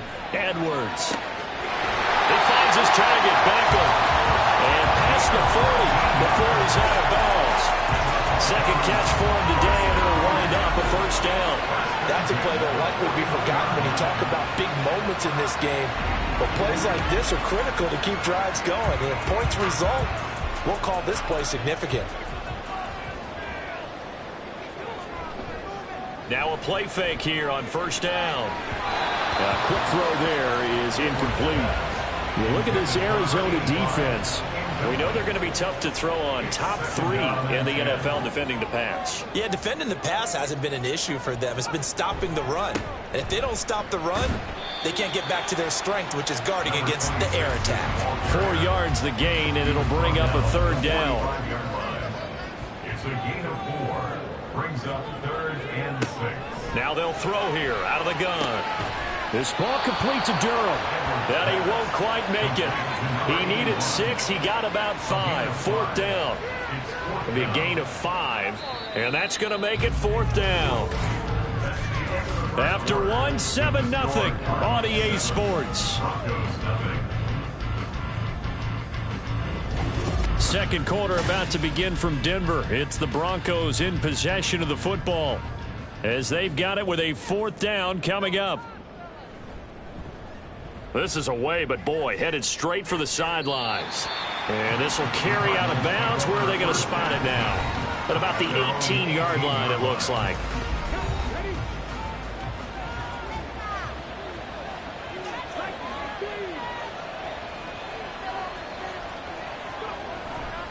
They go play action here on first down. And he will find his man on the outside. First down yardage on the first play of the drive. Give him 14. Nice play call. A little bit of play action right there. If you can get those linebackers to freeze for just a split second, that's usually all the room you need in order to get it to your tight end. So they'll come up 1st and 10 now from the 33. They'll set up to throw. Looking middle, and that's complete. It'll go down as a gain of 6, and it'll be 2nd down. It's a pickup of 6. Brings up 2nd and 4 at the 39-yard line. They'll set up a throw. Firing quickly here, and that's complete. 3rd catch of this first half for him, and this one is a first down.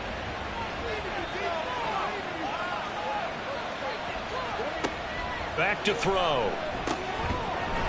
And that one drops down, incomplete. Good coverage there, forced the ball free, and it's 2nd down. Brings up 2nd and 10. They'll look to throw here. And he comes back with one complete. And this is going to be another first down as they'll make the tackle at the Broncos 36. A gain of 18 and a new set of downs.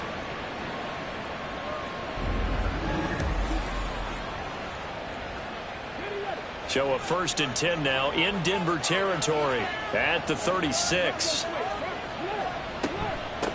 Up the middle they go. Rutledge. And brought down, but not before they're inside the 25. Another nice gain. That's now 30 yards between those last 2 plays. And the Cardinal first down. Back to throw now on first down. Firing quickly, but it's incomplete. The Cardinals had 6 and 9 to start play. Yeah, they've lost 3 straight here. It kind of goes without saying, I guess, but they could certainly use a win. Yeah, no doubt about that. There's a difference between a losing stretch and a losing streak, and right now, they're not playing their best football, but if they were to fall here, And now you're looking at going 4 games without a win. Things can start compounding themselves pretty quickly from this point forward. On third down, he'll drop to throw. Under pressure, and he'll go down. Sacked back at the 31.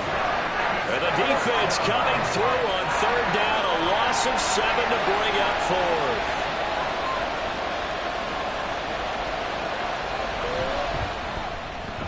And this one is right down the middle. And that will extend their lead even further. So as it turns out, that sack doesn't wind up costing them, Charles. They at least get points, get 3 of them. Yeah, that's where your kicker can really come to your rescue because, you know, after the sack, there was a little consternation there. Are we out of field goal range? Are we going to be able to get 3? In this case, he stepped right up and gave them down the numbers. There he goes. And he's going to take this all the way down inside the 40. Well, whatever the relationship was between the special teams and the offense, it's gotten a heck of a lot closer after a return like that. Special teams just keep setting them up. The offense thinks they'll go out there and knock them down. Denver's offense now set to go. Nothing for them yet from an offensive standpoint. Down 10-zip as they come up 1st and 10. Throwing to start the drive. Edwards. And that one too far in front. He couldn't reel it in. It's incomplete. So another incompletion there. He's hitting on fewer than half his pass attempts in this one, and that is not a winning formula. Yeah, so let's make sure we give a little bit of credit to the defense here. They've given him a lot to think about, a lot of different looks, and he seems a little bit confused trying to complete passes. And he was able to shed 1 tackle but could not get away from there. They do get a couple, but they'll be left staring at a 3rd and 8 coming up. Operating from the gun, Edwards. And this is going to be incomplete. Now they're staring at a 4th down as Arizona's defense does its job. They certainly had good starting field position on that drive, but couldn't do anything with it after 3 plays. Have to admit that that's a disappointing end to excellent field position. When that drive started, they had 6 points that they were thinking about. So out now come the Cardinals. And they will begin with, should we call it, far from ideal starting field position, their own 2-yard line. So what's your definition of ideal? The 1-yard line on the other side of the field. Yes, exactly right. So yes, your definition is apropos in this case. So that'll be no better than an incompletion, and it's 2nd down. Well, that was a simple throw and catch, but even with that completion, 0 yards gained, so they're behind schedule on down and distance. I think they were hoping to get it to him. He can make a man or 2 miss, but that window closed quickly. On 2nd down, Rutledge, and he'll get this only up to about the 3-yard line. The 2nd down play, not much better than the first, just a gain of 1 there. The offense on 3rd down, just 1 for 3 thus far. This is 3rd and 9. They'll keep it on the ground. Rutledge, and not much there as he gets it up to about the 5-yard line. Give him a couple on the run as it brings up a 4th down. Well, they got off the field on 3rd down. An excellent job, an excellent defensive series. We always talk about adjustments and usually only at halftime. But the best teams adjust series to series. And on that series, they adjusted so well that they got the job done in fine style. So from their own end zone here, this kicks away. There'll be 37 yards there on the punt. And this offense, they're going to have excellent field position. They take over with a 1st and 10 on the short side of the field.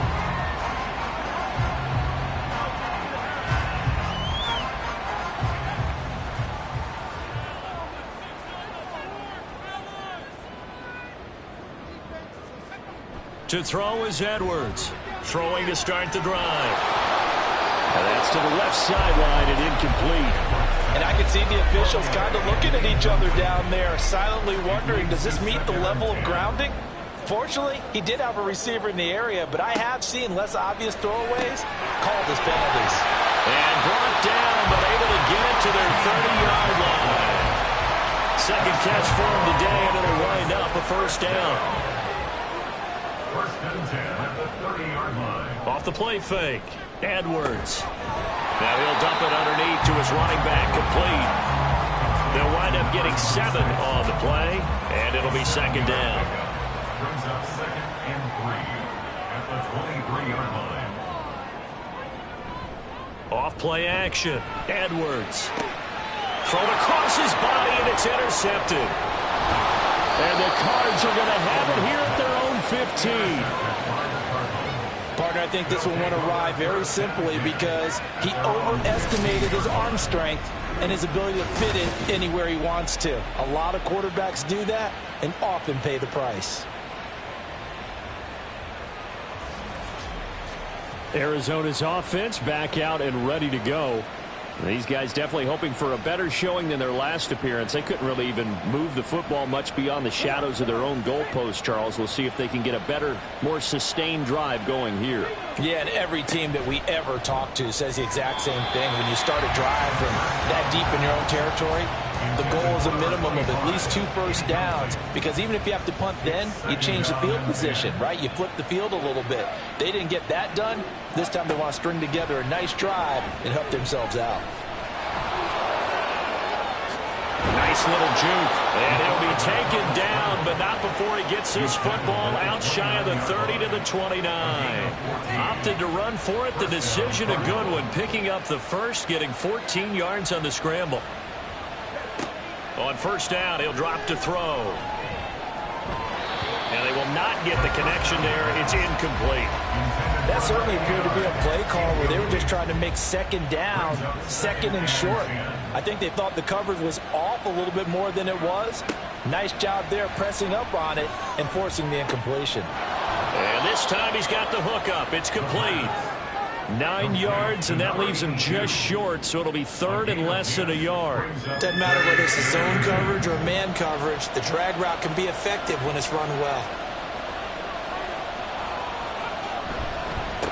On third down, Rutledge. And that one going nowhere from the start as he's met in the backfield and goes backwards. That'll back him up 2 yards and also bring up fourth. That was well played there defensively. 2 tight ends in the formation, which essentially gave them 7 blockers up front. Hard to imagine with all that size and beef that they could let a tackler through, but that's exactly what happened. A loss resulted. He's been a busy man here in this first half as he gets it away. So possession goes over here on the punt. And the Broncos take over, first down and 10.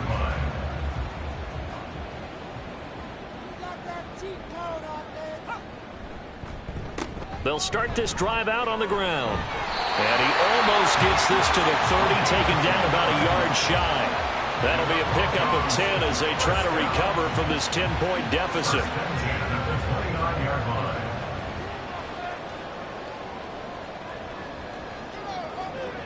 Here's Edwards on first and 10. Under a heavy rush, and down he goes. Multiple players combined for their team's first sack of the game. Pressure can come from all over when you're plotting a defensive strategy. On that particular play, it just came from the outside.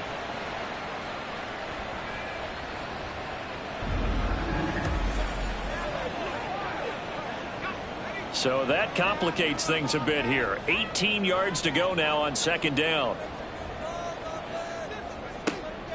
Back to throw. Edwards completes it to Vereen. And he'll maybe get back to the line of scrimmage, but no more than that. So no gain on the play. And they're going to face an uphill battle here on third and long. We've hit the 2-minute mark of the first half. 10-0 our score. They need 18 yards here on third down. One back in the backfield, he'll get the carry. The Cardinals going to use the first of their timeouts. So as they talk it over, we step aside. He'll send this one into the mile-high air, and it's a good one. Taken from just outside the 30. Here's the Arizona offense now as they get set to take over. The crowd may be losing just a little bit of the edge after back-to-back punts. They want some big plays. They want to see some offense. They want to see somebody break away, whether it's through the air or on the ground. Now it'll be interesting to see where the patience is on both sides. Each head coach, can you hang in there and not try and force something that could put your team in some jeopardy? Yeah, that's good for a gain of 6, and it's second down. A 6-yard pickup brings up second and 4 at the 45-yard line. Now back to throw. Throwing middle, and it's complete. 7 yards there and a first down. Creeping up on a minute to play in this first half. First down, Arizona. Now on first down, he'll drop to throw it. And a quick throw here, that's complete. And he is going to lose yardage here. He was unable to shake free there, and they'll cover him for a loss of a yard. Back to throw again. Quick hitter here, it's complete. And he'll go out of bounds right around the 40. So the completion results there in 9 yards. And that'll leave him with a 3rd and 2. Again, he'll drop to throw. Able to find the open man. That's complete. Now the Cards going to call another timeout, their second. So that means they're down to 1 remaining here as we head toward halftime. And now a throw on first down there, but it's incomplete. And not a common sight, at least on this drive. A momentary setback, though, for this passing game that has been moving well this series. Good thing for them, though. Still 2 more downs to connect and try to pick up another first down. That'll leave them with a 3rd and 2 coming up. They got 8 yards there. 8 yards. And it's And with just 4 seconds left in this first half, a timeout call.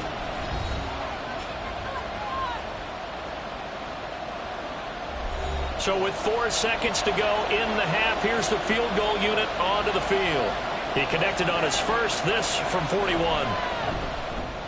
And his kick is right there. It's good, and that will extend their lead even further. So a late 3 there, and that'll help as they head into the break. Talk about situational football and something they've worked on since the OTAs and mini camps the previous summer.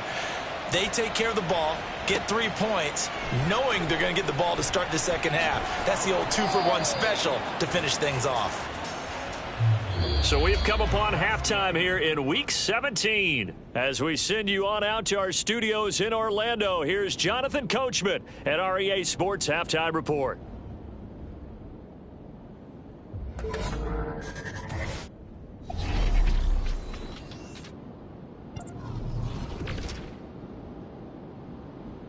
We'll start our tour in the entertainment capital of the world, Las Vegas, Nevada. And it's the Raiders out in front as they approach halftime.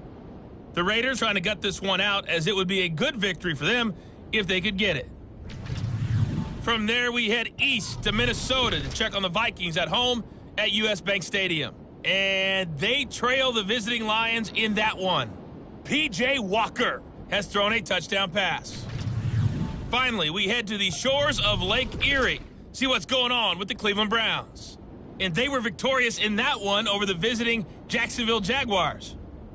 The Browns get a very, very important victory, as that moves them to 10-6 on the year with 1 game remaining.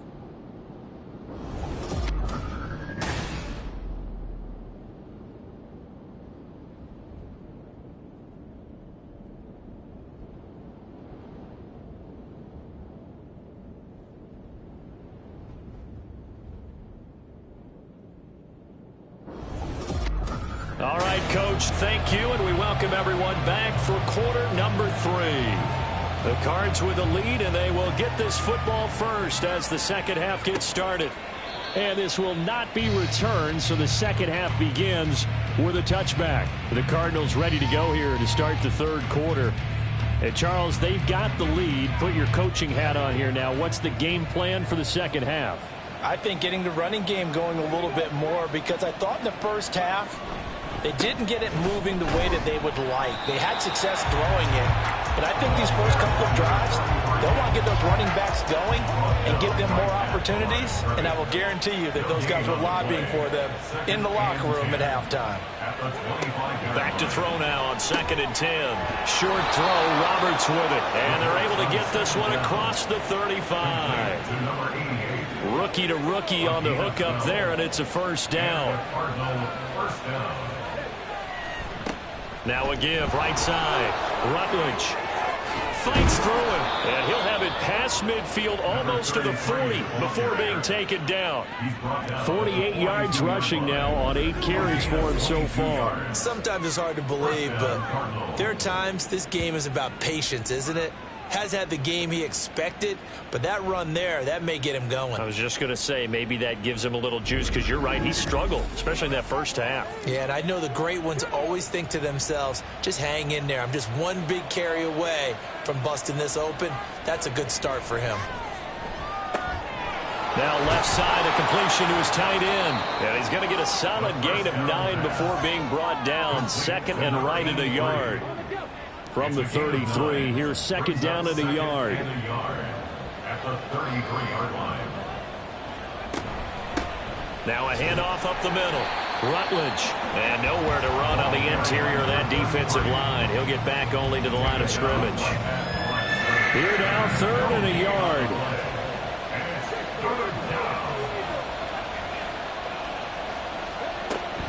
Back to throw here.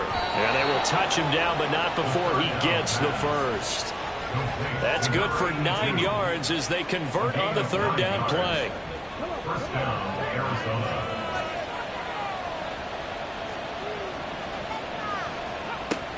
They'll look to throw now on first down. Throwing the slant pattern here, complete.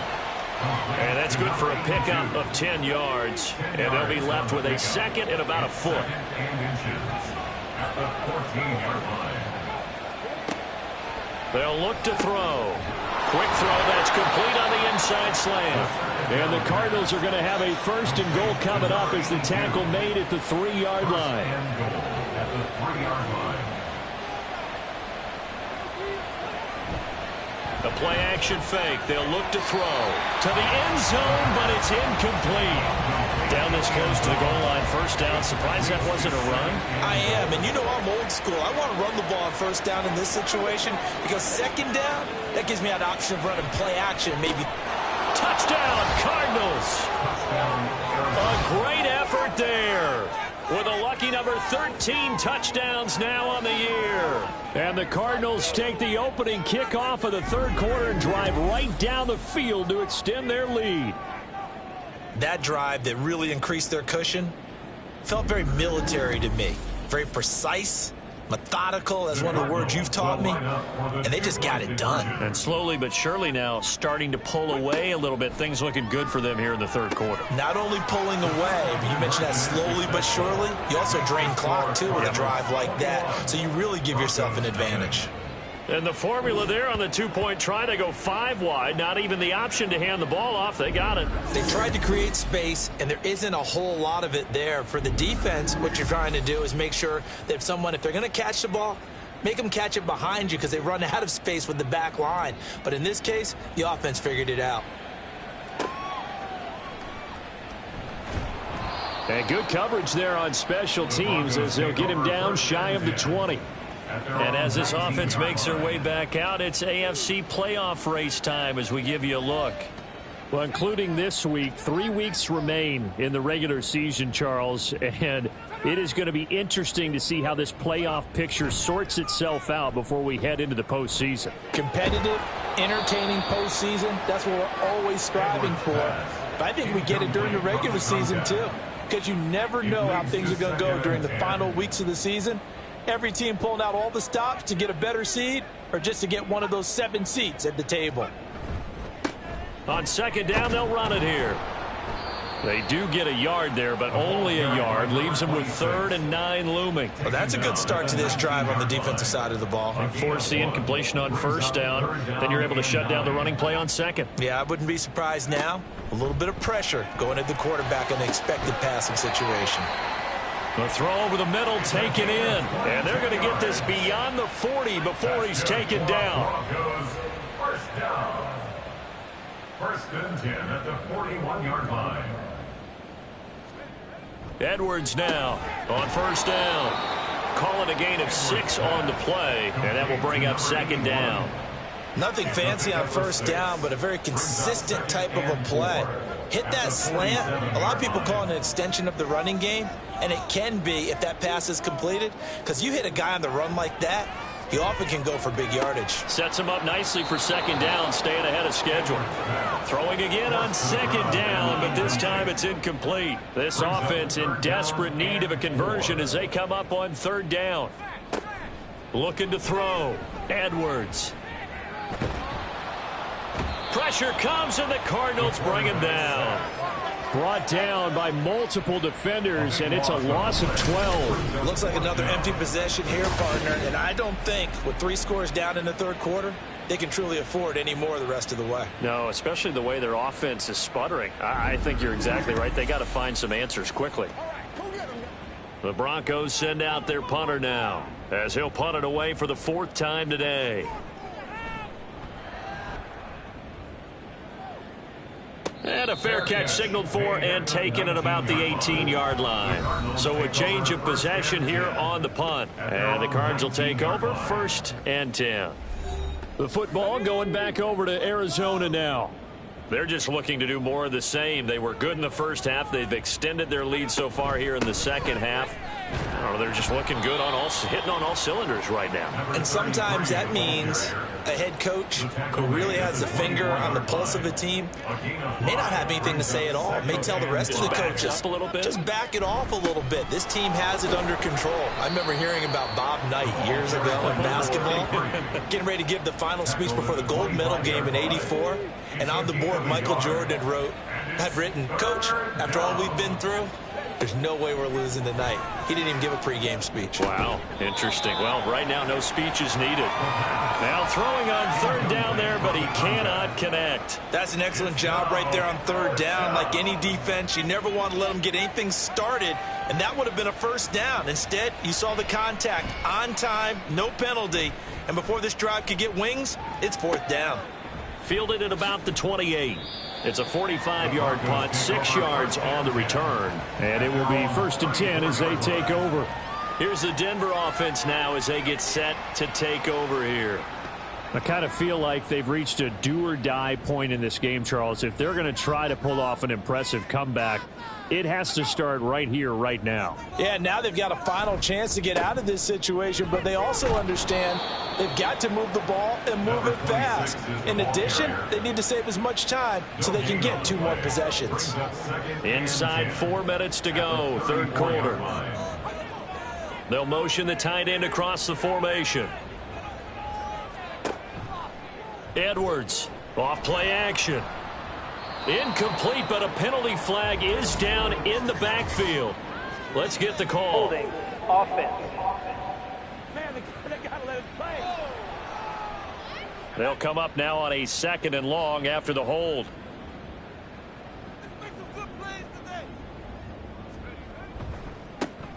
And they'll give him another shot here on the ground. And he'll fight forward to about the 27-yard line. Not the start to the drive they were looking for. That run doesn't do much at all. No, not at all, and it leaves them with 3rd and long. And you know, this is the time of game where these drives really, really start to matter. They've got to make some moves. Now a shot taken on 3rd down, but it's going to wind up incomplete. Zone coverage there, and they were playing deep. That makes it obviously a little bit harder to run by guys. And that time, there's not much of a window to get the ball in there, and it winds up incomplete. So they're forced to punt on 4th as this one's away. Fair catch called for and made right at the 25-yard line. The Cardinal offense takes back over. They have picked up right where they left off in half number 1, just looking really dominant, extending this lead. And it's fun to see when teams actually do that, because so many times you go into the half after playing well, and you kind of relax a little bit. We've got this. We can kind of punch the button whenever we get good and ready. But for a team to keep the intensity and keep the execution up and come back after the half and play so well, that's actually really, really nice to see. And a pedal to the metal. That's what we're seeing right now. They come up to the line now facing a 3rd and 10 after the incompletion. He'll look to throw. He'll be brought down by the Broncos. It's a sack. And that'll bring up 4th down on the big sack with a loss of 5. Here comes the Cardinals punter now as the drive goes backwards, so he's on to punt it away. And we'll see what he can do on the return. A nice punt, but a good run back as well, 13 yards. And out will come the offense as they take over. The Broncos about set to go on offense. See if they can put this drive in the end zone, Charles, because it's been a little bit of a rough go at times. They've had to punt the football a ton in this ball game because of stalled-out drives. So are you saying that you're kind of tired of seeing the punter run out there and do his thing during this game? Is that what you're trying to say? Well, I mean, I'm okay with it. I have a feeling that this offense, they don't want to see the punter again. And frankly, the punter doesn't want to run out there anymore himself. He would love to see his offense put together a drive and give his leg a rest. They try to throw on second down, but this one is incomplete. He's had trouble finding open receivers all game, CD, and that's because really there hasn't been many. This defense has been all over them. Yeah, they're one of the better defenses in the league, and every time I talk to someone around the NFL, they all say the exact same thing. They're so fundamentally sound, it's hard to execute against them. And he will have a Broncos first down as they're able to get the third down conversion. Well, part of their struggles in the first half was their inability to convert consistently on third down. But how about this well-designed play? Gave himself plenty of options and able to get the hook up and keep the drive going. Final minute now of the third quarter. Now Edwards throwing on first down. Now a quick throw there, but it's going to be incomplete. Well, partner, they've certainly played up to their top 10 defensive ranking this week. They've stifled this opposing offense throughout this game. This contest is now lopsided because of their efforts. There he goes, right side. Yeah, maybe a little over pursuit there as he's able to take this down to the 25-yard line. Denver has a first down on the 15-yard play.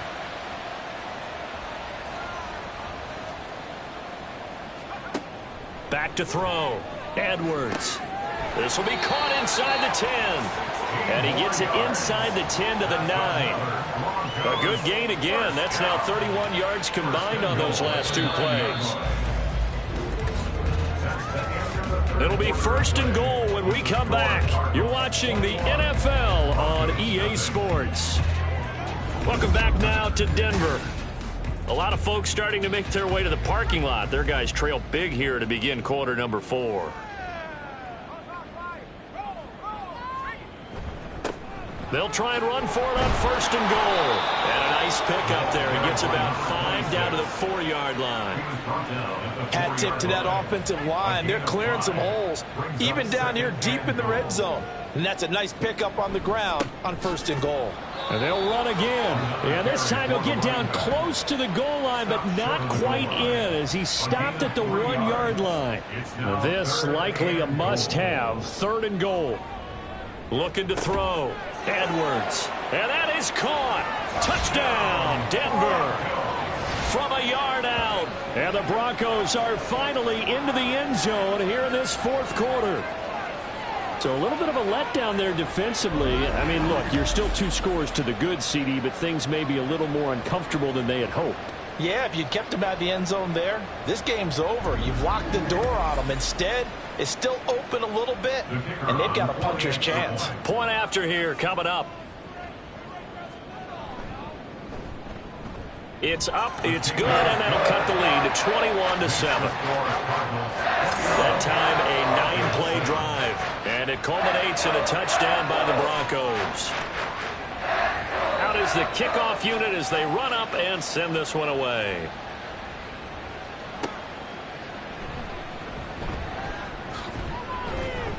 And able to get this across the 20, but not much further as he's dropped it to 23-yard line. And the Cardinals getting set to trot out there now. Well, there are 2 scores on the plus side. Still time here in this fourth quarter, but maybe you start thinking about playing keep away? Yeah, I think here's the situation. You're not thinking touchdowns anymore. You're just thinking first downs. To keep up with your theme there, playing keep away, first downs, they can't touch the ball. And he'll take this ahead for about 4. Second down coming up. Ball on the 27. Here's 2nd and 6. They're going to look to throw. And they get him down, but not before he takes it across the 40-yard line. Opted to run for it. The decision a good one. Picking up the first, getting 14 yards on the scramble.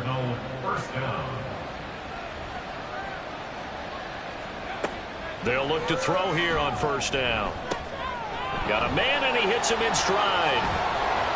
And he is brought down, but not before reaching the 30.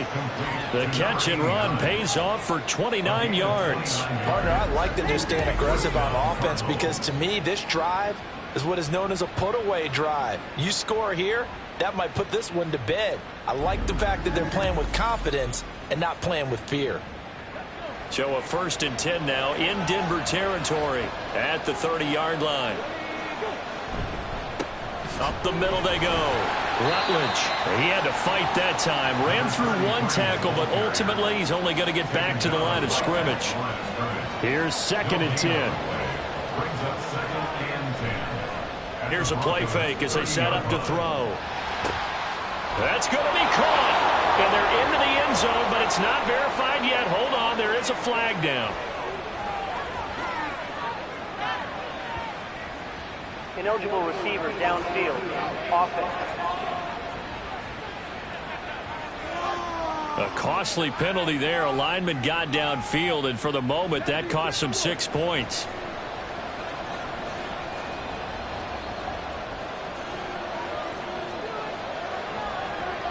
They'll drop to throw. Oh, he's got a man wide open, complete. A good pickup there, 26 yards. They have the nice cushion. They just want to pour it on right now, still throwing the football. And I know my background says, why do you need to do this? Just go ahead and run out the clock and get a win. But as many people pointed out to me, this is a video game, man. Go ahead and put the numbers up. Sportsmanship, not an issue. Exercise those fingers. And the ball smack dab on the 5-yard line. Here's 2nd and goal. Looking to throw. They'll roll him out right. And he is into the end zone. Touchdown, Arizona. A 5-yard touchdown run. And the Cardinals look like they're going to get back in the win column as they extend their lead here in this 4th quarter. He continues to show at this level that he can not only pass for touchdowns, he can run for touchdowns. Not the first time we've seen this, because this young guy, he really makes it happen. So what that tells me is the book on him has to change. You've got to now plan for those legs as well as him throwing the football. Extra point right down the middle. And the lead now to 3 touchdowns at 21. The kickoff team on the field now as they will send this one away. From a couple yards deep, he'll bring it out of the end zone. And the decision to come out of the end zone is going to cost him 5 yards as he's taken down right at the 20. The Broncos offense now gets ready to head back onto the field. It's now appearing that this losing streak is going to continue. You know, the coaching staff was confident that this was going to be the game to stem the tide, but that just has not been the case. Throwing the out route incomplete. That's Bennett. And he'll get this up past the 25 before he's out of bounds. Line of scrimmage, the 28 now as they come up on 2nd and a couple. Now a handoff up the middle. Lincoln. And he'll get it up to the 33-yard line. A gain of 5, good enough for the first down. 1st and 10 at the 33-yard line. Operating from the gun. Edwards quickly into the hands of Beckham. And they'll get it up just short of the 45 at the 44. First down. 1st and 10 at the 44-yard line. To throw is Edwards. On 1st and 10. Got his man complete over the middle. It's Bennett. So 5 yards here, 5 on the play. And that'll make it 2nd down. 2nd and 5 at their 48-yard line. From the shotgun, he'll look to throw. And that is going to be incomplete as he led him a bit too much. At this point in the game, they've got to continue to try anything they can. They're still working at it, even though this one feels like a lost cause. They'll look to throw again. That is caught. And they're going to have another first down as the tackle's made here at the Cardinals' 39. First down. 1st and 10 at the 39-yard line. They'll stick with the passing game as he looks to throw. It's complete. Vereen. And he gets this down inside the 35 before going out of bounds. Here's a 2nd and 3 now from the 33. Brings up 2nd and 3. Back to throw. Edwards. It's a short one here, complete to his tight end. And tackled down after a gain of 3. Leaves him with 1 yard to go on 3rd down. 9th play coming up here on this drive. This is 3rd and a yard. Off the play fake. Edwards working the middle of the field, and he's got a man complete. And they're going to have another 1st down as the tackle's made here at the Cardinals' 15-yard line. 1st and 10 at the 15-yard line. They'll try and run this one right up the gut. And they get to him quickly here as he stopped right around the 13. Here's Edwards off the play fake. And it'll be intercepted. And the Cardinals are going to take over at their own 11-yard line. Well, field goals probably aren't going to cut it at this point. This was touchdown or bust, and unfortunately for them, it turned out to be bust. Yeah, they're feeling like they've got to force the issue here. Maybe take some chances they wouldn't have earlier in the game. But give credit to this defense. They've really stood tall throughout, and they come up with the interception in the end zone. Arizona getting ready to go as they take the field. And after the interception, they are sitting in an even better spot with the ball and a comfortable 4th quarter lead.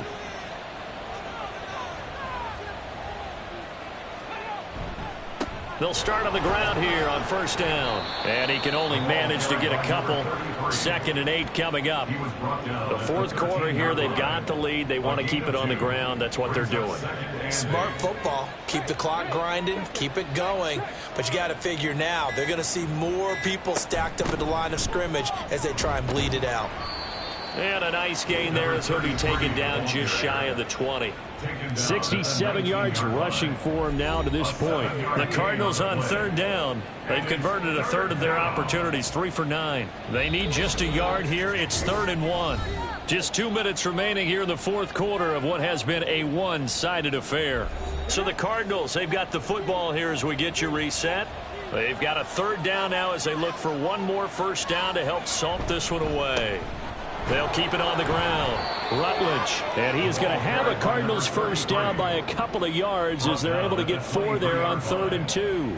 Hate to be blunt, but it is just continuing to prove to be the case that this O-line is manhandling this D-line right now. They deserve to roll up their sleeves and show up their biceps because they're doing exactly what you just described, manhandling the defensive front. They've got the leverage. They are powering through, and they're controlling this game. Officially, it's a 1-yard loss. That's going to bring up 2nd and 11. At the 22-yard line.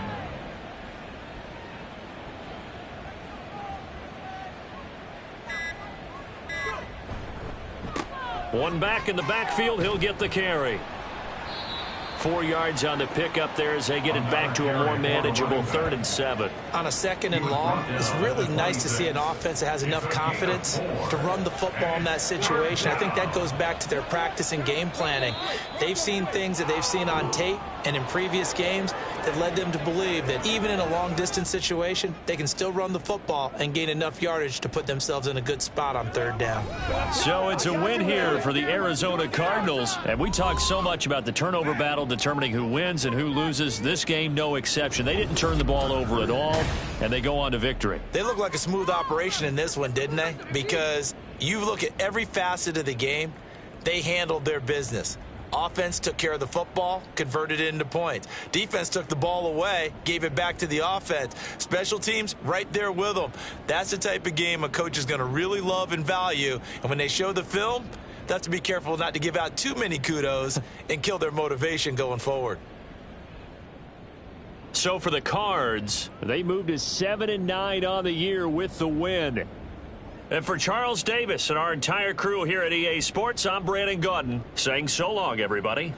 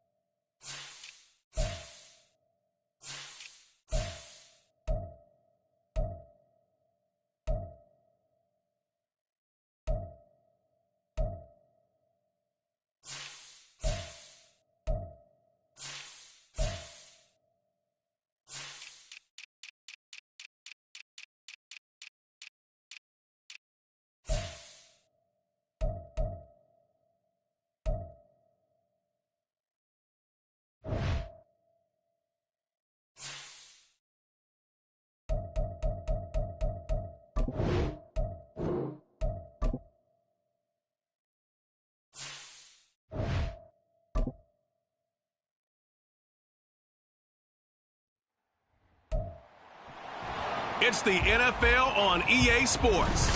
And we'll see the Bills' sure-handed wide receiver. He's over 1,100 yards receiving so far and looking for more. It's the Bills and the Steelers, and it comes your way next on Madden Football. Oh, it is a winter wonderland indeed. The snow is falling in upstate New York as you get a look inside Highmark Stadium in Orchard Park. Today, Week 17 is upon us, and we've got a good one in store here, as it'll be the Pittsburgh Steelers taking on the Buffalo Bills.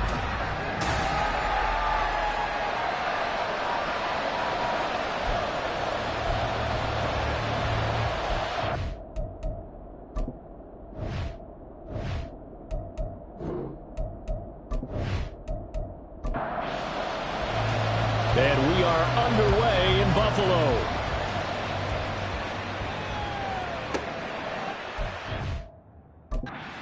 will go as a touchback, and they will begin things at the 25. So here come the Bills on offense for the first time. And a glance here at their shifty mobile signal caller. We both know it's a league where they seemingly throw the ball just about every play. But watching him perform last week where he threw 3 touchdown passes still caught my eye in a big way. Still kind of the gold standard, 3 touchdown passes, isn't it? And for his efforts last week, AFC Offensive Player of the Week. I can't wait to see what he does this week. And nothing doing. He's immediately taken down at the line of scrimmage. Call it no gain on the game's first play. And it's second down now.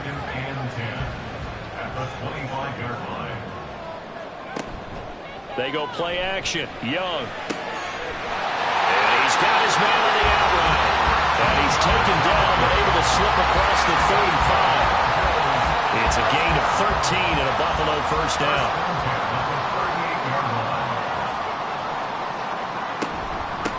Up the middle they go. McKnight. And he sneaks his way forward only for a couple here. Second down. A look there at his numbers on the ground a week ago. Pretty good as he found himself in the end zone on 2 separate occasions. And those are the most important numbers because no matter what you pile up prior to the goal line, getting in is all that matters. Putting those numbers up on the board, and they love them when they're 6s. And Young's throw there incomplete. Watkins the intended receiver, and it's third down. You look at this Steeler defense. It's a unit that has had all sorts of issues against the pass. Dead last in the NFL, number 32 in the league. And I think you're going to see some changes in the offseason, whether it's through the draft, free agency, maybe even both. They definitely need some help in the secondary. Give them 22 there on the third down conversion. I don't care how many times we see it. I still get a kick out of watching quarterbacks and receivers do the pass tree in pregame warm-up. But I always remember that when we go to practices, we see that after practices as well. They really tune it up, don't they? They tune it up. They know why they do it for these situations. First down. And they build that trust, and that's why they're able to find him in this type of a situation. That throw by Young incomplete. They work again from the 38 on 2nd and 10. They'll throw again. Young. Looking middle, and it's incomplete. They give him some different looks here defensively in the early going. He's only hit 2 of his first 5 passes. With a big third down coming up, he's hoping he's got a play dialed up that can take advantage of whatever the defense throws at him. And they're going to have themselves another first down as the tackle's made at the Steelers' 21. Give him 17 yards that time as that'll move the chains.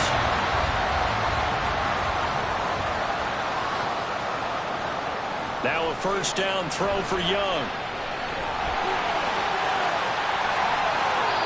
The escapability in evidence there as that one good for 15 in the first.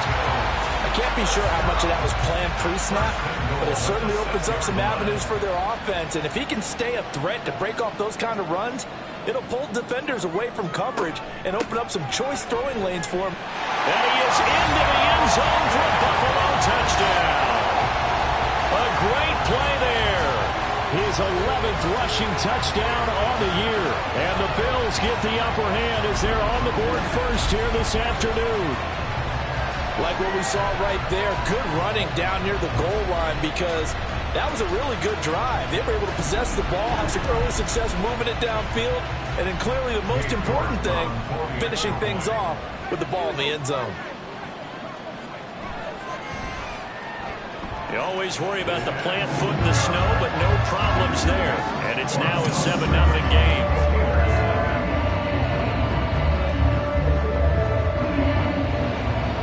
Here's the Bills kickoff unit now as they will send this one away.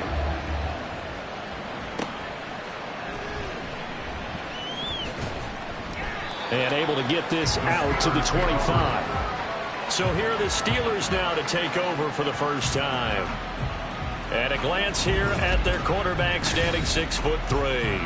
And he comes to the end of the season leading the NFL in passing yards. And that's not necessarily something you set out to do at the beginning of the year, but it's a good illustration of how remarkable and consistent he's been all season. They'll start this drive out on the ground. And he's taken down but able to slip across the 35. Nice way to start the drive, a gain of 12 and a first down. He was solid last week, over 100 yards in their victory on the ground. They want to get that going again. Absolutely. What they also understand is that from week to week, it's not necessarily the same, but they want it to be, right? What they saw last week on the ground, they want to see in this game as well. After the incomplete pass, here now is 2nd and 10. Now a handoff up the middle. Minor. And this winds up a gain of 4 to the 41. You look at this Buffalo defense. They're going to be tough to throw on, no doubt. Currently ranked 3rd in the NFL against the pass. Yeah, this has been a good defense, but they're going to have to really prove it in this one because guess what? They're facing the #1 passing offense in the NFL. It's definitely a prove-it day for them. And he's got a first down as the tackle made at the Bills' 43. A sizable 16-yard chunk there. The drive continues. Plenty of things to talk about here, partner, but to me, their defense gave up a touchdown on the first drive. How about how they're responding, coming back? That's a big 3rd down pickup to keep their drive alive. So 1st and 10 now in Buffalo territory at the 43. Up the middle they go. Minor. And he'll manage to pick up about 4 at 2nd down. These are his numbers from last week's contest. 17 carries, 105 yards. And the way they ran the ball last week has to bring a smile to the faces of the entire coaching staff because not only are they seeing a back pile up yardage, they're seeing an offensive line in sync. And that bodes well this late in the season. And it's a short one here, complete to the tight end. 6 yards the pickup, and that's a first down. Counting down toward the midway point in quarter 1. On first down, Minor, and he can only manage to get a couple. 2nd and 8 coming up. This is 2nd and 8.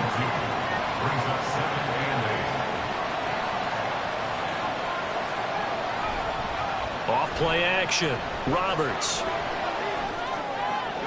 Well, throw on the run, but that's going to be incomplete.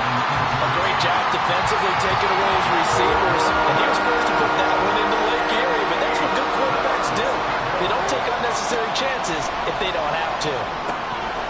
He's going to leave this for his running back. It's complete. And his bid for the first down coming up short as he's tackled at the 25. 5 yards, not enough. And it'll be 4th down. Now a field goal forthcoming for the Steelers. From the left hash, it's a 42-yard attempt. And his kick here is good. And they are on the board, but still trailing. It's 7-3. So both teams come away with points on their opening drives. Now they still trail. They answered the touchdown with a field goal, but at least able to break that goose egg here early. And that is what's important, right? Because they didn't let that initial touchdown go unanswered. Took the ball themselves, moved it downfield, and put it through the post for 3 points. Game on. Out come the Bills as we take a look at the playoff race in the AFC. And with the final fortnight of games upon us, teams jockeying for position. Some of these games really starting to take enormous importance as they always do this time of year. I like how you use fortnight. Hey, you're impressed, don't you? I am impressed. That means 2 weeks, if I'm not mistaken, correct? That does. But how about exactly what you're talking about? Going down the stretch, how much importance is placed on these games? Look, everyone talks about every game's important. When you get to this time of year, maybe that importance gets quadrupled. And that's where we are right now to see who can make their last run, their last push to get into the playoffs. They come up now 3rd and 5 following the incomplete pass. Young to throw it. He'll try and set up the screen. It's complete. And he is going to have a Bills first down by about a yard as they find a way to convert there on 3rd down and 5. And defensively, they were in zone coverage there. Do you have to be a little careful? You're losing playing against a good quarterback like he is to not play too much zone? Yeah, you have to be careful about how much time you're giving up. I think it's a good point you just brought up. So maybe if you still want to play zone, you go to a zone blitz scheme, and you can drop anyone out of your defensive front. Defensive end, defensive tackle. It doesn't matter. You just exchange someone to bring more pressure towards the quarterback and still try and cover downfield. And he's dropped right at the 40. Gain of 3. Here's 3rd and 6. Brings up 3rd and 6. To throw, Young. He's got his target. That's complete. And they're going to have the themselves another first down as the tackle's made at the Steelers' 44-yard line. That one good for 16 as the drive continues. Now that was pretty. They executed that curl route versus zone coverage, and that changes things a little bit because against man, it's often a tight curl, tight, sharply run route. Against zone, you're just looking for that open spot, that dead area, so you make curl a little bit wider just to get to that place. And usually a tight window. He fired a bullet in there for the completion. This duo locked in, 14 yards there, and a first down. Now Young. Wide open receiver complete. And they are able to stop it, but he does take it all the way to the 2. A really good pickup of 28 yards.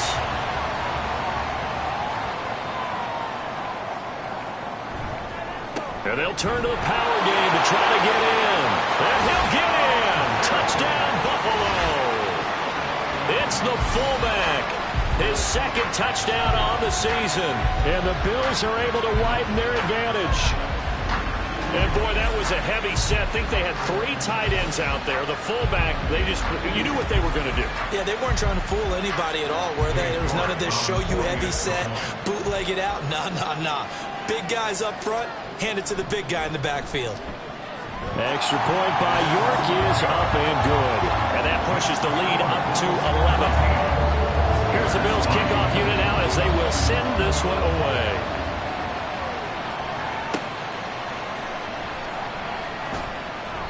And he won't get this to the 20-yard line as he's down at the 19. So Pittsburgh retakes the field for their second offensive possession.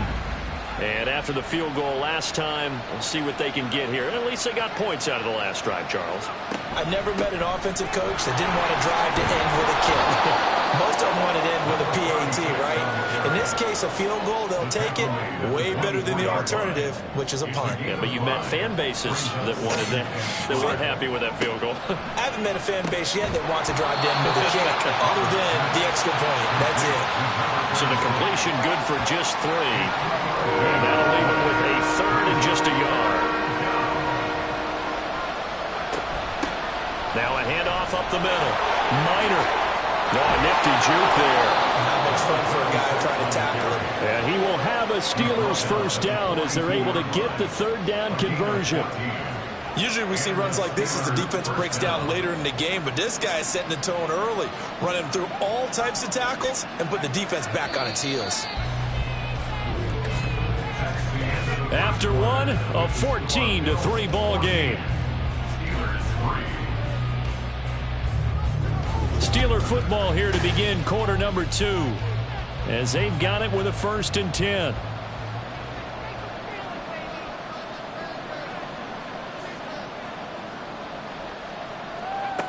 Looking to throw.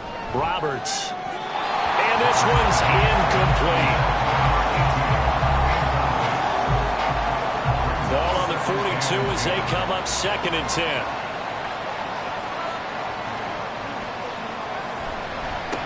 Up the middle they go.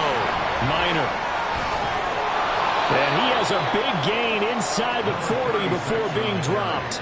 61 yards rushing for him as he has been tough to stop here in his first down. That outside handoff to the left, that play has to warm the heart of an offensive line coach because they controlled the left side where they were supposed to, but they didn't allow anything to leak from the backside on the right side of the offensive line either.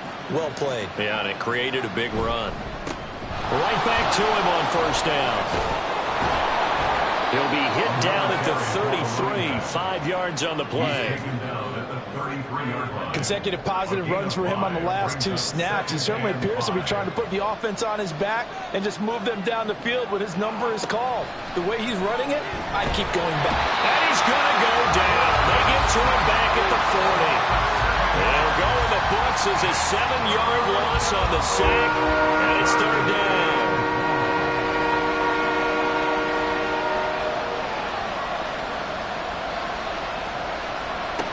Back to throw. Roberts. Going quickly there, but it's incomplete. The Buffalo defense does its job, and it's 4th down. Well, we've seen him catch a few passes out of the backfield in the first half. Unable to connect on that one. Certainly seems like getting him the ball in a passing game, though, is part of their game plan. It certainly is, because he catches it well, creates a mismatch. He's going to come in like a linebacker, a corner, a safety. Looks like he can win every battle. Well, Brandon, anything beyond 50, you start rolling the dice a bit. And once you get up around 57, 58 yards, the chances of making it go down dramatically. And sure enough, this one winds up no good. Well, now they'll start 3 yards shy of midfield after that long 57-yard miss. Young looks to throw on first down. To the sideline, and that is a heck of a catch as he was able to get both feet in. This drive starting off on the right foot, 18 yards. From the 34 now, here's 1st and 10.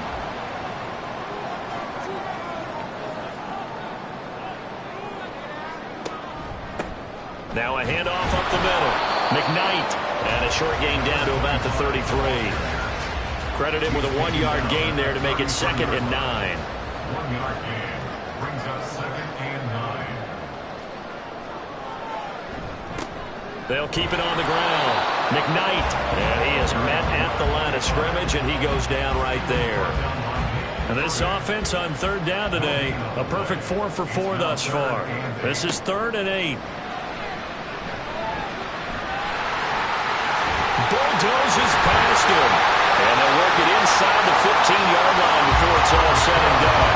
The coverage may be too good that time as he breaks away from 19 with his legs and a 1st down. They really look comfortable there, scanning the situation, analyzing things, feeling the pressure, and then stepping up right through the middle and sprinting for a 1st down.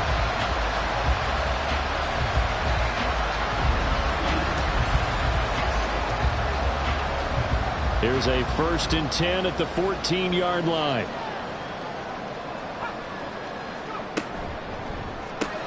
Oh, he tried to fit it in on the slant, and it's intercepted.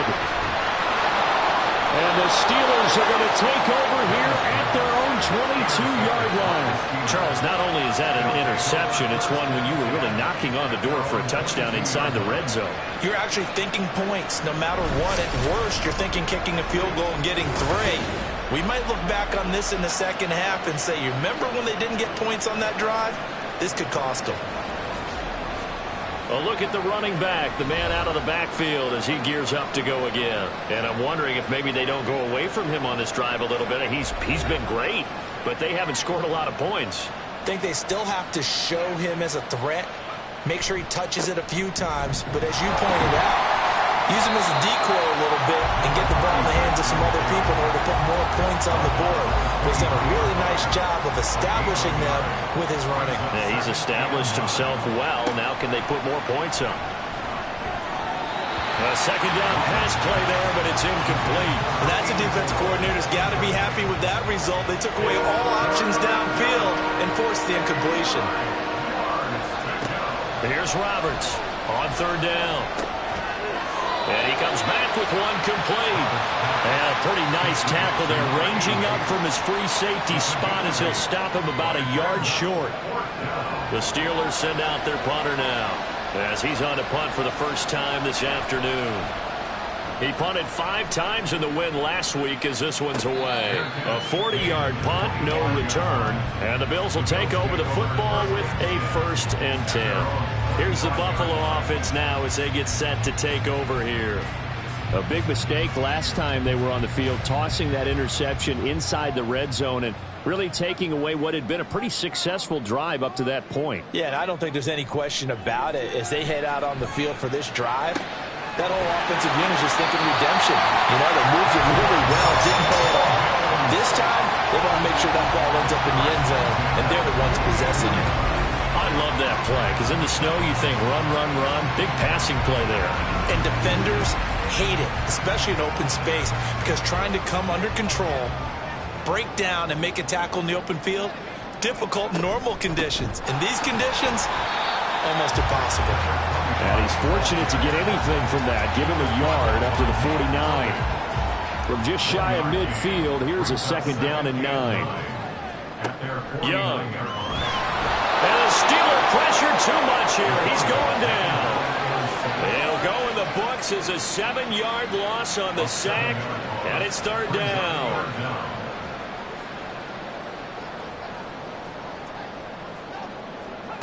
Young will set to throw. It's incomplete. Took a shot, couldn't connect. That might be the third down stop that they needed because they've had a lot of trouble slowing down this offense in the first half. This might be their opportunity to get off the field. They only punted twice in the win last week as he gets this one away. This is taken around the 12. 43 yards on the punt, return of 4. And the Steelers will go on offense here, 1st and 10. There again is the running back as he trots onto the field. And the ground game's been good, but they're losing here in the second quarter. Can they use that ground game maybe to work the air attack a little bit more? I think so, because now you can throw play action off of being able to run the ball effectively. And oftentimes you might want to just swing your back out of the backfield, get the ball in his hands in open space, and just don't get totally away from running it, because some of these runs now, they may pop bigger as the game goes along. Yeah, they've been good with their runs so far. And he's going to get this one across the 30-yard line. Coming into the week, he's the NFL's leader in receiving yards. There's his first catch, and it's good for a first down. Solid catch there for a man who's been so brilliant this year. Worth pointing out, as we were talking about earlier, there has never in the 60-year history of the award been a pass catcher, tight end or wide receiver, that has taken home the MVP trophy. And the best receivers I've talked with, they know that stat, and it drives them crazy because they understand that without a quarterback, they don't make the plays that they make. They also don't feel like they get enough credit for dealing out some of the throws the quarterbacks make. Absolutely. Takes 2 to tango. 2nd and 10 from the 33-yard line. Looking to throw. Roberts. And his throw here is incomplete. Fair to say, hasn't been his best game throwing the football, but also not getting a lot of help out there either. Yeah, you nailed it pretty well, you know. He's got to throw it better. Got to get more help. Obviously one that should have been caught.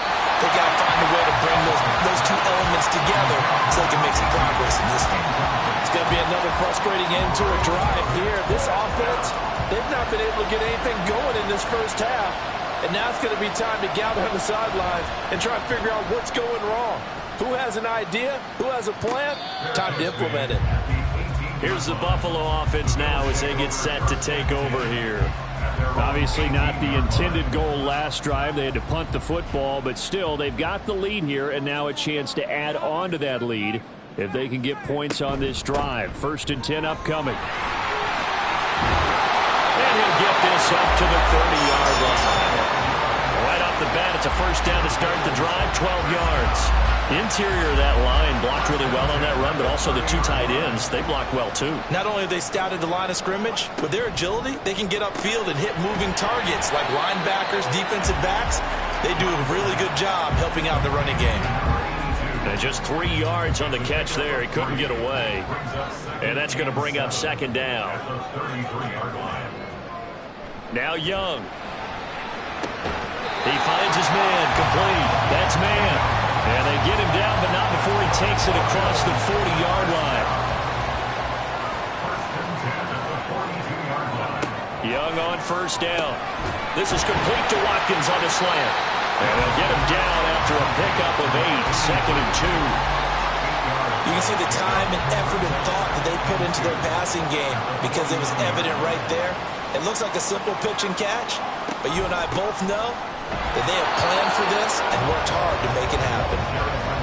No gain on the play, and now they're faced with a 3rd and 1. We've got a 14-3 ball game with 2 minutes left in the opening half. A yard all they need, but it's 3rd down. Now here's Young.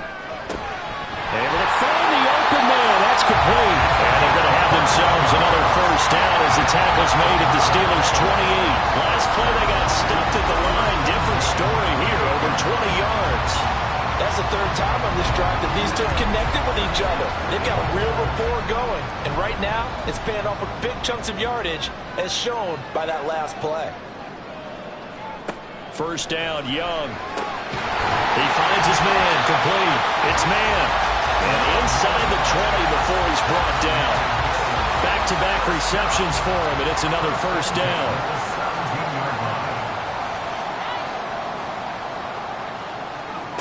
Young now. Touchdown, Bills!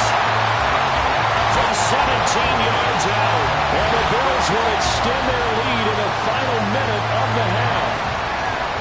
That score that they just gave up there, that's a tough one for their defense to swallow because they got a tough time through the first 2 quarters. They really were determined to get a stop there. Unable to do so, that makes their comeback hopes that much more difficult. York now for the extra point.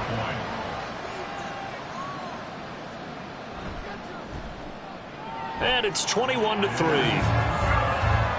So that drive takes him down the field in 8 plays. And it culminates in a Bills touchdown.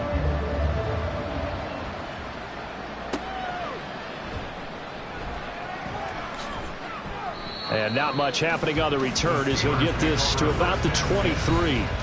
Getting set to go again as we look at the back, heading onto the field again. They're behind in the first half here, CD, but it's not through any fault of their running back. He's had a strong start to this one. And you're right about that, partner, because watching him play, you would think that his team is in the lead. He has been a lot of fun in this contest. Now let's see if they can actually make something happen, put more points on the board behind his efforts. Yeah, I'm curious to see, Charles, if they can play complementary football and get that passing game going as well. Looking left side, he's got it, complete. The Steelers signal for the second of their timeouts as the clock will stop with 33 seconds to go in the first half. Here's a diving catch right side. Brandon, there have been some memorable snow games for championships in the NFL. 1948, Philadelphia Eagles, Chicago Cardinals. Well, the most famous one in my lifetime, I think, is got to be 01, right? Raiders, Patriots, to send the Patriots to the Super Bowl. You had to go to the tuck roll, didn't you? Yeah. Yeah, I think that's one people remember. But I also know this. In Miami, the infamous one, the snowplow game in New England, when they went out there and the Patriots had a guy come out and clear a spot on the field for their field goal kicker to kick the game winner. Is that 82? That was 82. And the Dolphins fans will never forget it. Well, we're not seeing one of those famous games here, but it's fun to be in the snow nonetheless. The Bills come to the line to start their next drive. 1 second, all that remains. They'll start on the ground here on first down. And this will go as a short gain on what will be the final act of this first half. So we've come upon halftime here in Week 17. As we'll head down to Orlando, that's where we find our man Jonathan Coachman at our EA Sports Halftime Report. Coach.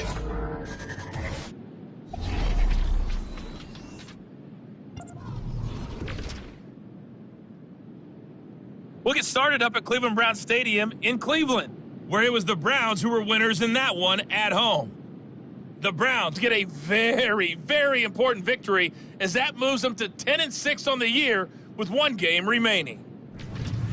From there, let's head over to Minneapolis to check on the Vikings at home at US Bank Stadium. And they trail the visiting Lions in that one. P.J. Walker has thrown a touchdown pass. Finally, let's get out to Southern Nevada and see what's happening with the Raiders at home in Las Vegas. As you can see, the score there in the second quarter. The Raiders locked in a tight one, but this is a game you feel they've got to have.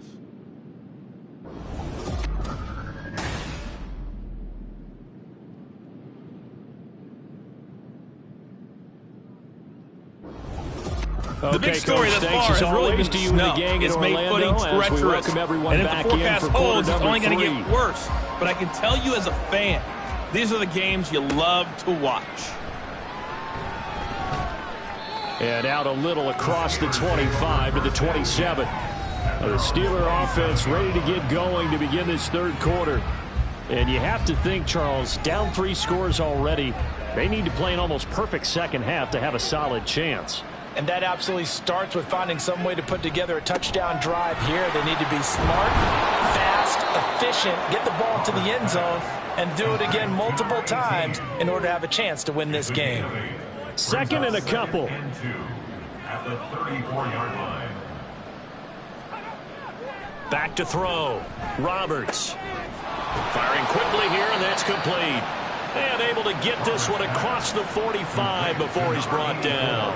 Back-to-back good plays have him on the move on first down. Looking to throw. Roberts. Now he'll dump it underneath to his running back, complete. Now this will leave him a yard short. Nice pickup of 9 yards on first down. From the 44-yard line, here's second and a yard. 44-yard line. And he'll find Hall. Just his second catch of the game so far. This one moves the chains. Still in search of their first touchdown of the game, but they're on the move. 1st and 10. And it's a short one here, complete to his tight end. And he works it past the 30, almost to the 25. A gain of 13 yards. First down, Steelers. They'll run on first down. Minor. And just no chance of turning the corner. He can only get back to the line of scrimmage. 2nd and 10 coming up. No gain on the play. Brings up 2nd and 10 at the 26-yard line. Back to throw. Roberts. And he's got his man in stride. Complete. 5 yards. Now it's 3rd and 5. Let's not quibble about the gain there on 2nd down. That was a positive play because that was a take-what-you-can-get situation. Got out to the tight end. Now it gives a much better opportunity to convert on 3rd down. Got a man on the right sideline. It's Hall. And in for the Steelers touchdown. From 21 yards away. And the Steelers are able to cut into this lead as they score on the opening drive of the second half. That's the score you felt they had to have here in the 3rd quarter to get back in this game. And you know that there's an emphasis on their side. Hey, we know this. We know where we are. But sometimes that binds you up so much that you try too hard, you don't get the score. A perfect combination of urgency, yet relaxed enough to get it done. The extra point up and good. And it makes the score 21-10. So that drive in total 8 plays. And it ends with the Steelers finding the end zone. Here's the Steelers kick team as they'll boot this one away. Taking it about the 1. And he's up past the 20 to the 22-yard line. So here's the Bills offense now. They get ready for their first possession of the second half.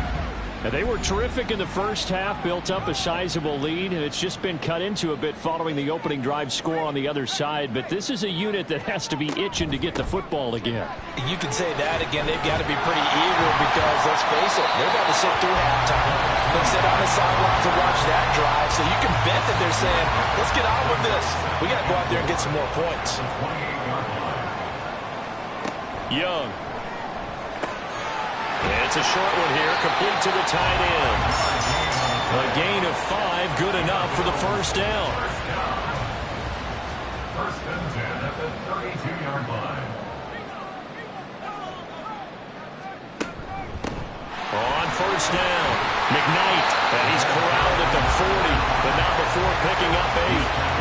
Good yardage there on first down. Exactly what you want. Get yourself set up to keep making first downs, keep the clock running. And if they're smart, you're starting to milk the clock. No hurry before you run your second down play. Now a nice throw here, right side. He hauls it in. And they're going to have themselves another first down as the tackle's made at the Steelers' 36. That one goes for 24 yards.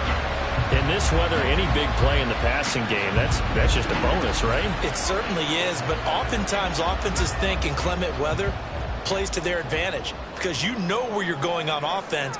Defenders have to react, and they often slip. And they'll let the quarterback keep it here on first and 10. And he's going to get a solid gain of 9 before being brought down. Second and right at a yard. Oh, man, that wasn't far from breaking in a big way into the secondary.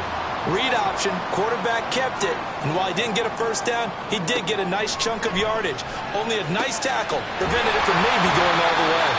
And they're going to have themselves another first down as the tackle's made at the Steelers' 14. First and 10 at the 14-yard line. Looking left side for Watkins, and he's got it. And he's tackled a yard short of the marker. Good gain of 9 on first down. From the 5 now, second and a yard. At the 5-yard line. Option right, Young. And he takes it in across the chalk for a Bills touchdown. It's their quarterback keeping it himself from 5 yards out as his guys have opened up a very comfortable lead. Well, I'd have to say that for him, that was an all-encompassing drive because it was his arm that got his team down to that point, but his legs that finished the deal. Give him credit for making it happen. York on now for the extra point.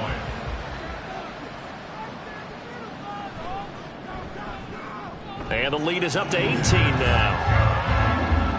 So that drive goes 8 plays, and it's finished off with a 5-yard touchdown run. Here's the Bills kickoff unit out as they will send this one away. And this will not be returned. It's a touchback, and they'll begin at the 25. And Pittsburgh getting set to take the field. They did what they had to do to start this third quarter, went down, got the touchdown to cut the lead, but the matching touchdown a moment ago, and we're right back where we started at halftime. Yeah, you're exactly right, partner. They had a little bounce in their step after scoring that first touchdown, but the defense gave one up, and that's the problem right now. Can they get better play from their defense while they continue to score on offense?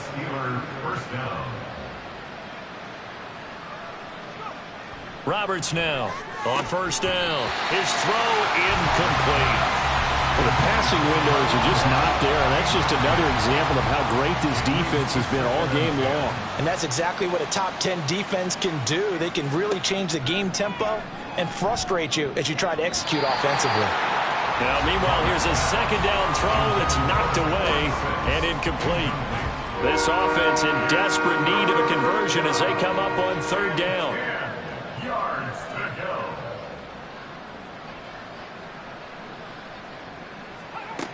Again, he'll drop to throw. Throwing left side, it's complete. And he'll take this to the other side of midfield before going out of bounds. So 1st and 10 now in Buffalo territory at the 48-yard line. Back to throw again. And it's a short one here, complete to his tight end. And able to break one tackle, but then quickly brought down. But a nice little gain. Coaches always harp on the quarterback reading the defense and getting it to the open man.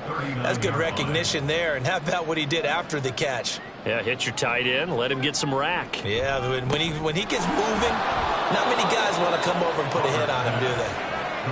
And they just keep marching right along. First down on a pickup of 8 there. First down, Steelers.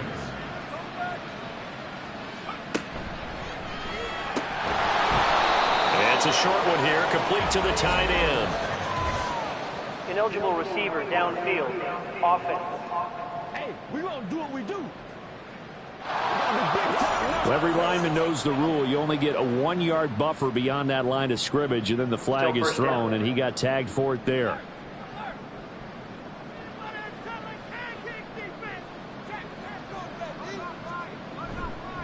They'll try the left side. Minor trying to get out wide, but he's going to be tackled right near the line of scrimmage.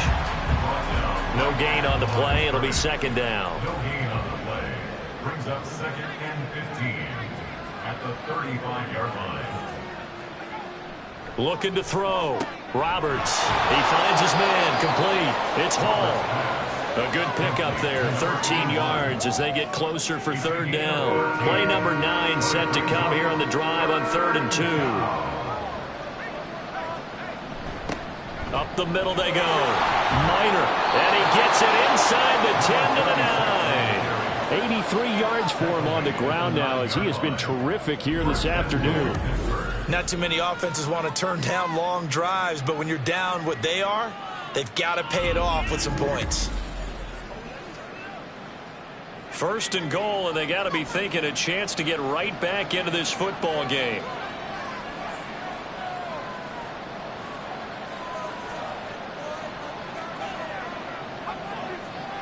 Out of the gun, they'll look to throw.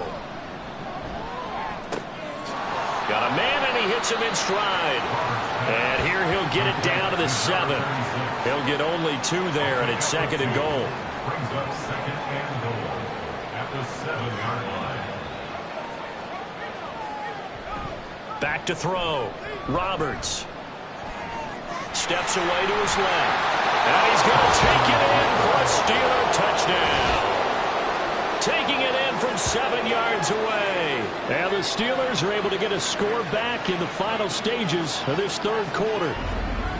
Hey, you're down on the scoreboard, but now your offense is in close, and this is where, as a quarterback, you say, I've got to make a play here. Doesn't matter whether it's a pinpoint throw or a scramble like this one. He takes matters into his own hands and delivers a touchdown run. No problem there on the extra point. And the lead is down to 11 at 28-17. Set now to kick this one away, and off it goes. And there will not be a return here. It's a touchback, and it'll come out to the 25-yard line. Buffalo offense ready to go for their next drive. They'll start this drive out on the ground. And he'll be taken down after a decent gain, and that will bring us to the end of this third quarter of play. 3 quarters in the books. This is the National Football League on EA Sports. Back now in Buffalo. It's the Bills with a lead and the football here to begin the fourth quarter. To throw on second down is Young. Wide open is Watkins. He's got it. A big play here for Buffalo. 46 yards. And this is seemingly how it's been all game long. This defense has been just a step too slow. And here they're burned again. Another big play.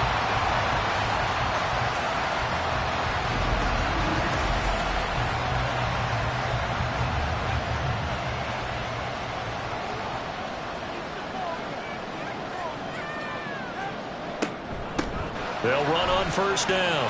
McKnight down to about the 23. He was close to flirting with that sideline, but able to stay in bounds like you know his coach wants him to do and keep that clock moving. Isn't it funny that we're watching this play when we had that discussion just yesterday about this? What do you do in this scenario? What do you know, what's your mindset? It appeared to me that he'd totally forgotten that he needed to stay in bounds, and then the last says, oh no, I better get down. And he ended up doing the right thing. But at that point, maybe close to letting it slip away. Young on third down.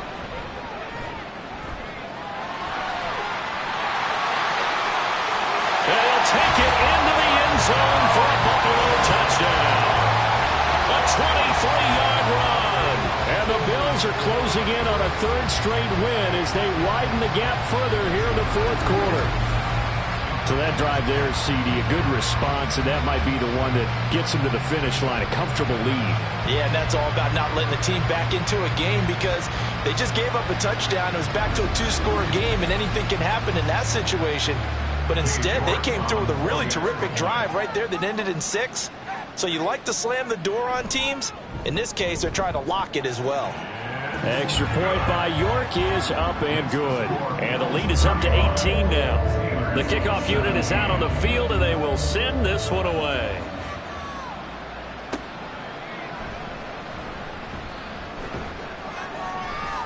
And he brings us out past the 20 to the 24. And Pittsburgh getting set to take the field.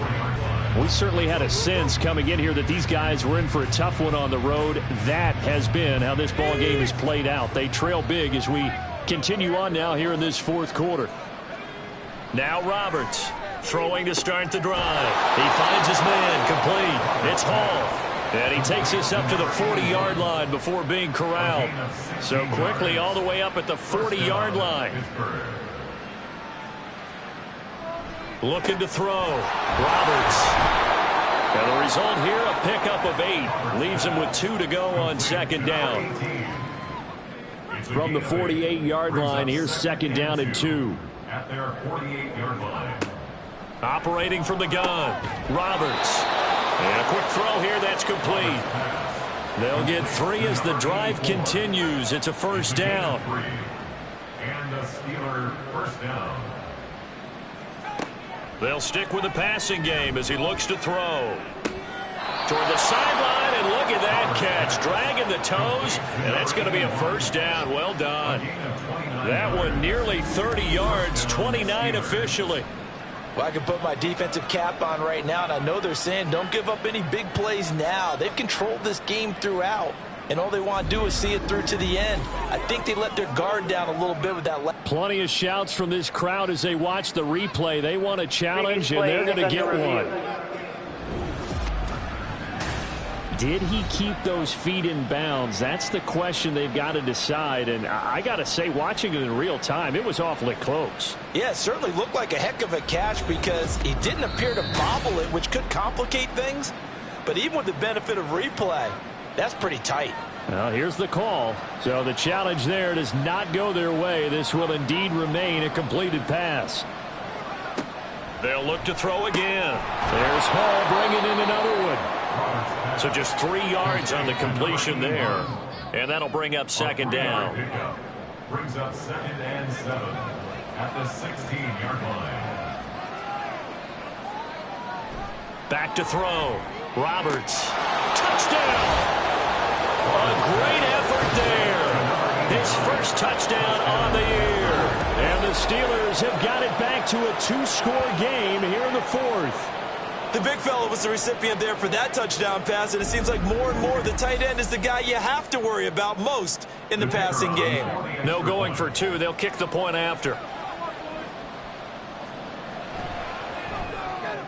And that one makes this an 11-point deficit now.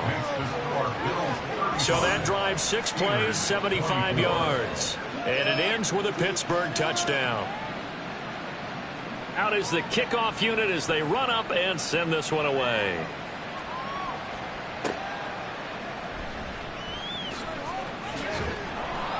And he will make it to the 20-yard line and no further. Buffalo offense back out ready to go. If they can score here, they have a chance to make this a 3-possession game and all but put things to bed. I'll tell you, far from ideal conditions to play in, but neither offense has had much trouble. Plenty of points to go around. 1st and 10. Over the middle, it's complete. And he's going to get 7 out of this before being taken down at the 27. Operating from the 27 now. Here's 2nd and 3. At the 27-yard line. Young to throw it. He finds his man, complete. It's man. He has a first down, and that catch will also put him over 100 yards receiving now on the afternoon. At the 36-yard line.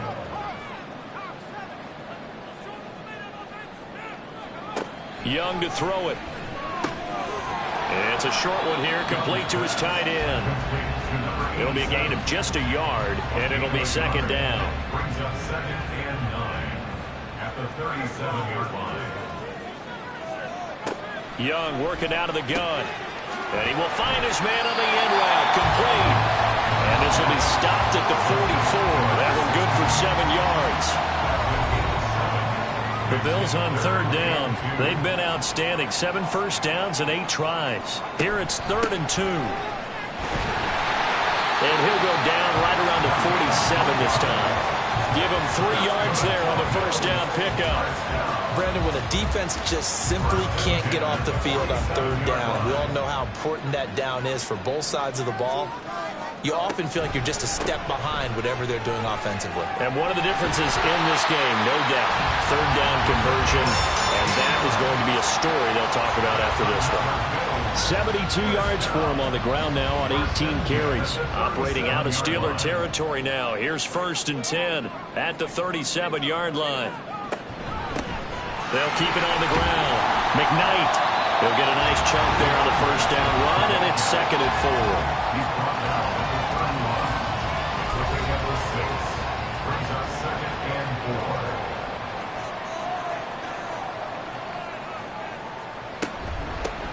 4. Now a handoff up the middle. McKnight, and he'll be a little shy of the 25 here at the 26-yard line. 4 yards the pickup, first down.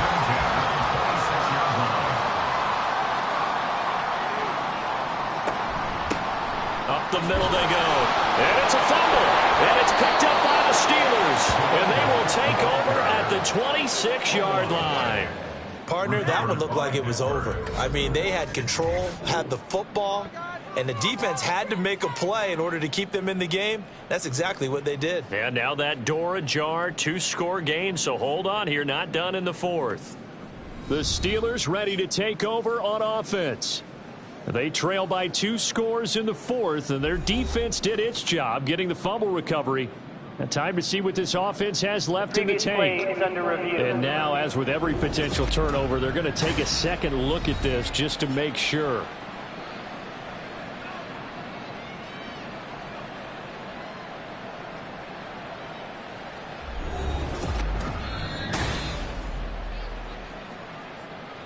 So that one overturned. They say the knee was down, and that will not be ruled a fumble.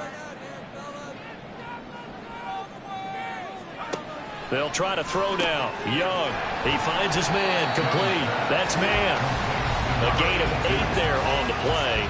And this will wind up being a 3rd and 3.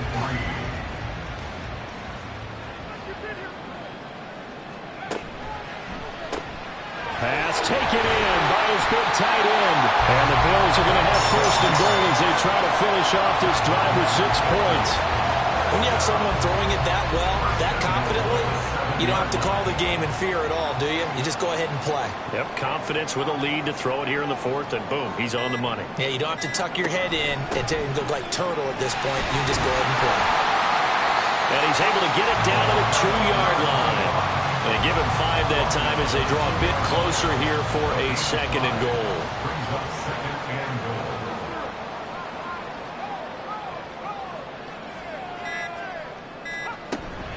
He's going to get it again. Just looking to get forward and protect the ball. And he is into the end zone for a Buffalo touchdown. A great play there.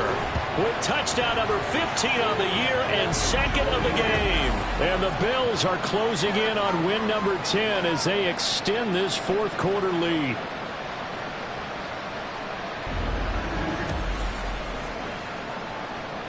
York now for the extra point.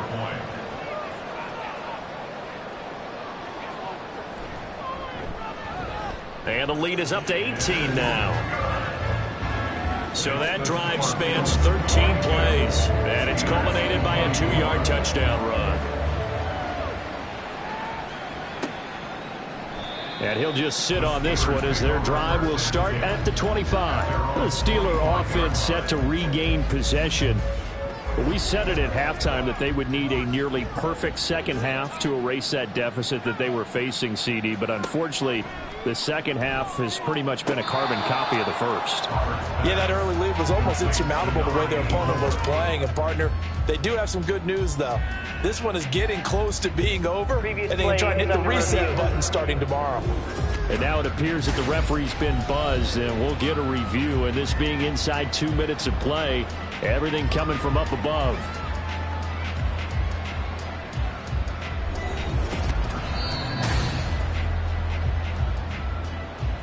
So the officials and the folks in New York got a second look at this one, and the call is going to be overturned.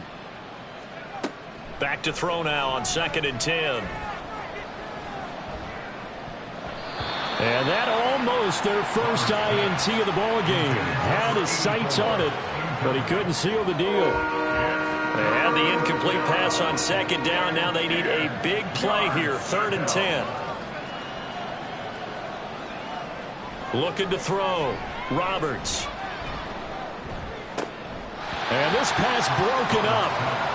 The contact well timed there, and now 4th down. Even without a ton of pressure in his face, it just shows how difficult it is to pick apart his own defense. Those guys are sitting back, and they're not playing receivers as much as they're playing the eyes of the quarterback and when he delivers the ball. Now a desperation throw deep downfield. That's going to be knocked away and incomplete. They had to go for it with such little time remaining. And the Bills are going to take over in excellent field position. So they tried to go for it for pride, but it really wouldn't have mattered. This one, it was already determined. No doubt about it. This one was over a while ago. On 1st down, McKnight. And he can only manage to get a couple. 2nd and 8 coming up. Ball at the 23, 2nd and 8.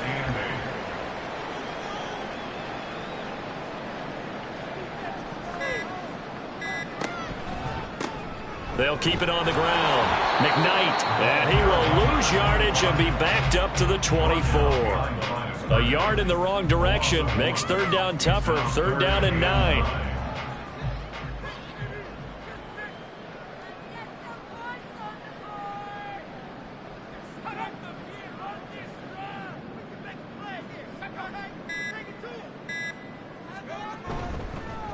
They'll fake it on the jet sweep, and instead a handoff up the middle. And they take him down, losing yardage back at the 27. Not at all what they envisioned on third down, 3 yards in the wrong direction. So it's a victory here for the Buffalo Bills. And I tell you what, the snow, not only did it not dampen the crowd's enthusiasm, they were great, but it didn't slow down the offenses either. Let's start with the first thing you said, the crowd. Normally when it snows, what do you want to do? You bundle up, right? You don't get out of your seat. You don't cheer as loudly. That didn't happen with this crew. They were into it. And then the second part, offenses execute at a high level when you expected maybe to see a few more turnovers, the ball slip out of guys' hands. They took care of the ball in a big way. So for the Bills, they get a critical 10th win on the year with 1 game left to go. So that'll do it for us. For my partner, Charles Davis, and all the hard-working men and women on our crew, I'm Brandon Gaudin. You've been watching the NFL right here on EA Sports. With that, we say so long from Buffalo.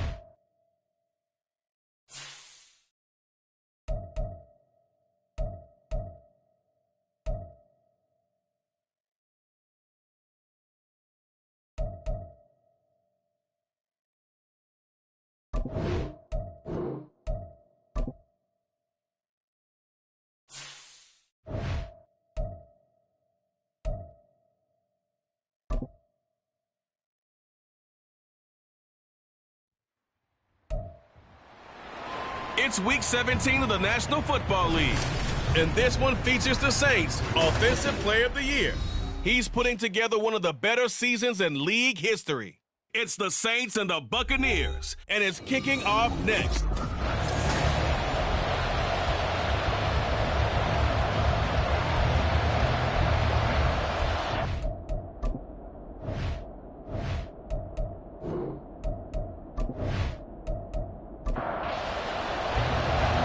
Just about time to rock as toe gets ready to meet leather. And off we go from Tampa. This taken in right around the goal line. The 20, but not by much. In fact, just a yard pass there to the 21. And here come the Saints for their opening drive. And a glance here at the vet. He's got a lot of years under his belt in the National Football League. And what I loved about meeting with him before the game was talking to a guy who takes ownership of his performance. 2 touchdowns, 2 interceptions last week, but all he focused on was the loss, okay? And he did say, if I change my stats a little bit, there he goes left side. A big change in field position there. That's 40 yards on the catch and run. It's early, but announcer cliche alert here. Big players make big plays. Should I say in big games too?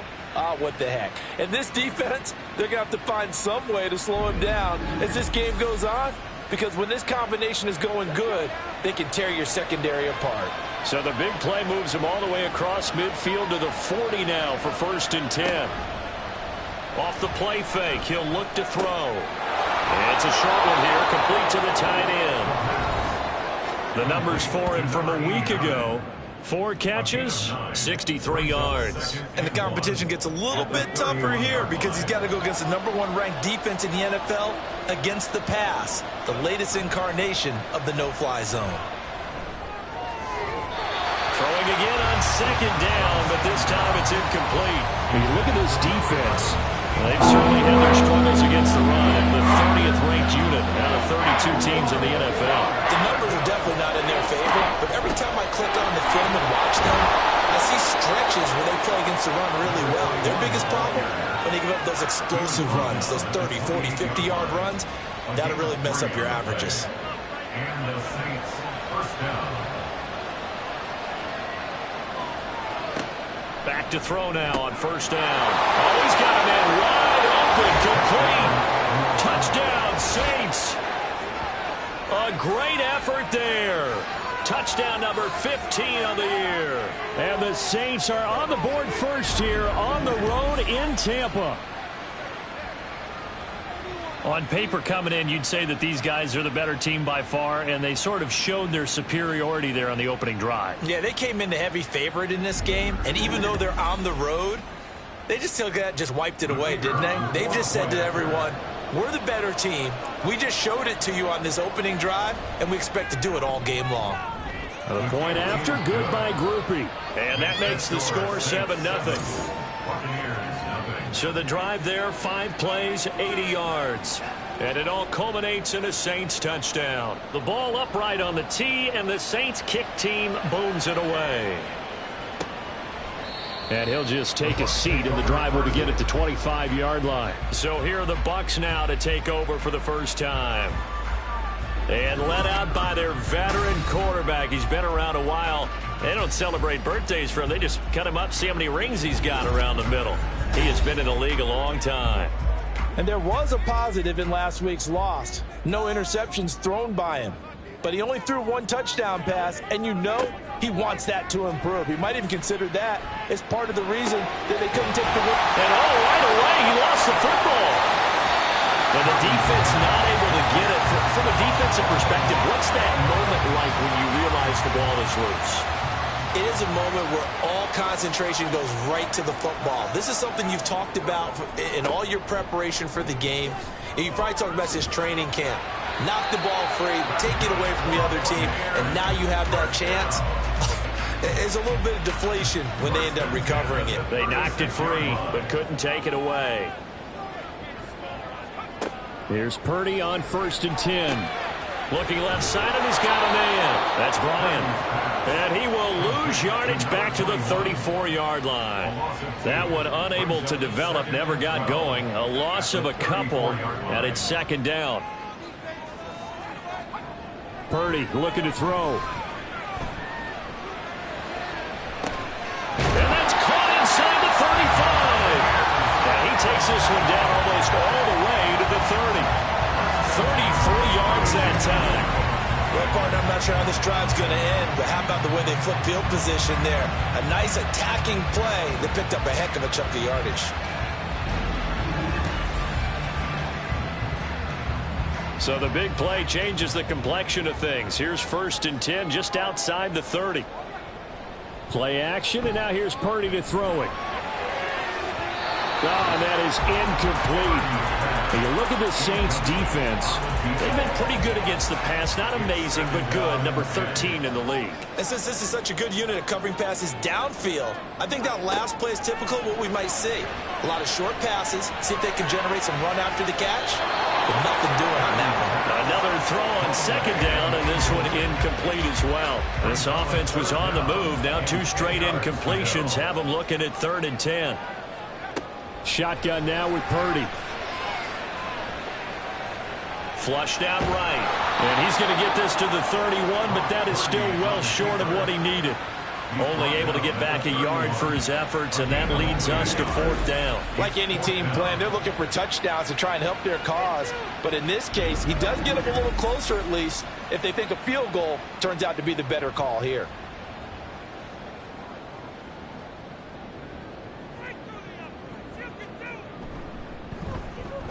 And this one looks good. It is good. Right down the pipe. And they are on the board, but still trailing. It's 7-3.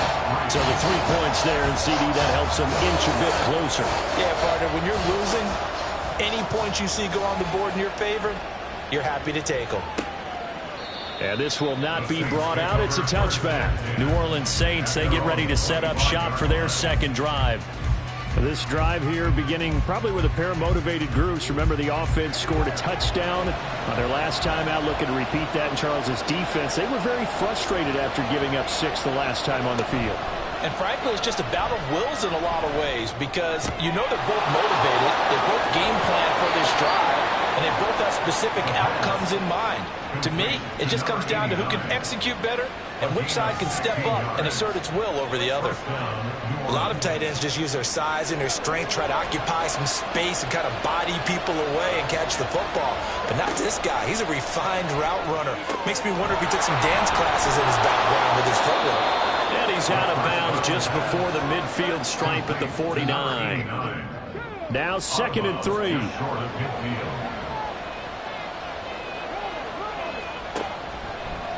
He's going to try and do this himself.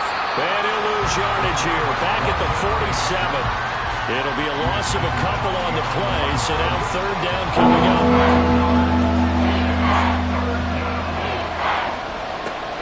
They'll set up to throw. Pass to the sideline and pulled in. And he is out of bounds, but not before he's inside the 30. Well, that's one way to convert on third down, picking up 26 yards. That's the number 2 receiver in the NFL in terms of yardage. And tell you what, a few more plays like that, he won't be number 2 for long. Well, that's what often happens when you have competitors running around the field. These guys know where they stand in relationship to yardage, totals, numbers, the whole deal. And let's face it, all of them, they all want to be number 1.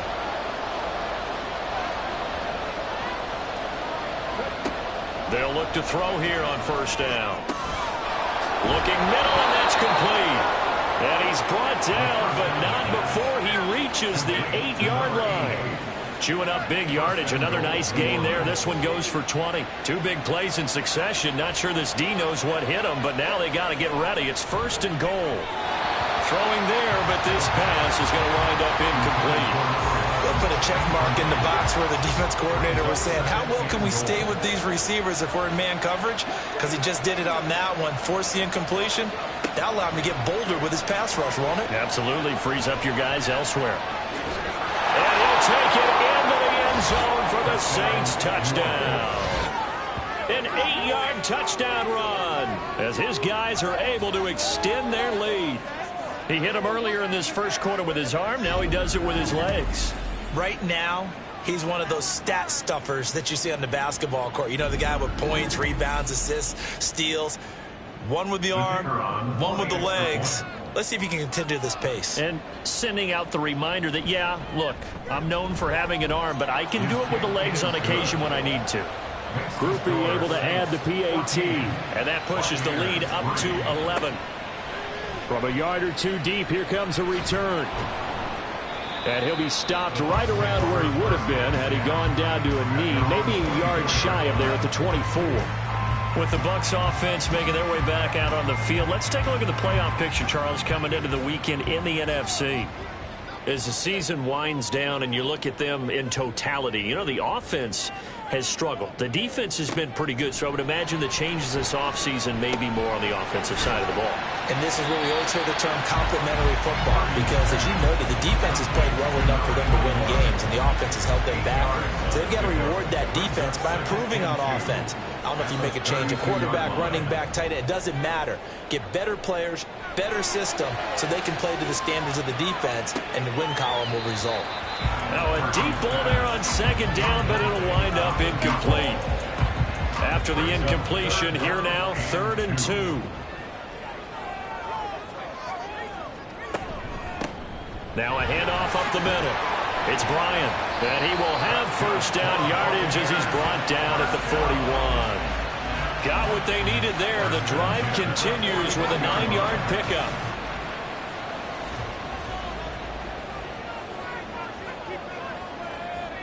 Purdy to throw it on first down. He finds his man, complete. That's Bryant. And the play goes nowhere. Losing yardage back near the 40 at the 39. That one unable to develop, never got going. A loss of a couple, and it's second down.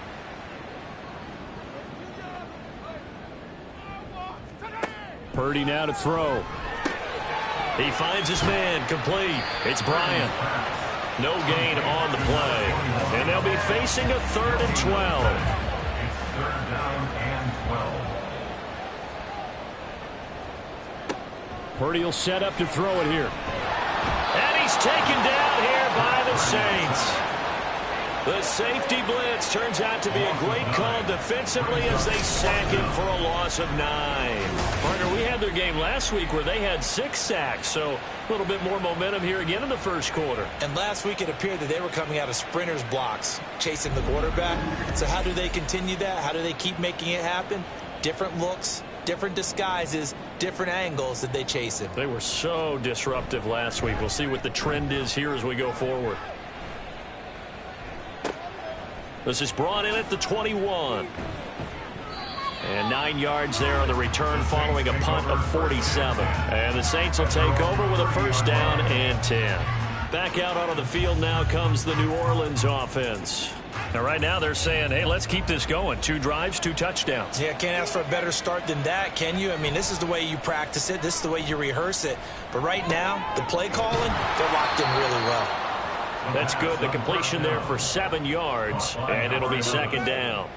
A 7-yard pickup brings up 2nd and 3 at the 37-yard line. On play action, they'll throw.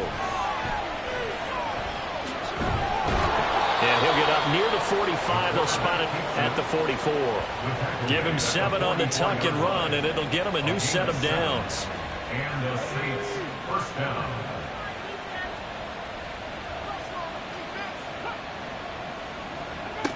They'll look to throw now on 1st down. Looking for his running back, and he's got him. And he'll get it out to midfield. Looks like, yeah, they'll spot it right at midfield at the 50. Ball right on the 50-yard line. Here's a 2nd down and 4. Now they show jet sweep, but instead a run up the middle here. And he's dropped just before the line to gain. 4-yard pickup leaves him with 3rd and 1. 3rd down and 1. They'll keep it on the ground. Lincoln. And he is going to have a Saints 1st down as they're able to get the 3rd down conversion. Down at the 41. A gain of 5. 1st down, New Orleans. After one, a 14-3 ball game. 14. Buccaneers 3. The Saints with a football here to begin quarter number 2. As they've got it with a 1st and 10.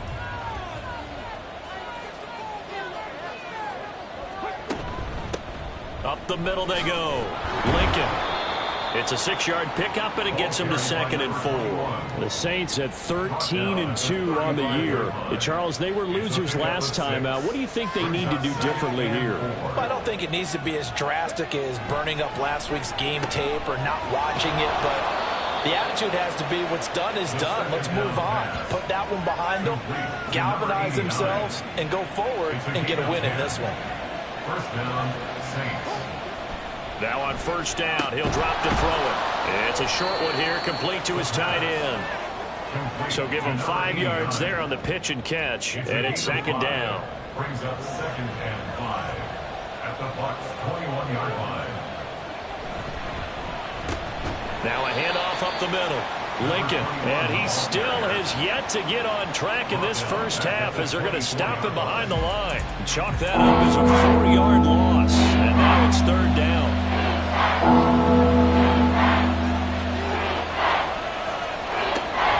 They'll look to throw here. Able to find the open man. That's complete. And they've got it inside the 10 at the 8. They're able to convert on 3rd down, and that sets up a 1st and goal. Everything's going right here in this 1st half, and they've got a good lead, and part of that can be attributed to their success on 3rd downs. This is another conversion here, and they can look to really open things up now with this 1st and goal.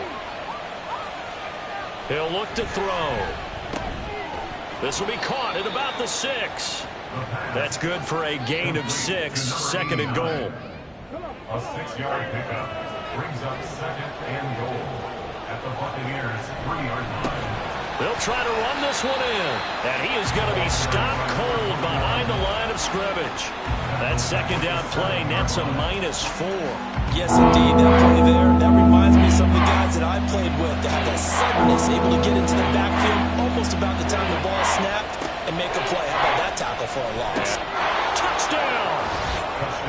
A 7-yard touchdown grab as his guys are able to push that lead out a bit further. So, Charles, that's 3 touchdowns on 3 drives, and it's just been an offensive barrage so far. Great word, partner, using barrage right there. I'm going to add another word if you don't mind. How about perfection? No surprise that they're leading right now. Absolute dominance throughout this ball game and no signs of slowing down. The point after, good by Groupie. And the lead is up to 18 now. So that one a 13-play drive in total. And it ends with a touchdown for New Orleans. And his guys will get the football right at the 20-yard line. Now the Buccaneers offense gets ready to head back onto the field. And this, let's face it, an important drive if they're going to get back into this ballgame. Think about going into the locker room down 21-10 as opposed to 21-3. 21-10, a little more optimism, a little more bounce around the locker room, a little more discussion about how they're going to finish this thing off. 21-3, I think discouragement clouds that locker room. Yeah, and I think a touchdown much bigger than a field goal on this drive just to get into the end zone and get that momentum. And he'll get about 6 up to the 27-yard line. The Bucs on third down, just 1 for 3 thus far. This is 3rd and 4. Now Purdy. It's a short one here, complete to the tight end. And he maybe makes it back to the line of scrimmage. That's it. So he'll be stopped here for no gain. And that's going to make it 4th down. Here comes the Buccaneers punter now, as he'll kick it away for the 2nd time. And no return on this one as the fair catch is signaled for and taken. So possession goes over here on the punt. And they will take over 1st and 10. Getting set for their next drive, the New Orleans offense. Right now, everything they touch turns to gold. This is their 4th possession. Touchdowns on their first 3 possessions. I mean, this defense, they can't seem to stop them. It's like they're on skates. Great analogy, Brandon, because they are pushing them back and winning everything at the line of scrimmage. They've just been laying down tracks towards the opposite end zone. So to themselves, all they're saying is, if we don't make a mistake, there's no way they can stop us. A big hitter to start the drive has him up near midfield here for 1st and 10. They'll look to throw.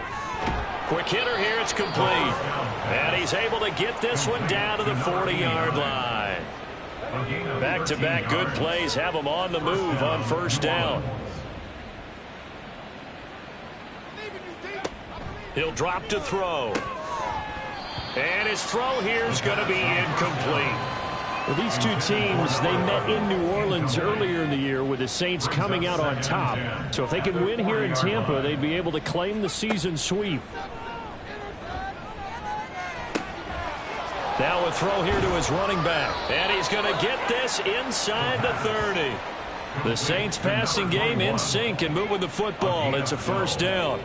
1st down, Saints. Back to throw again. And he can't find a receiver, and he's brought down.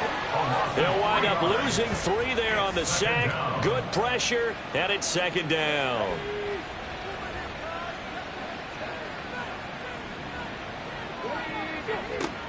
They'll drop to throw.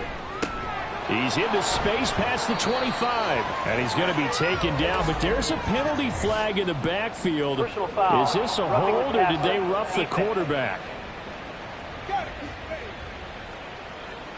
So roughing the passer penalty, never one that you like to see. Not at all, and especially when you're in that final push of the season. You can't afford to get your quarterback hurt before the playoffs roll around. And this is going to be intercepted.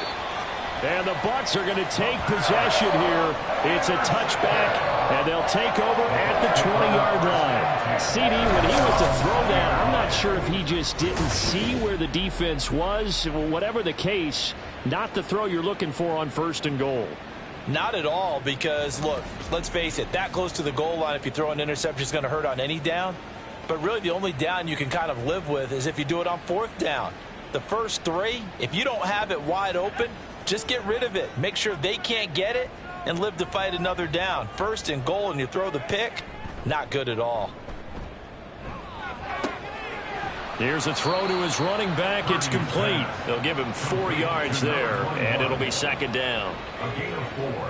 It's now 2nd and 6 at the 24-yard line. Here's Purdy.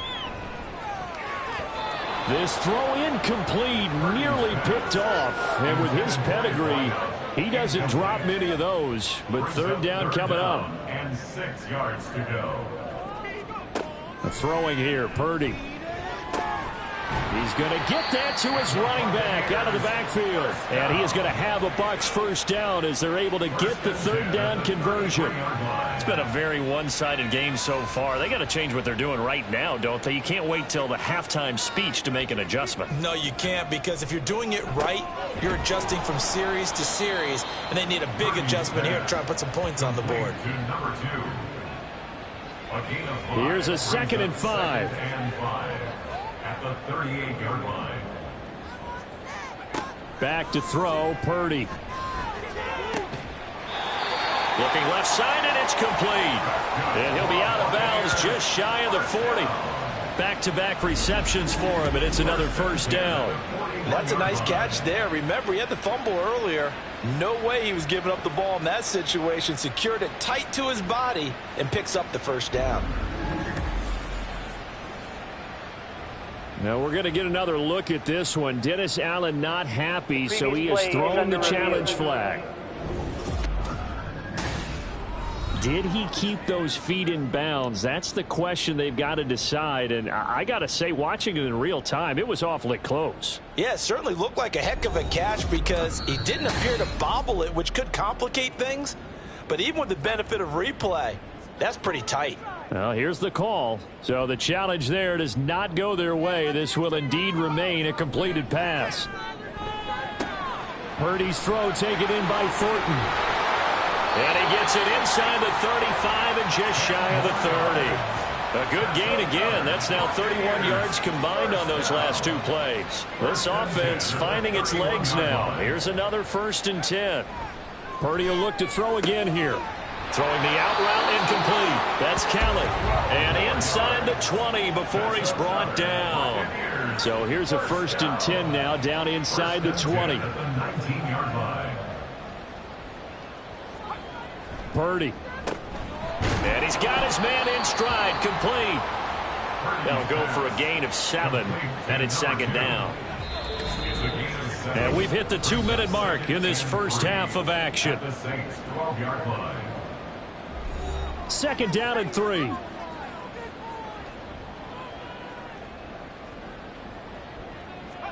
Purdy looking to throw. And this one incomplete. Too much contact to hold on to that one, and it's 3rd down. Brings up 3rd down and 3 yards to go.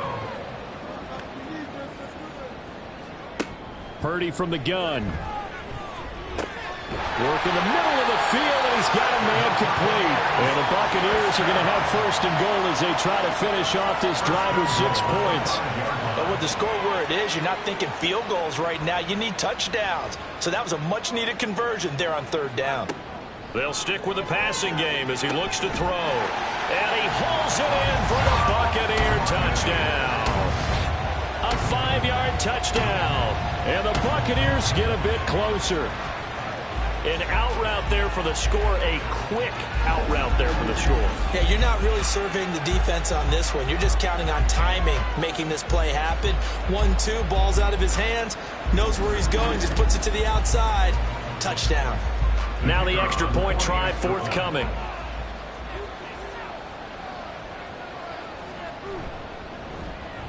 It's up and good, and the lead is down now at 11. It's 21-10.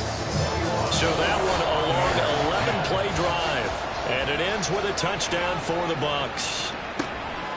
And here comes a return from just beyond the goal line. And they'll get him down right around the 25, actually the 26 officially, so a net gain of 1 there. How does the Saints offense now as they get ready to take over here? And not an abundance of time remains on the clock, Charles, but you would think more than enough to try to extend this lead before intermission. And when you're talking about extending the lead, I think you're talking about aiming for the end zone because there is plenty of time for that. The fallback is to get 3. But in your mind, you put 6 on the board right before the half. That's a heck of a dagger and great momentum to carry into the locker room. 2nd and 2. Firing quickly here, and that's complete. A gain of 5, good enough for the first down. Now we'll get a quick timeout called by New Orleans, number 2, as the clock will stop with 37 seconds to play in this first half. So here's a 1st and 10 at the 38.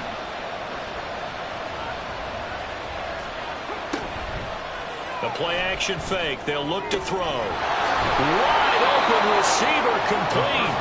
And he's going to get this all the way down inside the 35. And unless this is a quick incompletion, this is likely the last play here of this first half.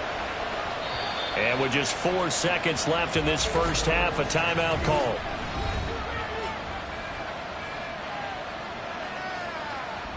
So with 4 seconds to go in the half, here's the field goal unit onto the field.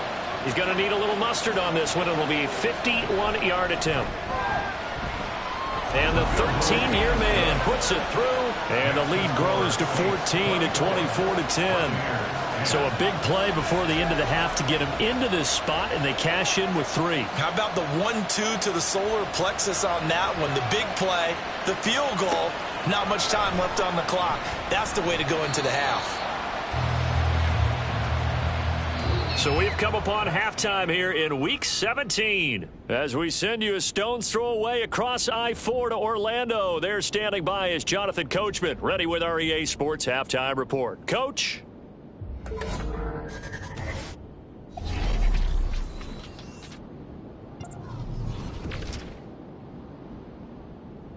We'll begin up north at MetLife Stadium over in New Jersey, where it was the Giants who pick up the victory at home. The Giants showed flashes this year, but ultimately were doomed by too many mistakes, though a victory there will get them to 7-9 with 1 game to go. From there, let's head over to Minneapolis to check on the Vikings at home at US Bank Stadium. And they trail the visiting Lions in that one. P.J. Walker has thrown a touchdown pass. Finally, let's get out to Southern Nevada and see what's happening with the Raiders at home in Las Vegas. As you can see, the score there in the second quarter. The Raiders trying to hold on and claim victory. In that first half, it was a veteran quarterback who led the charge. He's over 300 yards passing already as he's looking to possibly put his name in the record book. All right, Coach, thanks very much. Fine work as always as we welcome you back for quarter number 3. So this a 2-possession ball game as we get back underway, set for the third quarter. And he'll be brought down right on the chalk of the 20. Out come the Buccaneers. They'll have it first to start in the third quarter. Well, the first half, they struggled a little bit to keep pace offensively, CD, down 2 scores here. So how do they make some changes coming out of the locker room? Well, they've studied what they did in the first half. They've seen what the defense has thrown at them. Now they want to have a plan of attack against it. So you come out, you're not going to get all the points back on one drive, but get started on it. Start chopping into that lead, and maybe it'll inspire your defense to help out as well. Throwing on second down, it's Purdy. And that's off the mark, incomplete. Well, they approach this drive with a lot of confidence after their last one ended up as a touchdown. But incompletions on their first 2 throws has them huddling up and trying to figure out a big play here on third down to get their momentum going again. Purdy with it on 3rd and long. That's incomplete. Well, if they have any designs on getting back into this football game in the second half, they're going to need to be much sharper offensively than they were on this opening possession. Not much happening here, and it'll lead to a 4th down. He's averaging just under 50 yards a punt as he gets this away. 51 yards on the punt there. Now the attention turns to the Saints offense getting ready for their first possession of the second half.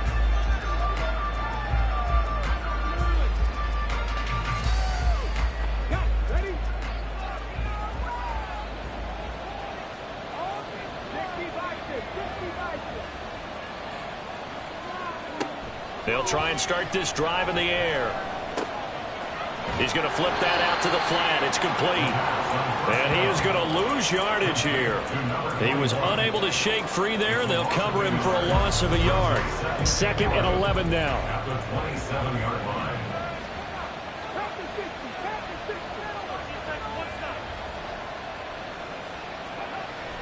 They'll set up to throw. And incomplete on the deep ball. It's another zone defense. It looks like it's open for possibilities, but they did a nice job controlling the middle of the field and forcing an incompletion.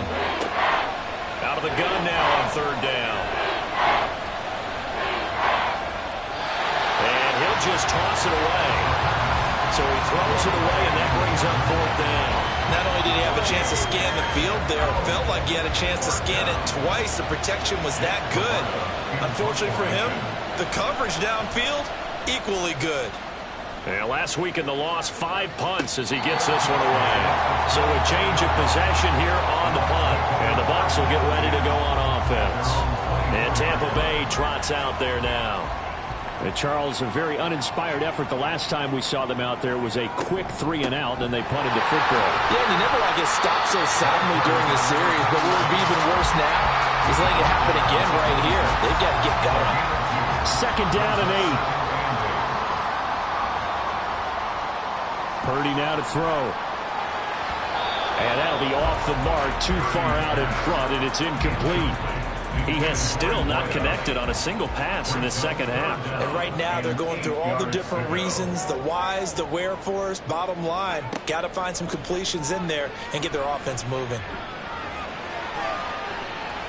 Now a shot taken on third down, but it's going to wind up incomplete. Looks like another empty possession offensively. And you're at that point in the game where you can't afford too many more of these. So this is going to require some heavy thinking on the sideline to figure out what they can do to crack this defense. On fourth down, the punt team is on as this is sent away.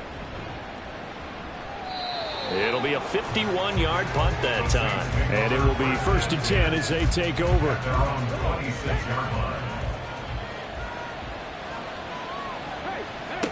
They'll come out throwing here on first down. And down he goes, a Buccaneer sack.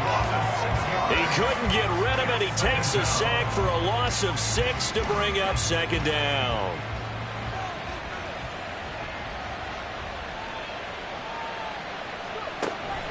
Back to throw here. Throwing left side here, and it's complete. They'll wind up getting 7 on the play, and that's going to set up a tough 3rd and 9. Here's a play fake as they set up to throw. And the throw there going to be incomplete. How about some applause for the defense there? They forced him to throw that one into coverage, and just like that, they're staring at a 4th down. Well done. Here comes the Saints punter now, as he'll punt it away for the 2nd time. And a fair catch signaled for and taken successfully. And Tampa Bay trots out there now. The last series for him, a little disappointing, forced to punt. And now they'll try to do better here and come away with some points as they begin this drive, 1st and 10. Play action, now Purdy. Try to drop one in, but it's incomplete. We've got to give out a little applause on that play. It has to go to the defense. More good work by them. They've taken away the passing lanes all game long, and you can see the frustration that it's causing because he just about threw that one into the first row. He finds his man, complete. It's Bryant, and he'll get it up to the 33-yard line. They get 7 out of that, so they're left with a 3rd and 3. Now Purdy. And this pass broken up. Excellent coverage there on 3rd down, as that was not an easy one to hold on to. Good clean play. No flags coming out of the pocket of the officials. Turns into an incompletion, and that should get them off the field with a 3 and out. Averaging 50 yards a boot so far as this one's away. The Saints again ready to go on offense. This crew had to punt last time they had the ball, but when you've got a lead like this, you content to play the field position game? You are to an extent, especially if you like your defense, because you have the lead, you've been controlling the game. But why put them in a tougher spot? You want to get out there and get something done on offense and maybe take command of this game yourself. Give him a gain of 5 on the completion, and that will bring up 2nd down. They'll look to throw here. Throwing middle, and it's complete. They call his number again. It's his 6th catch and a 1st down. An 8-yard pickup. 1st down, Saints. They'll look to throw. Got a man, and he hits him in stride. And he gets us to the other side of midfield across the 45 before going out.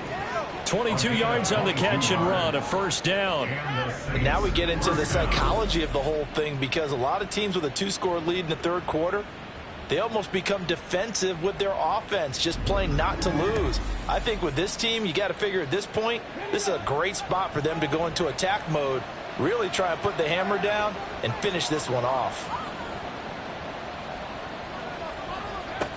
They'll look to throw again. Over the middle, and it's incomplete.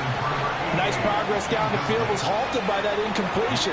They could try for some safe yards here to get things moving again, or keep throwing it and pushing it downfield to try and pick up bigger yardage. The throw over the middle, taken in. He'll get it to the 40. He broke a tackle there, but couldn't get much further. The first down line at the 34 here on third down. Again, he'll drop the throw. That is incomplete.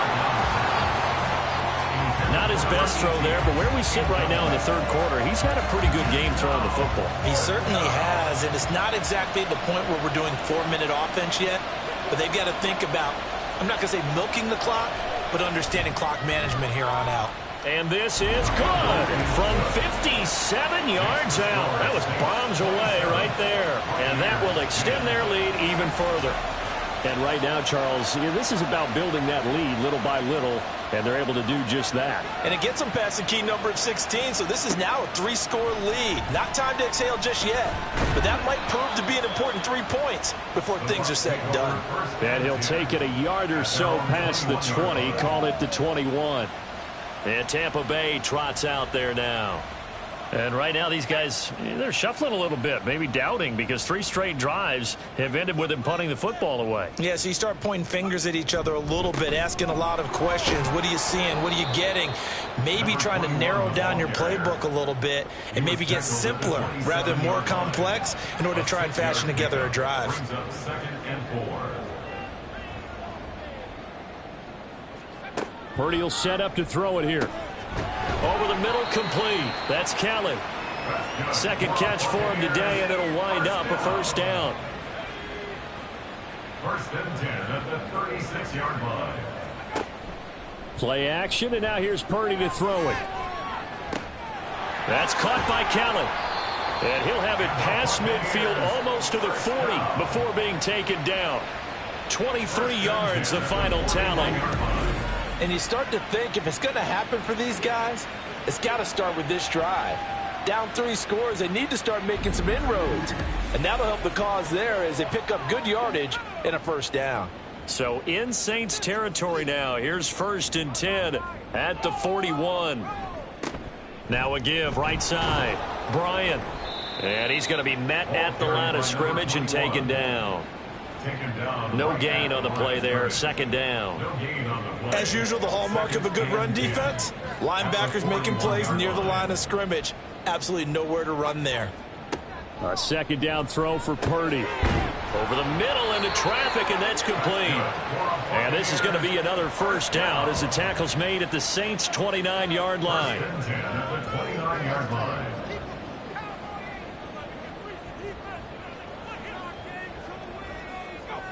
Here's Purdy.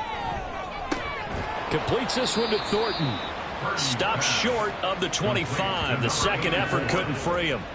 Balled at the 26. Second and 7. At the Saints' 26-yard line. Thornton, the motion man right. Now a fake on the jet sweep, and they'll instead run up the middle. And he stopped immediately there. No gain on the play, and it's going to bring up a third down. No gain on the play. Brings up third down and 7. Shotgun now with Purdy. Able to find the open man. That's complete. And he is going to have the Buccaneers first down as they're able to get the third down conversion. It's taken a while for this offense to get going. A little creaky at the start, but they're oiled up now. A nice throw there, and they're really putting together a good drive. Here's a first and 10 at the 14-yard line. Now a give right side. It's Bryant, and nothing doing. He's immediately taken down at the line of scrimmage. Now a 2nd and 10. Brings up 2nd and 10 at the 14. Throwing here, Purdy. And he will find his man on the outside. 9 yards, not quite enough, and they'll be left now with 3rd and 1. Brings up 3rd and 1. Purdy looking to throw. And down he goes. Pressure gets him back at the 14. It'll be a loss of 8 on the sack, and it's going to lead him to 4th down. You and I both know we're into a whole new realm of football because we're not just looking at tendencies anymore.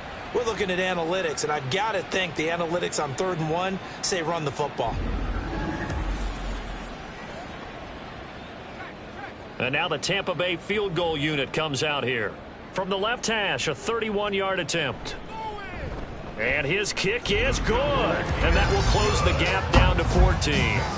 So that maybe not exactly what they were hoping for, but it does get them back within a couple of scores. And at this point in the 3rd quarter, you don't have much margin for error, and that means you can't have drives that end with nothing. Whether it's a punt, a turnover on downs, those have to go away. You have to end with a kick, either a field goal or an extra point after a touchdown. The New Orleans offense set to take over. This is sort of what you would call a put-away drive, isn't it? They score here, especially a touchdown. It's almost out of reach. It certainly feels that way, and I think that they're going to call their plays accordingly because what you really want to do, even though you know the scoreboard is still up there and the game's going to go on, in fact, you can take the spirit away from another team, that their drive and will to come back and win can be taken with another score right here. It's still 3rd quarter, but you just get that feel. Yeah, they're teetering right there on the brink, aren't they? And as they come to the line, they will not be able to get off another play as time has run out on this 3rd quarter.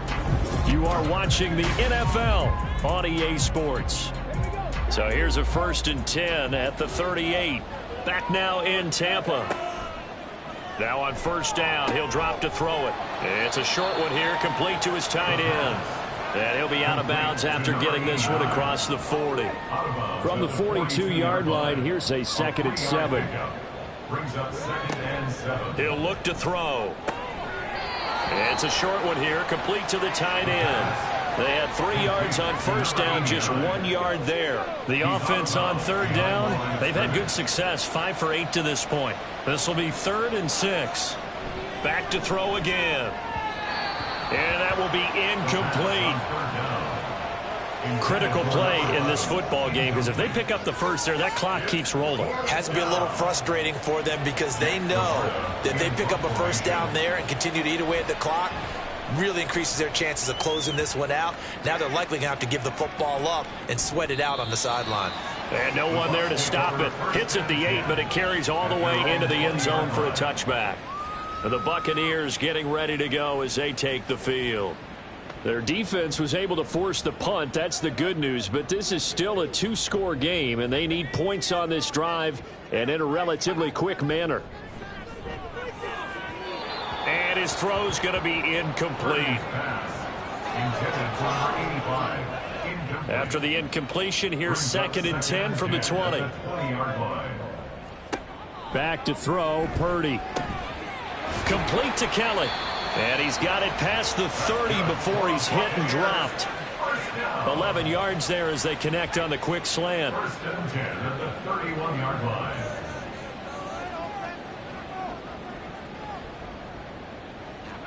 Purdy looking to throw on 1st down here. A quick throw there is incomplete. Not sure what happened there, but he just didn't get the right read on the coverage that time. Pass wasn't where it needed to be, and that'll send them back to the drawing board. Purdy sets up to throw again. And that's the knowledge you gain from being in this league for a long time. He's learned the hard way when to give up and fight another down. And that's a smart move to throw it away. Purdy with it on 3rd and long. And the Saints pressure gets him. Brought down for a sack. It's a loss of 10 on the sack, and it leads to 4th. Now that was a passer's nightmare.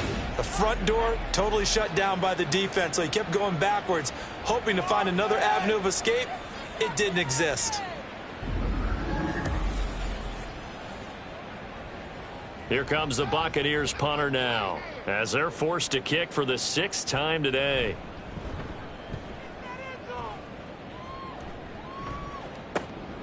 That's pulled in at the 32. 44-yard punt, return of 9. And out will come the offense as they take over. Out onto the field comes New Orleans. They've got a chance now to put this game away following that last defensive stop and punt.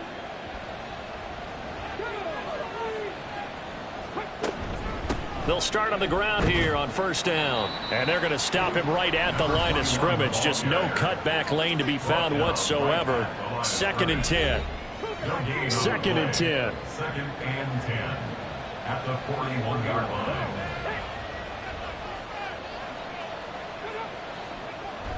They'll set up to throw. And that is incomplete. A lot of force bearing down on him there. He could not hang on. It's 3rd down. Right where this set of downs started, they need a full 10 here to pick up the 1st down and move the chains. On 3rd down, he'll drop to throw. He's got his target. That's complete. And they'll get this well past midfield before being stopped just before the 35. Give them 22 there on the 3rd down conversion. Still throwing the football here, even with the big lead. Yeah, I know you and I came up in a different era, and we think about sportsmanship and all that. Other people think about fantasy points and getting their numbers. That's all they care about right now. Line of scrimmage, the 37 on 1st and 10. Up the middle they go. Lincoln, and not a whole lot of room to operate there on the 1st down run. He gets maybe 3. Typically, we think it's the strong safeties that are better tacklers, especially closer to the line of scrimmage amidst traffic. But in this case, how about the free safety coming up and making the big-time play? Now a throw here, hauled in, and he is out of bounds inside the 30. Here now, 3rd and a yard.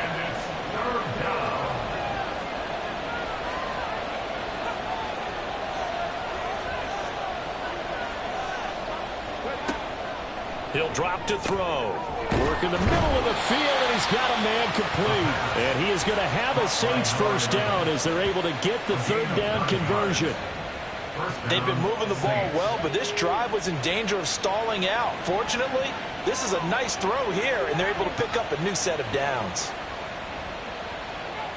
Back to throw now on 1st down. Escaping the pressure right. And stopped a few yards shy of the goal line at the 3. The escapability in evidence there as that one good for 15 and a 1st. A good chance now to put this game on ice. This is 1st and goal. They'll try to run this one in. Able to get a couple here, but won't get across the plane as they stop him right around the 1. This drive's taken more than 3 minutes off the clock already as they come up on 2nd down. They'll try again, and this time he's not going anywhere. In fact, he'll lose yardage back to the 3. A 2nd down play results in a loss of 2 yards. That's a nice example of good team defense right there. Ball was snapped at the 1-yard line. They knocked him back and caused a loss. But you notice they were trying to find any time. And he's got him. It's caught in the end zone. Touchdown, New Orleans. From 3 yards out. And the Saints look like they're going to get back in the win column as they extend their lead here in this 4th quarter. He's got them out now to a 3-score lead here in the 4th quarter after that one, CD. And, well, he looked right off the line like he knew that that ball was coming his way, and he secured it for 6 points. Yeah, and I think when you're leading by a healthy margin already, it actually loosens you up and allows you to take maybe a few more chances and definitely play with more confidence because he certainly saw something he could exploit in the defense, and he made sure to let his quarterback know, just get it to me. And the rest was all up to him, and he delivered and made it a 3-score game. The kickoff team on the field now as they will send this one away. From a couple yards deep, he'll bring it out of the end zone. Breaks through the contact. And he returns this to the 22. And as this offense makes their way back out, NFC playoff race time, we give you a look at what's going on there. And you see a lot of frustrated faces as they are inching closer to a 4th straight loss. On first down, Purdy. Oh, he dropped it. And that's pretty indicative of the way this one's gone. Here's 2nd and 10. At the 22-yard line. Purdy now to throw. And he drops it incomplete. And their struggles continue here.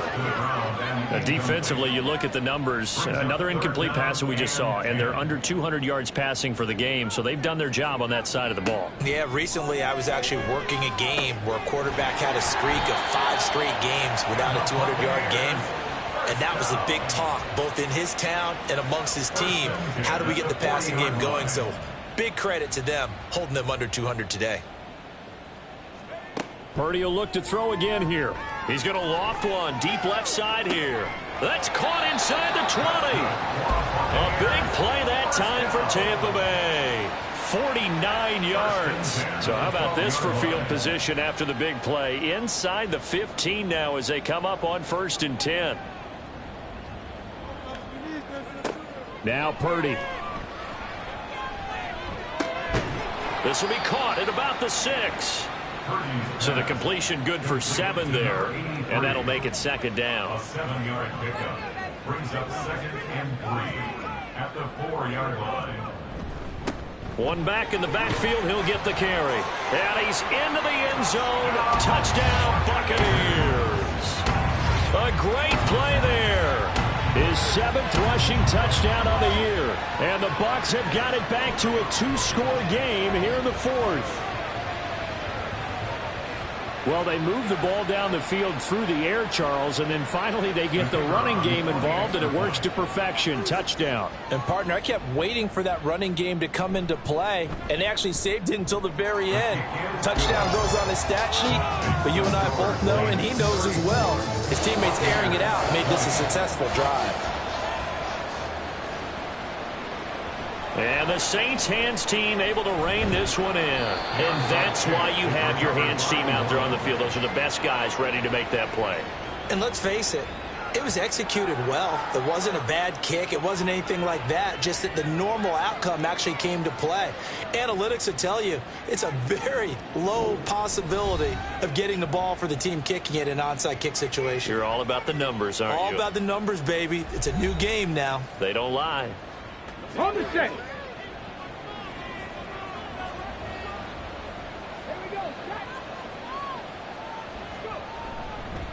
They go play action here on 1st down. And he is tackled inside the 40, not quite to the 35. Opted to run for it. The decision a good one. Picking up the 1st, getting 14 yards on the scramble. So from the 36 now, 1st and 10. Now a handoff up the middle. Lincoln, nothing doing. Barely able to muster a yard to hit the 35. From the 35, here's a 2nd and 9. Brings up 2nd and 9.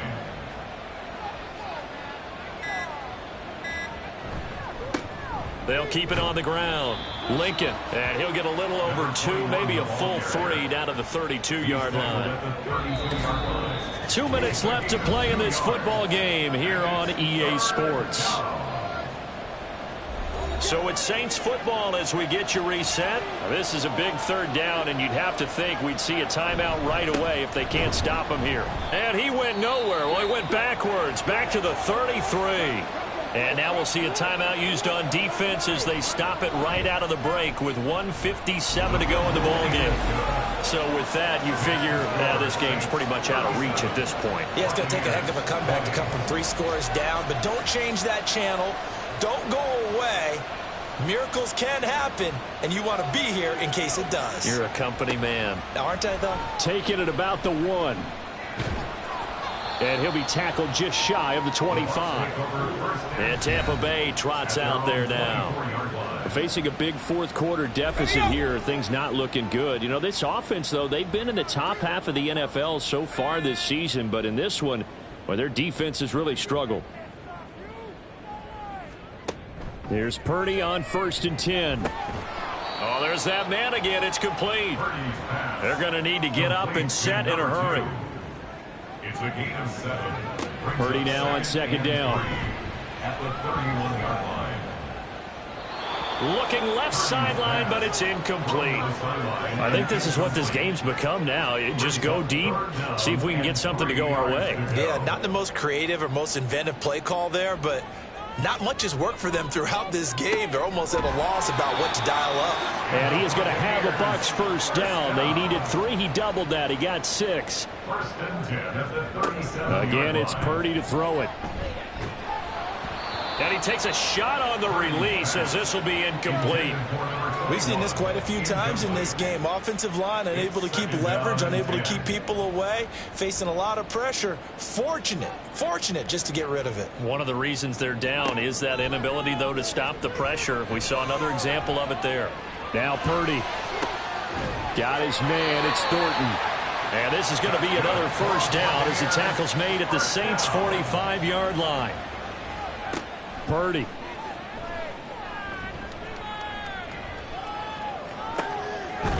It's a short one here, complete to his tight end.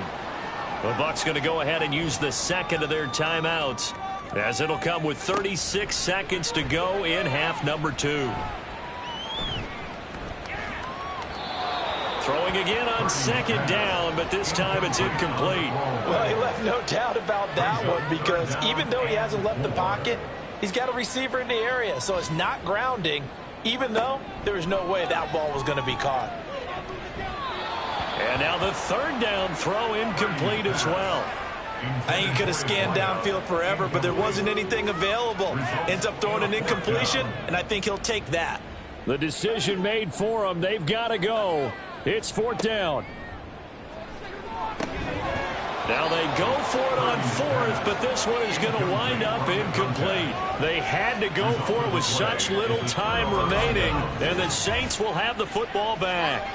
So the defense has to stay out and get one more stop. They were able to do it, forcing the incompletion. So on their record, that goes down as a successful play. It doesn't matter how they got there, how it happened. They got it done. They're the ones that are jubilant. The D can only stop it one more time as they take the knee.